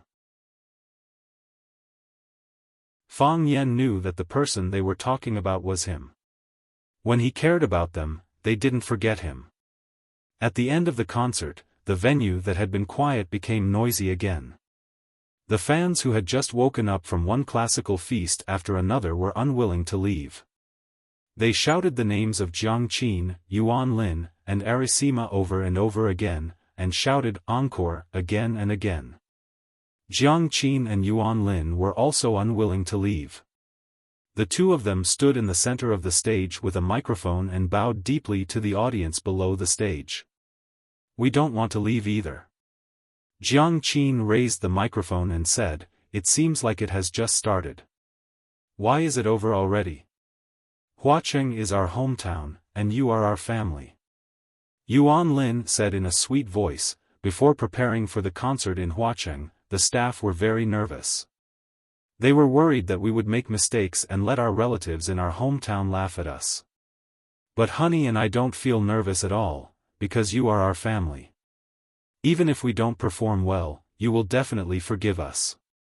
Who would be too harsh on their relatives? The applause below the stage was like thunder, accompanied by happy laughter.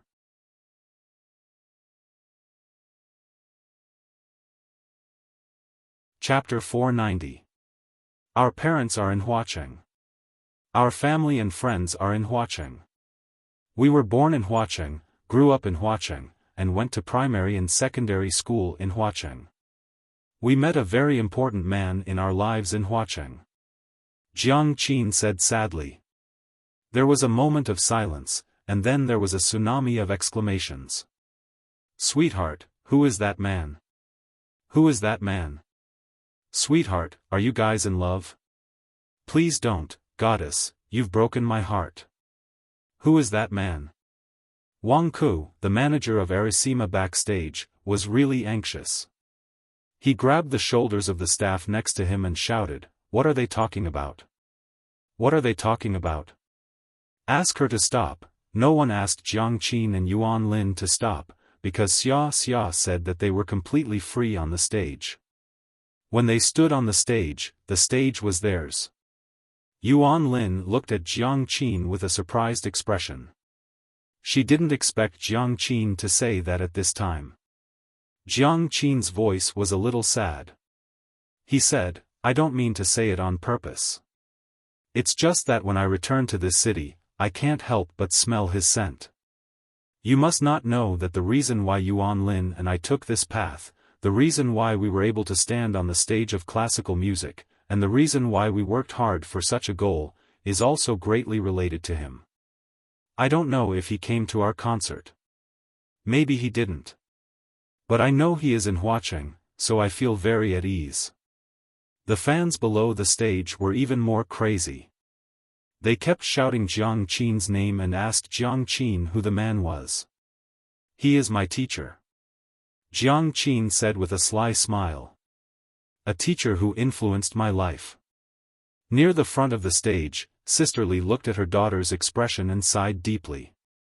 Jiang Dahai held his wife's chubby hand and said, "The child has grown up and has her own ideas. Let her be." "I know," Sister Li said with some annoyance, "I'm not against Qin and Fang Yan being together. Honey was now an adult, and she had the right to choose her own life. What I'm worried about is, where is Fang Yan now? I haven't seen him for a few years. I called my daughter to ask, but she didn't say anything. I don't know what happened. Fang Yan is a good kid." Jiang Dahai looked at Sister Li with a puzzled expression and said, "Didn't you dislike Fang Yan before? You even chased her out for no reason. Why did you change your attitude now?" "What do you know?" Auntie Li said angrily. "I didn't like Fang Yan in the past because she was still young. We couldn't let her be with Fang Yan. Now that our dear one has grown up, why can't he treat our dear one well? Look at Honey's pitiful face. You weren't this sad when I rejected you when you confessed to me, right?" Cough, cough, cough, Jiang Dahai coughed violently. The topic of his wife was too explosive, and he couldn't take it anymore. "I really envy you guys," Jiang Qin said with a smile. "You guys can live in the same city as him, look at the same sky, breathe the same air, but I have to fly around every day, and the time I can stay in Huacheng is too little. If you see him, you must say hello to me. Say hello to Mr. Fang," Jiang Qin said. "She misses you." Jiang Qin and Yuan Lin bowed to the audience below the stage again, and they left amidst the reluctance and shouts of the audience below the stage. Fang Yan didn't expect that there would be such a scene at the end of the concert. Jiang Qin, this fearless girl, was really capable of doing anything. But in this way, wouldn't he be in the headlines tomorrow? Fang Yan completely believed in the paparazzi's sense of smell and ability. Jiang Qin said the words Mr. Fang, and Jiang Qin had been in a scandal with him before she became famous.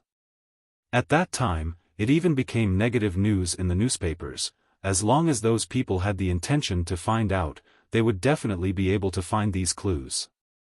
Fang Yan just wanted to be a quiet little security guard. The concert ended and the crowd began to disperse. Lu Yi's parents stood up and looked at Fang Yan. They wanted to say something but didn't know what to say. Fang Yan took the initiative to walk over and shook hands with Lu Yi's father. He said with a smile, "Take care of yourself." "Thank you, teacher." "Thank you," Lu Yi's father thanked him profusely. "You have a good daughter." Fang Yan said with a smile, turned around and walked out of the private room. He went to the private room next door, ready to talk to Liang Dachang and young Master Fu about professional issues such as the sense of music and the multiple forms of expression of classical music, but found that there was no one inside. They left early. Fang Yan's eyes turned cold and he quickly walked downstairs. Jiang Qin and Yuan Lin retreated backstage. Yuan Lin took Jiang Qin's hand and said, "Sweetheart, why did you say it in front of so many people? Aren't you afraid?" All of a sudden, I felt something.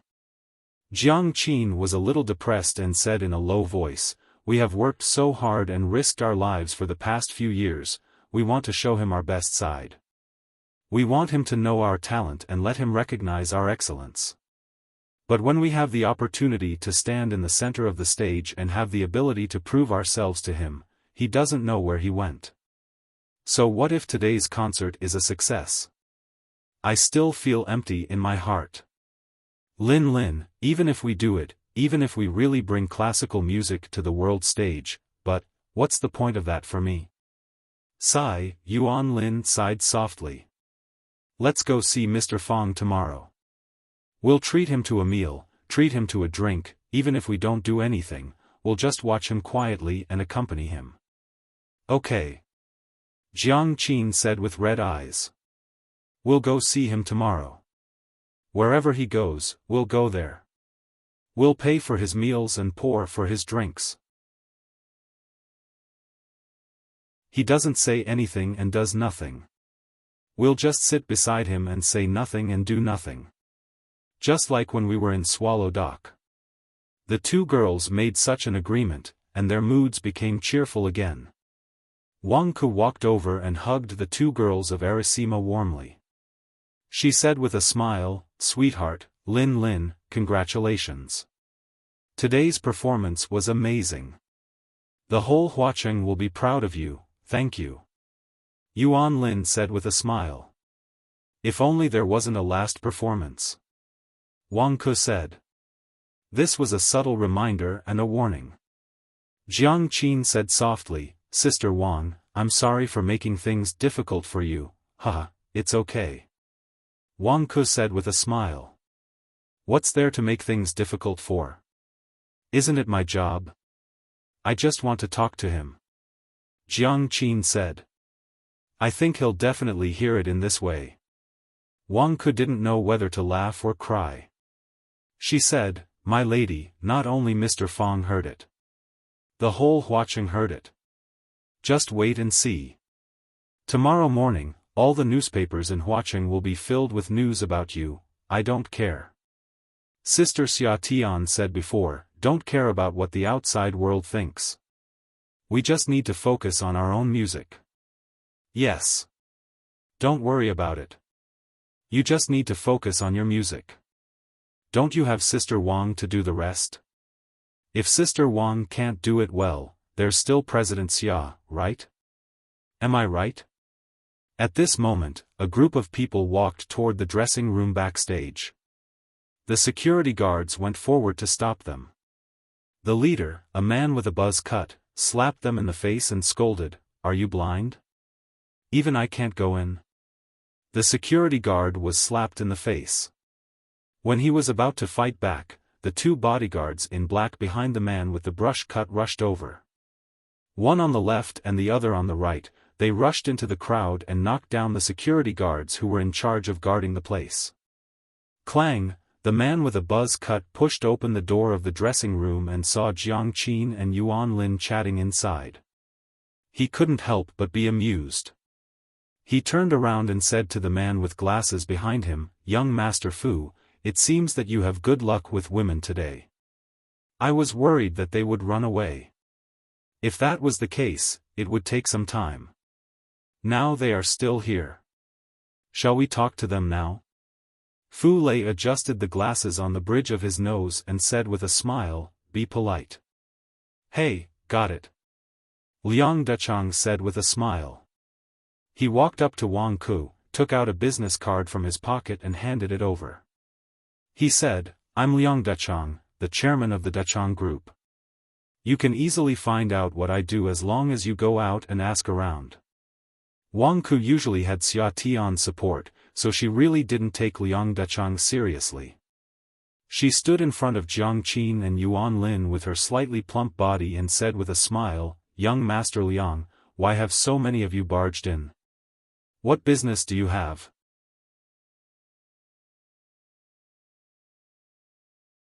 Liang Dachang pointed at Jiang Qin and Yuan Lin and asked, "Are you their agent?"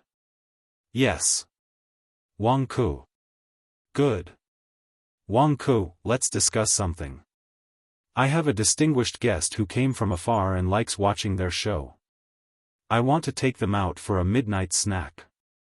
Why don't you name a price?" Wang Ku smiled coldly and said, "Young Master Liang, I'm afraid I can't agree to this. Jiang Qin and Yuan Lin have worked hard for most of the night and are very tired now. They just said that they wanted to go back to sleep.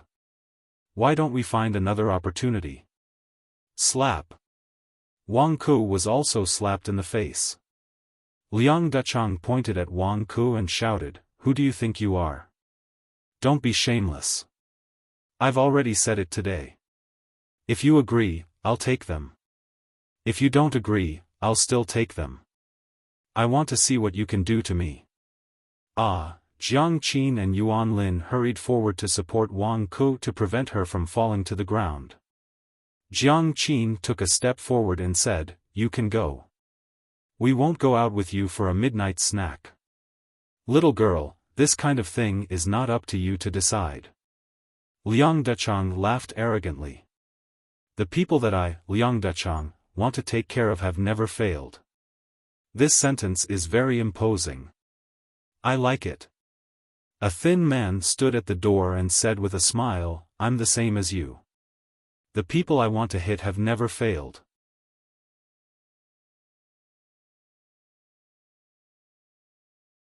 Chapter 491.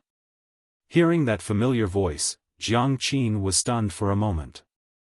She thought that it was her illusion. Just like the countless previous experiences, she would hear Fang Yan's voice when she was in danger, she would hear Fang Yan's voice when she was tired from playing the piano, she would hear Fang Yan's voice when she was shopping alone while drinking tea, and she would hear Fang Yan's voice when she woke up from her dreams. Could it be the same as those mistakes, another beautiful illusion? Ah, Jiang Qin and Yuan Lin looked over with a puzzled expression. When they found that the thin man standing at the door was indeed the Fang Yan that they were thinking about, their faces immediately bloomed with a moving smile. Mr. Fang came, Mr. Fang really came. Mr. Fang came to enjoy their concert. Mr. Fang listened to their singing and watched their performance. Mr. Fang knew about Jiang Qin's confession on stage and the deep-rooted longing. Mr. Fang, Jiang Qin was shy and happy at the same time. Her eyes were red as she shouted Fang Yan's name. "Mr. Fang, you're here." Yuan Lin cried in surprise. "Why didn't you tell us? We were worried that you didn't have time." "Mr. Fang? Fang Yan?" Wang Ku looked at Fang Yan seriously. He was a handsome man. However, good-looking men were a dime a dozen in the entertainment industry, so it was not unusual. However, Wang Ku did not dare to neglect this young man. He was not only the man that the two little devils, Jiang Qin and Yuan Lin, kept talking about, but also Miss Xia Tian's close friend. It was said that Miss Xia Tian would take the initiative to visit their home every year during the Spring Festival. Just based on the last point, she had to give him enough respect and enthusiasm. Wang Ku covered her cheek that was slapped by Liang Dechang and took the initiative to greet Fang Yan and said, "Mr. Fang, I'm Wang Ku, the agent of Jiang Qin and Yuan Lin." These people suddenly broke in and said they wanted to take Jiang Qin and Yuan Lin to eat supper. I refused their rude request, but they still hit me. "Hello, Miss Wang." Fang Yan greeted Wang Ku and said, "Don't worry, they can't take anyone away. They can't leave." Perhaps it was because Fang Yan's words were too arrogant, or maybe it was because Fang Yan's expression was too serious when he said it. Liang Dechang and his companions laughed. "Young Master Liang, did you hear that? He said we can't take anyone away, no one can leave. Haha, it's so funny, they don't care about us at all. Young Master Liang, this person is very interesting, you can't kill him in one go, you have to keep him and play with him slowly. Who does he think he is? Teacher? No wonder the quality of students nowadays is getting worse, it's because of such a stupid teacher." Fu Lei didn't laugh, he looked at Fang Yan strangely, guessing what relationship he had with the legendary man. "Isn't it funny?" Fang Yan asked with a smile. "It's too funny." Liang Dechang applauded and said, "My brother said, we can't kill you too early. That won't be fun. Your words have reminded me of something." Fang Yan walked toward Liang Dechang step by step and said, "If the game is very fun, it's best not to clear it in one go. Otherwise, it's easy to feel down." The smile on Liang Dechang's face became cold, and he stared at Fang Yan with a gaze as vicious as a vulture. He knew what Fang Yan wanted to do, but he didn't care at all, because what Fang Yan wanted to do was also what he wanted to do. Without saying anything, the two bodyguards behind Liang Dechang surrounded Fang Yan from both sides. They were the ones who made a move against the security guards outside and got rid of all the people who were blocking the way. Who? The man in black on the left didn't say a word and punched at Fang Yan's left temple. The temple was an important point of the human body, but it was also the weak point of the human body. If it was important, it was weak. Fang Yan could sense the strength he used. If this punch was completely hit, it might cause the temple to explode, serious injuries or even death. He wanted to kill Fang Yan, but Fang Yan didn't hold back. Fang Yan also punched. It was a punch later than his punch, and a punch lighter than his punch. It was also a punch that was even more casual than the one he had thrown. However, the punch arrived first. Fang Yan punched out and his fist fiercely hit the bridge of the black-clothed man's nose. Crack! The man in black's nose broke, and the bones in his face caved in. His body flew out, and blood sprayed in the air like a red fountain. At the same time that the man in black on the left flew out, the man in black on the right kicked at Fang Yan's crotch. This kid was even more vicious. He wanted to destroy the roots of Fang Yan's descendants. Bang! Fang Yan clamped his legs, and the foot that the man in black kicked over was sandwiched between his legs. The man in black exerted all his strength, but the foot didn't move as if it was inlaid. He couldn't move his lower body, and his upper body rushed toward Fang Yan. An uppercut went straight for Fang Yan's eyes. When Fang Yan's eyes hurt, he would naturally let go of his legs. Fang Yan stood where he was without moving. His left hand punched out lightly. Bang! There was a muffled sound. Because one of the man in black's legs was clamped by Fang Yan, his body was fixed in place, and he couldn't fly. His upper body fell backward, and then he was pulled back at an even faster speed. He looked at Fang Yan in horror, and then he opened his mouth and screamed. The man in black's arm made cracking sounds, as if every inch of the bones in his arm was breaking. "You have bad breath," Fang Yan said. "Pa!" Fang Yan punched out, and the man in black finally broke free as he wished. However, his body fell heavily to the ground, and then he couldn't get up again. This was what it truly meant to be unstoppable. This was an instant kill in terms of realm. Fang Yan looked at Liang Dachang, and asked with a smile, "The mighty young master Liang only brings these 2 rookie bodyguards when you go out?" "They're not rookies," Liang Dachang said through gritted teeth. "How could they be rookie bodyguards? One of them was a famous fighter in Huacheng's MMA world, and was only recruited by him after he became famous. The other was a member of Mount Song's Shaolin Temple's martial arts team, and used to perform martial arts on stages all over the world. Later, because he couldn't stand poverty, he retired early, and became his loyal confidant. Just now, it was the 2 of them who took care of those annoying bodyguards. At that time, they were full of power and gave people endless confidence. How could they be defeated so easily now?" Fang Yan smiled, and said, "These bodyguards aren't rookies. Looks like your definition of rookies is very special." Fang Yan walked toward Liang Dachang again, and said, "Do you have any other rookie bodyguards? Or rather, do you have any bodyguards who aren't rookies? If there aren't any, I'm going to beat someone up." "I just said, I've never failed to beat someone up I wanted to. You won't disappoint me, right?" Liang Dachang stared at Fang Yan fiercely, and said, "Brat, do you know who I am?" "I know. Liang Dachang. A bastard who's willing to be a pimp in order to please his master." Fang Yan said aloud, "Only people who beat people up need to announce their name. People who get beaten up don't need to let everyone in the world know who they are, right? I don't care who you are. If you dare to touch a hair on me, I promise I'll let your corpse lie on the street." "Really? So I'm dead for sure?" Fang Yan pointed at the gauze wrapped around Liang Dachang's forehead, and said, "I threw that piece of wood. How do you feel now?" "So it's you." Liang Dachang's anger soared again, and he pointed at Fang Yan and scolded, "I said, I'll make you wish you were dead, Pa." Fang Yen slapped Liang Dachang's face, and asked, "Is this the feeling of living worse than death that you said?" Arisima's concert was over, so Fang Yen didn't have to worry about bringing adverse effects to them.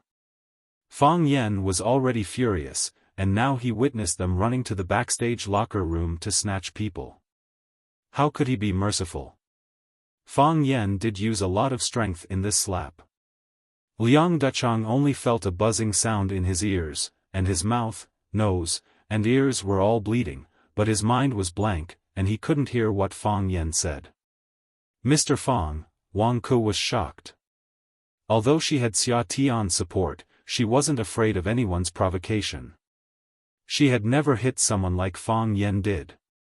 As the saying goes, a powerful dragon can't suppress a local snake. No matter how powerful Xia Tian was in Yanjing City, this was Hua City. If the local snakes in Hua City wanted to ruin your plans and cause trouble for you, you would really be suppressed everywhere. It was easy to see the king of hell, but difficult to deal with the little devils. "Pa!" Fang Yen slapped him again, and said, "Being humiliated by me to the point where you want to die but can't, is this the feeling of living worse than death that you can't forget?" "Pa!" Fang Yen slapped him again, and said, "Can you still hear me? It's okay if you can't, as long as you know you're still being beaten." When Fang Yen was about to slap him again, Fu Lei finally spoke, and shouted, "Mr. Fang, wait a minute, Pa." Fang Yen pulled his hand back down in mid-air, and then looked up at Fu Lei, and asked, "What did you just say?" Liang Dachang suffered another solid slap, and when he was about to fall to the ground in a daze, he was supported by his friends behind him. Fu Lei was stunned for a while, and said, "I said, please wait a minute, Mr. Fang, but it doesn't matter now." "Then can I continue?" Fang Yen said with a smile. He walked towards Liang Dachang again. He had only just warmed up. How could he finish so quickly?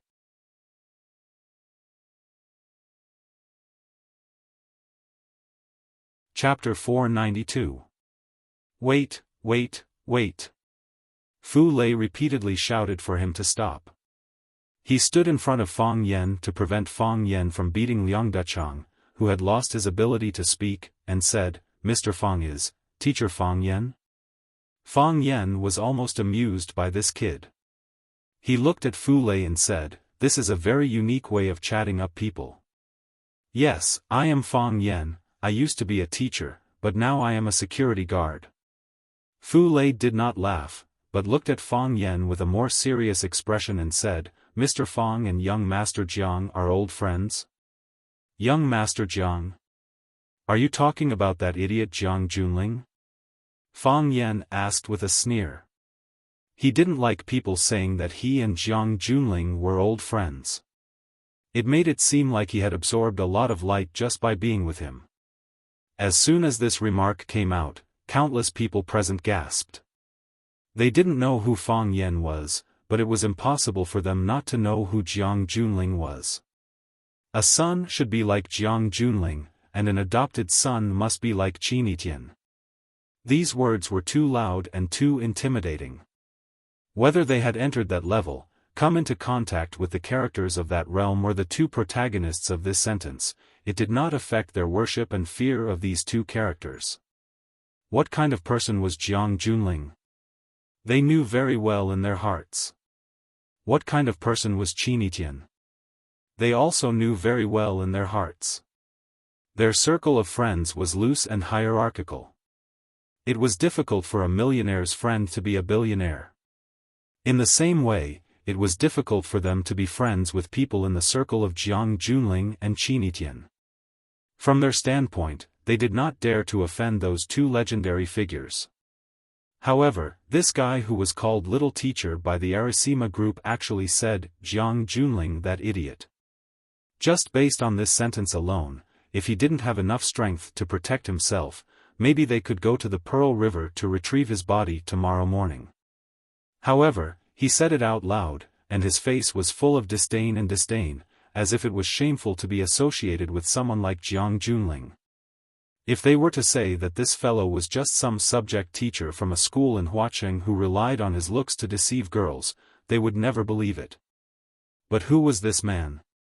He had never heard of a wealthy family with the surname Fang in Huacheng. There were no wealthy families with the surname Fang in the capital either. Fu Lei's expression changed drastically as if he had heard something inconceivable. Very quickly, his expression returned to normal. He looked at Fang Yen with a smile and said, "So it's young Master Fang. I've heard so much about you. Your name is like thunder in my ears. I didn't expect that we would be like a flood crashing into a Dragon King's temple today. One family clashed with another family, young Master Fang, this is a misunderstanding. Today, I heard the two young friends from the Arasima group perform and was shocked. Duchong saw that I was delighted and wanted to bridge the gap between us to help me fulfill a wish. We wanted to be friends with these two young friends, but because the attitude of our subordinates was too bad, it caused unnecessary conflicts and misunderstandings." Fu Lei glanced at Liang Duchong and said, "Duchong is a bit too impatient, but he's forthright and loyal. He's not a bad person deep down. Young Master Fang has already punished them. Why don't we just forget about today's matter? We'll prepare a generous gift to apologize to the two young friends from the Arasima group. How about that?" Fang Yen looked at Fu Lei and asked, "You know me? I often heard about the interesting stories between young Master Fang and young Master Jiang even when I was far away in a cold and desolate place. I've always wanted to get to know a young talent like young Master Fang if I had the chance. I didn't expect the hero to be right in front of me, but I didn't recognize him. What a sin." Fu Lei's words were very vague. But the meaning behind his words was very clear. "Since you've already offended young Master Jiang Junling, don't provoke us anymore. It would be good if everyone was friendly. When we teased girls, you pretended not to see it. When you hooked up with innocent women, we turned a blind eye. Isn't this the way people live in the circle? Hearing that I even dared to slap Jiang Junling, are you starting to feel guilty?" Fang Yen asked with a smile. "And then regret provoking my friend?" Young Master Fang, Fu Lei felt that Fang Yen didn't know how to speak properly. How could he say such a thing on the spot? "Luckily I don't know you," Fang Yen said happily. "Oh, it's so lively here." A bright and heroic voice sounded from the door. Fang Yen turned around and saw Lan Shanggu pushing Lu Shu, who was in a wheelchair, into the locker room. Fu Lei saw Lan Shanggu and shouted happily, "Brother Lan, you're here too. If I knew earlier, we could have arranged to meet in the same room to drink wine and listen to classical music." "It's a great fun." Lan Shanggu ignored Fu Lei and looked at Fang Yen with a smile. He said, "I don't have anything to do tonight, so I invited Cripple Lu to watch the classical music concert from Arasima." Lan Shanggu looked at Jiang Qin and Yuan Lin and said with a smile, "After all, the two beauties from Arasima are also from Huacheng. It's natural for us to support people from our hometown. Jiang Qin, Yuan Lin, I'm your diehard fan. You have to give me an autograph later. Otherwise, I'll leave Cripple Lu outside the changing room and not let you out. You won't be so cruel to a disabled person, right?" Jiang Qin and Yuan Lin looked at each other. They didn't understand the relationship between Lan Shanggu, Fang Yen, and Fu Lei. They just smiled and didn't say anything. Lu Shu's face turned slightly cold.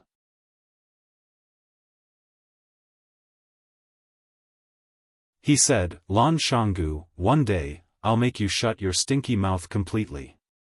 "Cripple Lu, do you want to kill me now?" "It's not easy for you to kill me, but I can kill you easily," Lan Shanggu said carelessly. He didn't take Lu Shu's threat seriously at all. Lan Shanggu walked in front of Fang Yen and stood shoulder to shoulder with him. He stared at Fu Lei and the others with the same hatred. He asked, "What happened here? Which blind guy offended our young Master Fang again?" It's a misunderstanding. It's really a misunderstanding. Brother Lon, please explain to young Master Fong that we just want to make friends with the two girls from Arisima. We don't have any other intentions. Fu Lei didn't expect Lan Shanggu to also come to this concert. But this was also good. The Fu clan and the Lan clan had some relationship, and the two clans often had business dealings. With a heavyweight like Lan Shanggu helping to slow things down, presumably Fong Yen wouldn't dare to kill them again. As for Liang Dechang, this kind of guy with bad character, he should just treat this beating as a lesson. Why did he talk to me about Arisima for no reason? Now that he brought trouble to my doorstep, I'm already being kind by not letting him bear the responsibility. Lan Shanggu sneered and said, Fu Lei, do you think I don't know your tricks? If you're wrong, you're wrong. If you're wrong, you have to admit it. It's one thing to do something wrong, but you still have to bear the responsibility after doing something wrong. If you should apologize, you have to apologize. If you should compensate for the loss, you have to compensate for the loss. Lan Shanggu naturally had the intention of interceding on Fu Lei's behalf. He wanted Fu Lei to apologize and compensate for the loss. These were just some insignificant punishments. Because he knew very well that if Fong Yen took action, things naturally wouldn't be so easy to solve. Lu Shu sneered and said, using young Master Fong's matter as a gift, Lan Shanggu, you really have a good plan. Fong Yen glanced at Lan Shanggu and said, no. Things shouldn't be handled like this. Fong Yen pointed at Fu Lei and said, just now in the VIP room on the second floor, he and Liang Dechang were discussing how to get the two girls from Arisima. I'm too embarrassed to repeat those obscene words. Jiang Qin and Yuan Lin looked at each other, and their faces were smeared with a layer of red. They knew what those obscene words Fong Yen said were referring to. Although they had the protection of Xia Tian, they rarely encountered situations where they were bullied. But occasionally, some words that reached their ears would still make them extremely angry. But this was the ecology of the entertainment circle. Even Xia Tian couldn't change the rules and purify the environment. He could only ensure that the people around him wouldn't be assimilated. I had already punished them at that time. I didn't expect them to be so daring that they forcefully ran into the room after the concert to snatch people. Fong Yen pointed at Jiang Qin and Yuan Lin and said, unfortunately, the Mr. Fong they were talking about on stage was me. They were both my students. Young master, what do you mean? The smile on Lan Shanggu's face disappeared. He looked at Fong Yen with a serious expression and asked aloud. Fong Yen walked towards Fu Lei step by step, and Fu Lei's body began to retreat. He had seen Fong Yan's skills and knew that he was far from being his opponent. He originally thought that those young masters who had been fawning over him would stand up and help him, but even when he retreated to the corner of the wall, he didn't touch anyone's body. Those guys had already retreated to the sides. Fong Yen grabbed Fu Lei's neck and lifted his body up from the ground. Fu Lei's face turned purple and his body couldn't move at all. Clang! Fong Yan's knee ruthlessly attacked Fu Lei's lower abdomen. Fu Lei's body curled up like a shrimp. His face turned black and purple, as if he had serious food poisoning. His mouth couldn't speak, but a large amount of food and liquid flowed out from the corner of his mouth. Fong Yen was worried that the compound would flow to the back of his hand, so he threw Fu Lei's body on the ground with some disdain. Then, he kicked over and over again. Bang! Bang! Bang! Every time Fong Yen kicked out, Fu Lei would scream along with it. His body curled up on the ground, his hands tightly hugging the important parts of his head. He looked even more miserable than a beggar. Every time Fong Yen kicked out, the bodies of the young masters of Hua City who were watching from the side would also tremble. The person lying on the ground was the young master Fu Lei, whom they had been trying their best to fawn over. In the blink of an eye, he was being kicked and beaten like a dog. This Mr. Fong, what kind of pervert was he? Did he know the rules? Did he have any dignity? Too unfriendly. Bang! Bang! Bang! Fang Yen kicked more than 10 times until Fu Lei lay on the ground motionless. Then, he turned to look at Lan Shanggu and asked, "What did you say just now? What is the relationship between you, friends?" You're tuning into the Xiaofan's Wuxia Tales YouTube channel. Don't forget to subscribe and join us on this journey to catch the most captivating stories.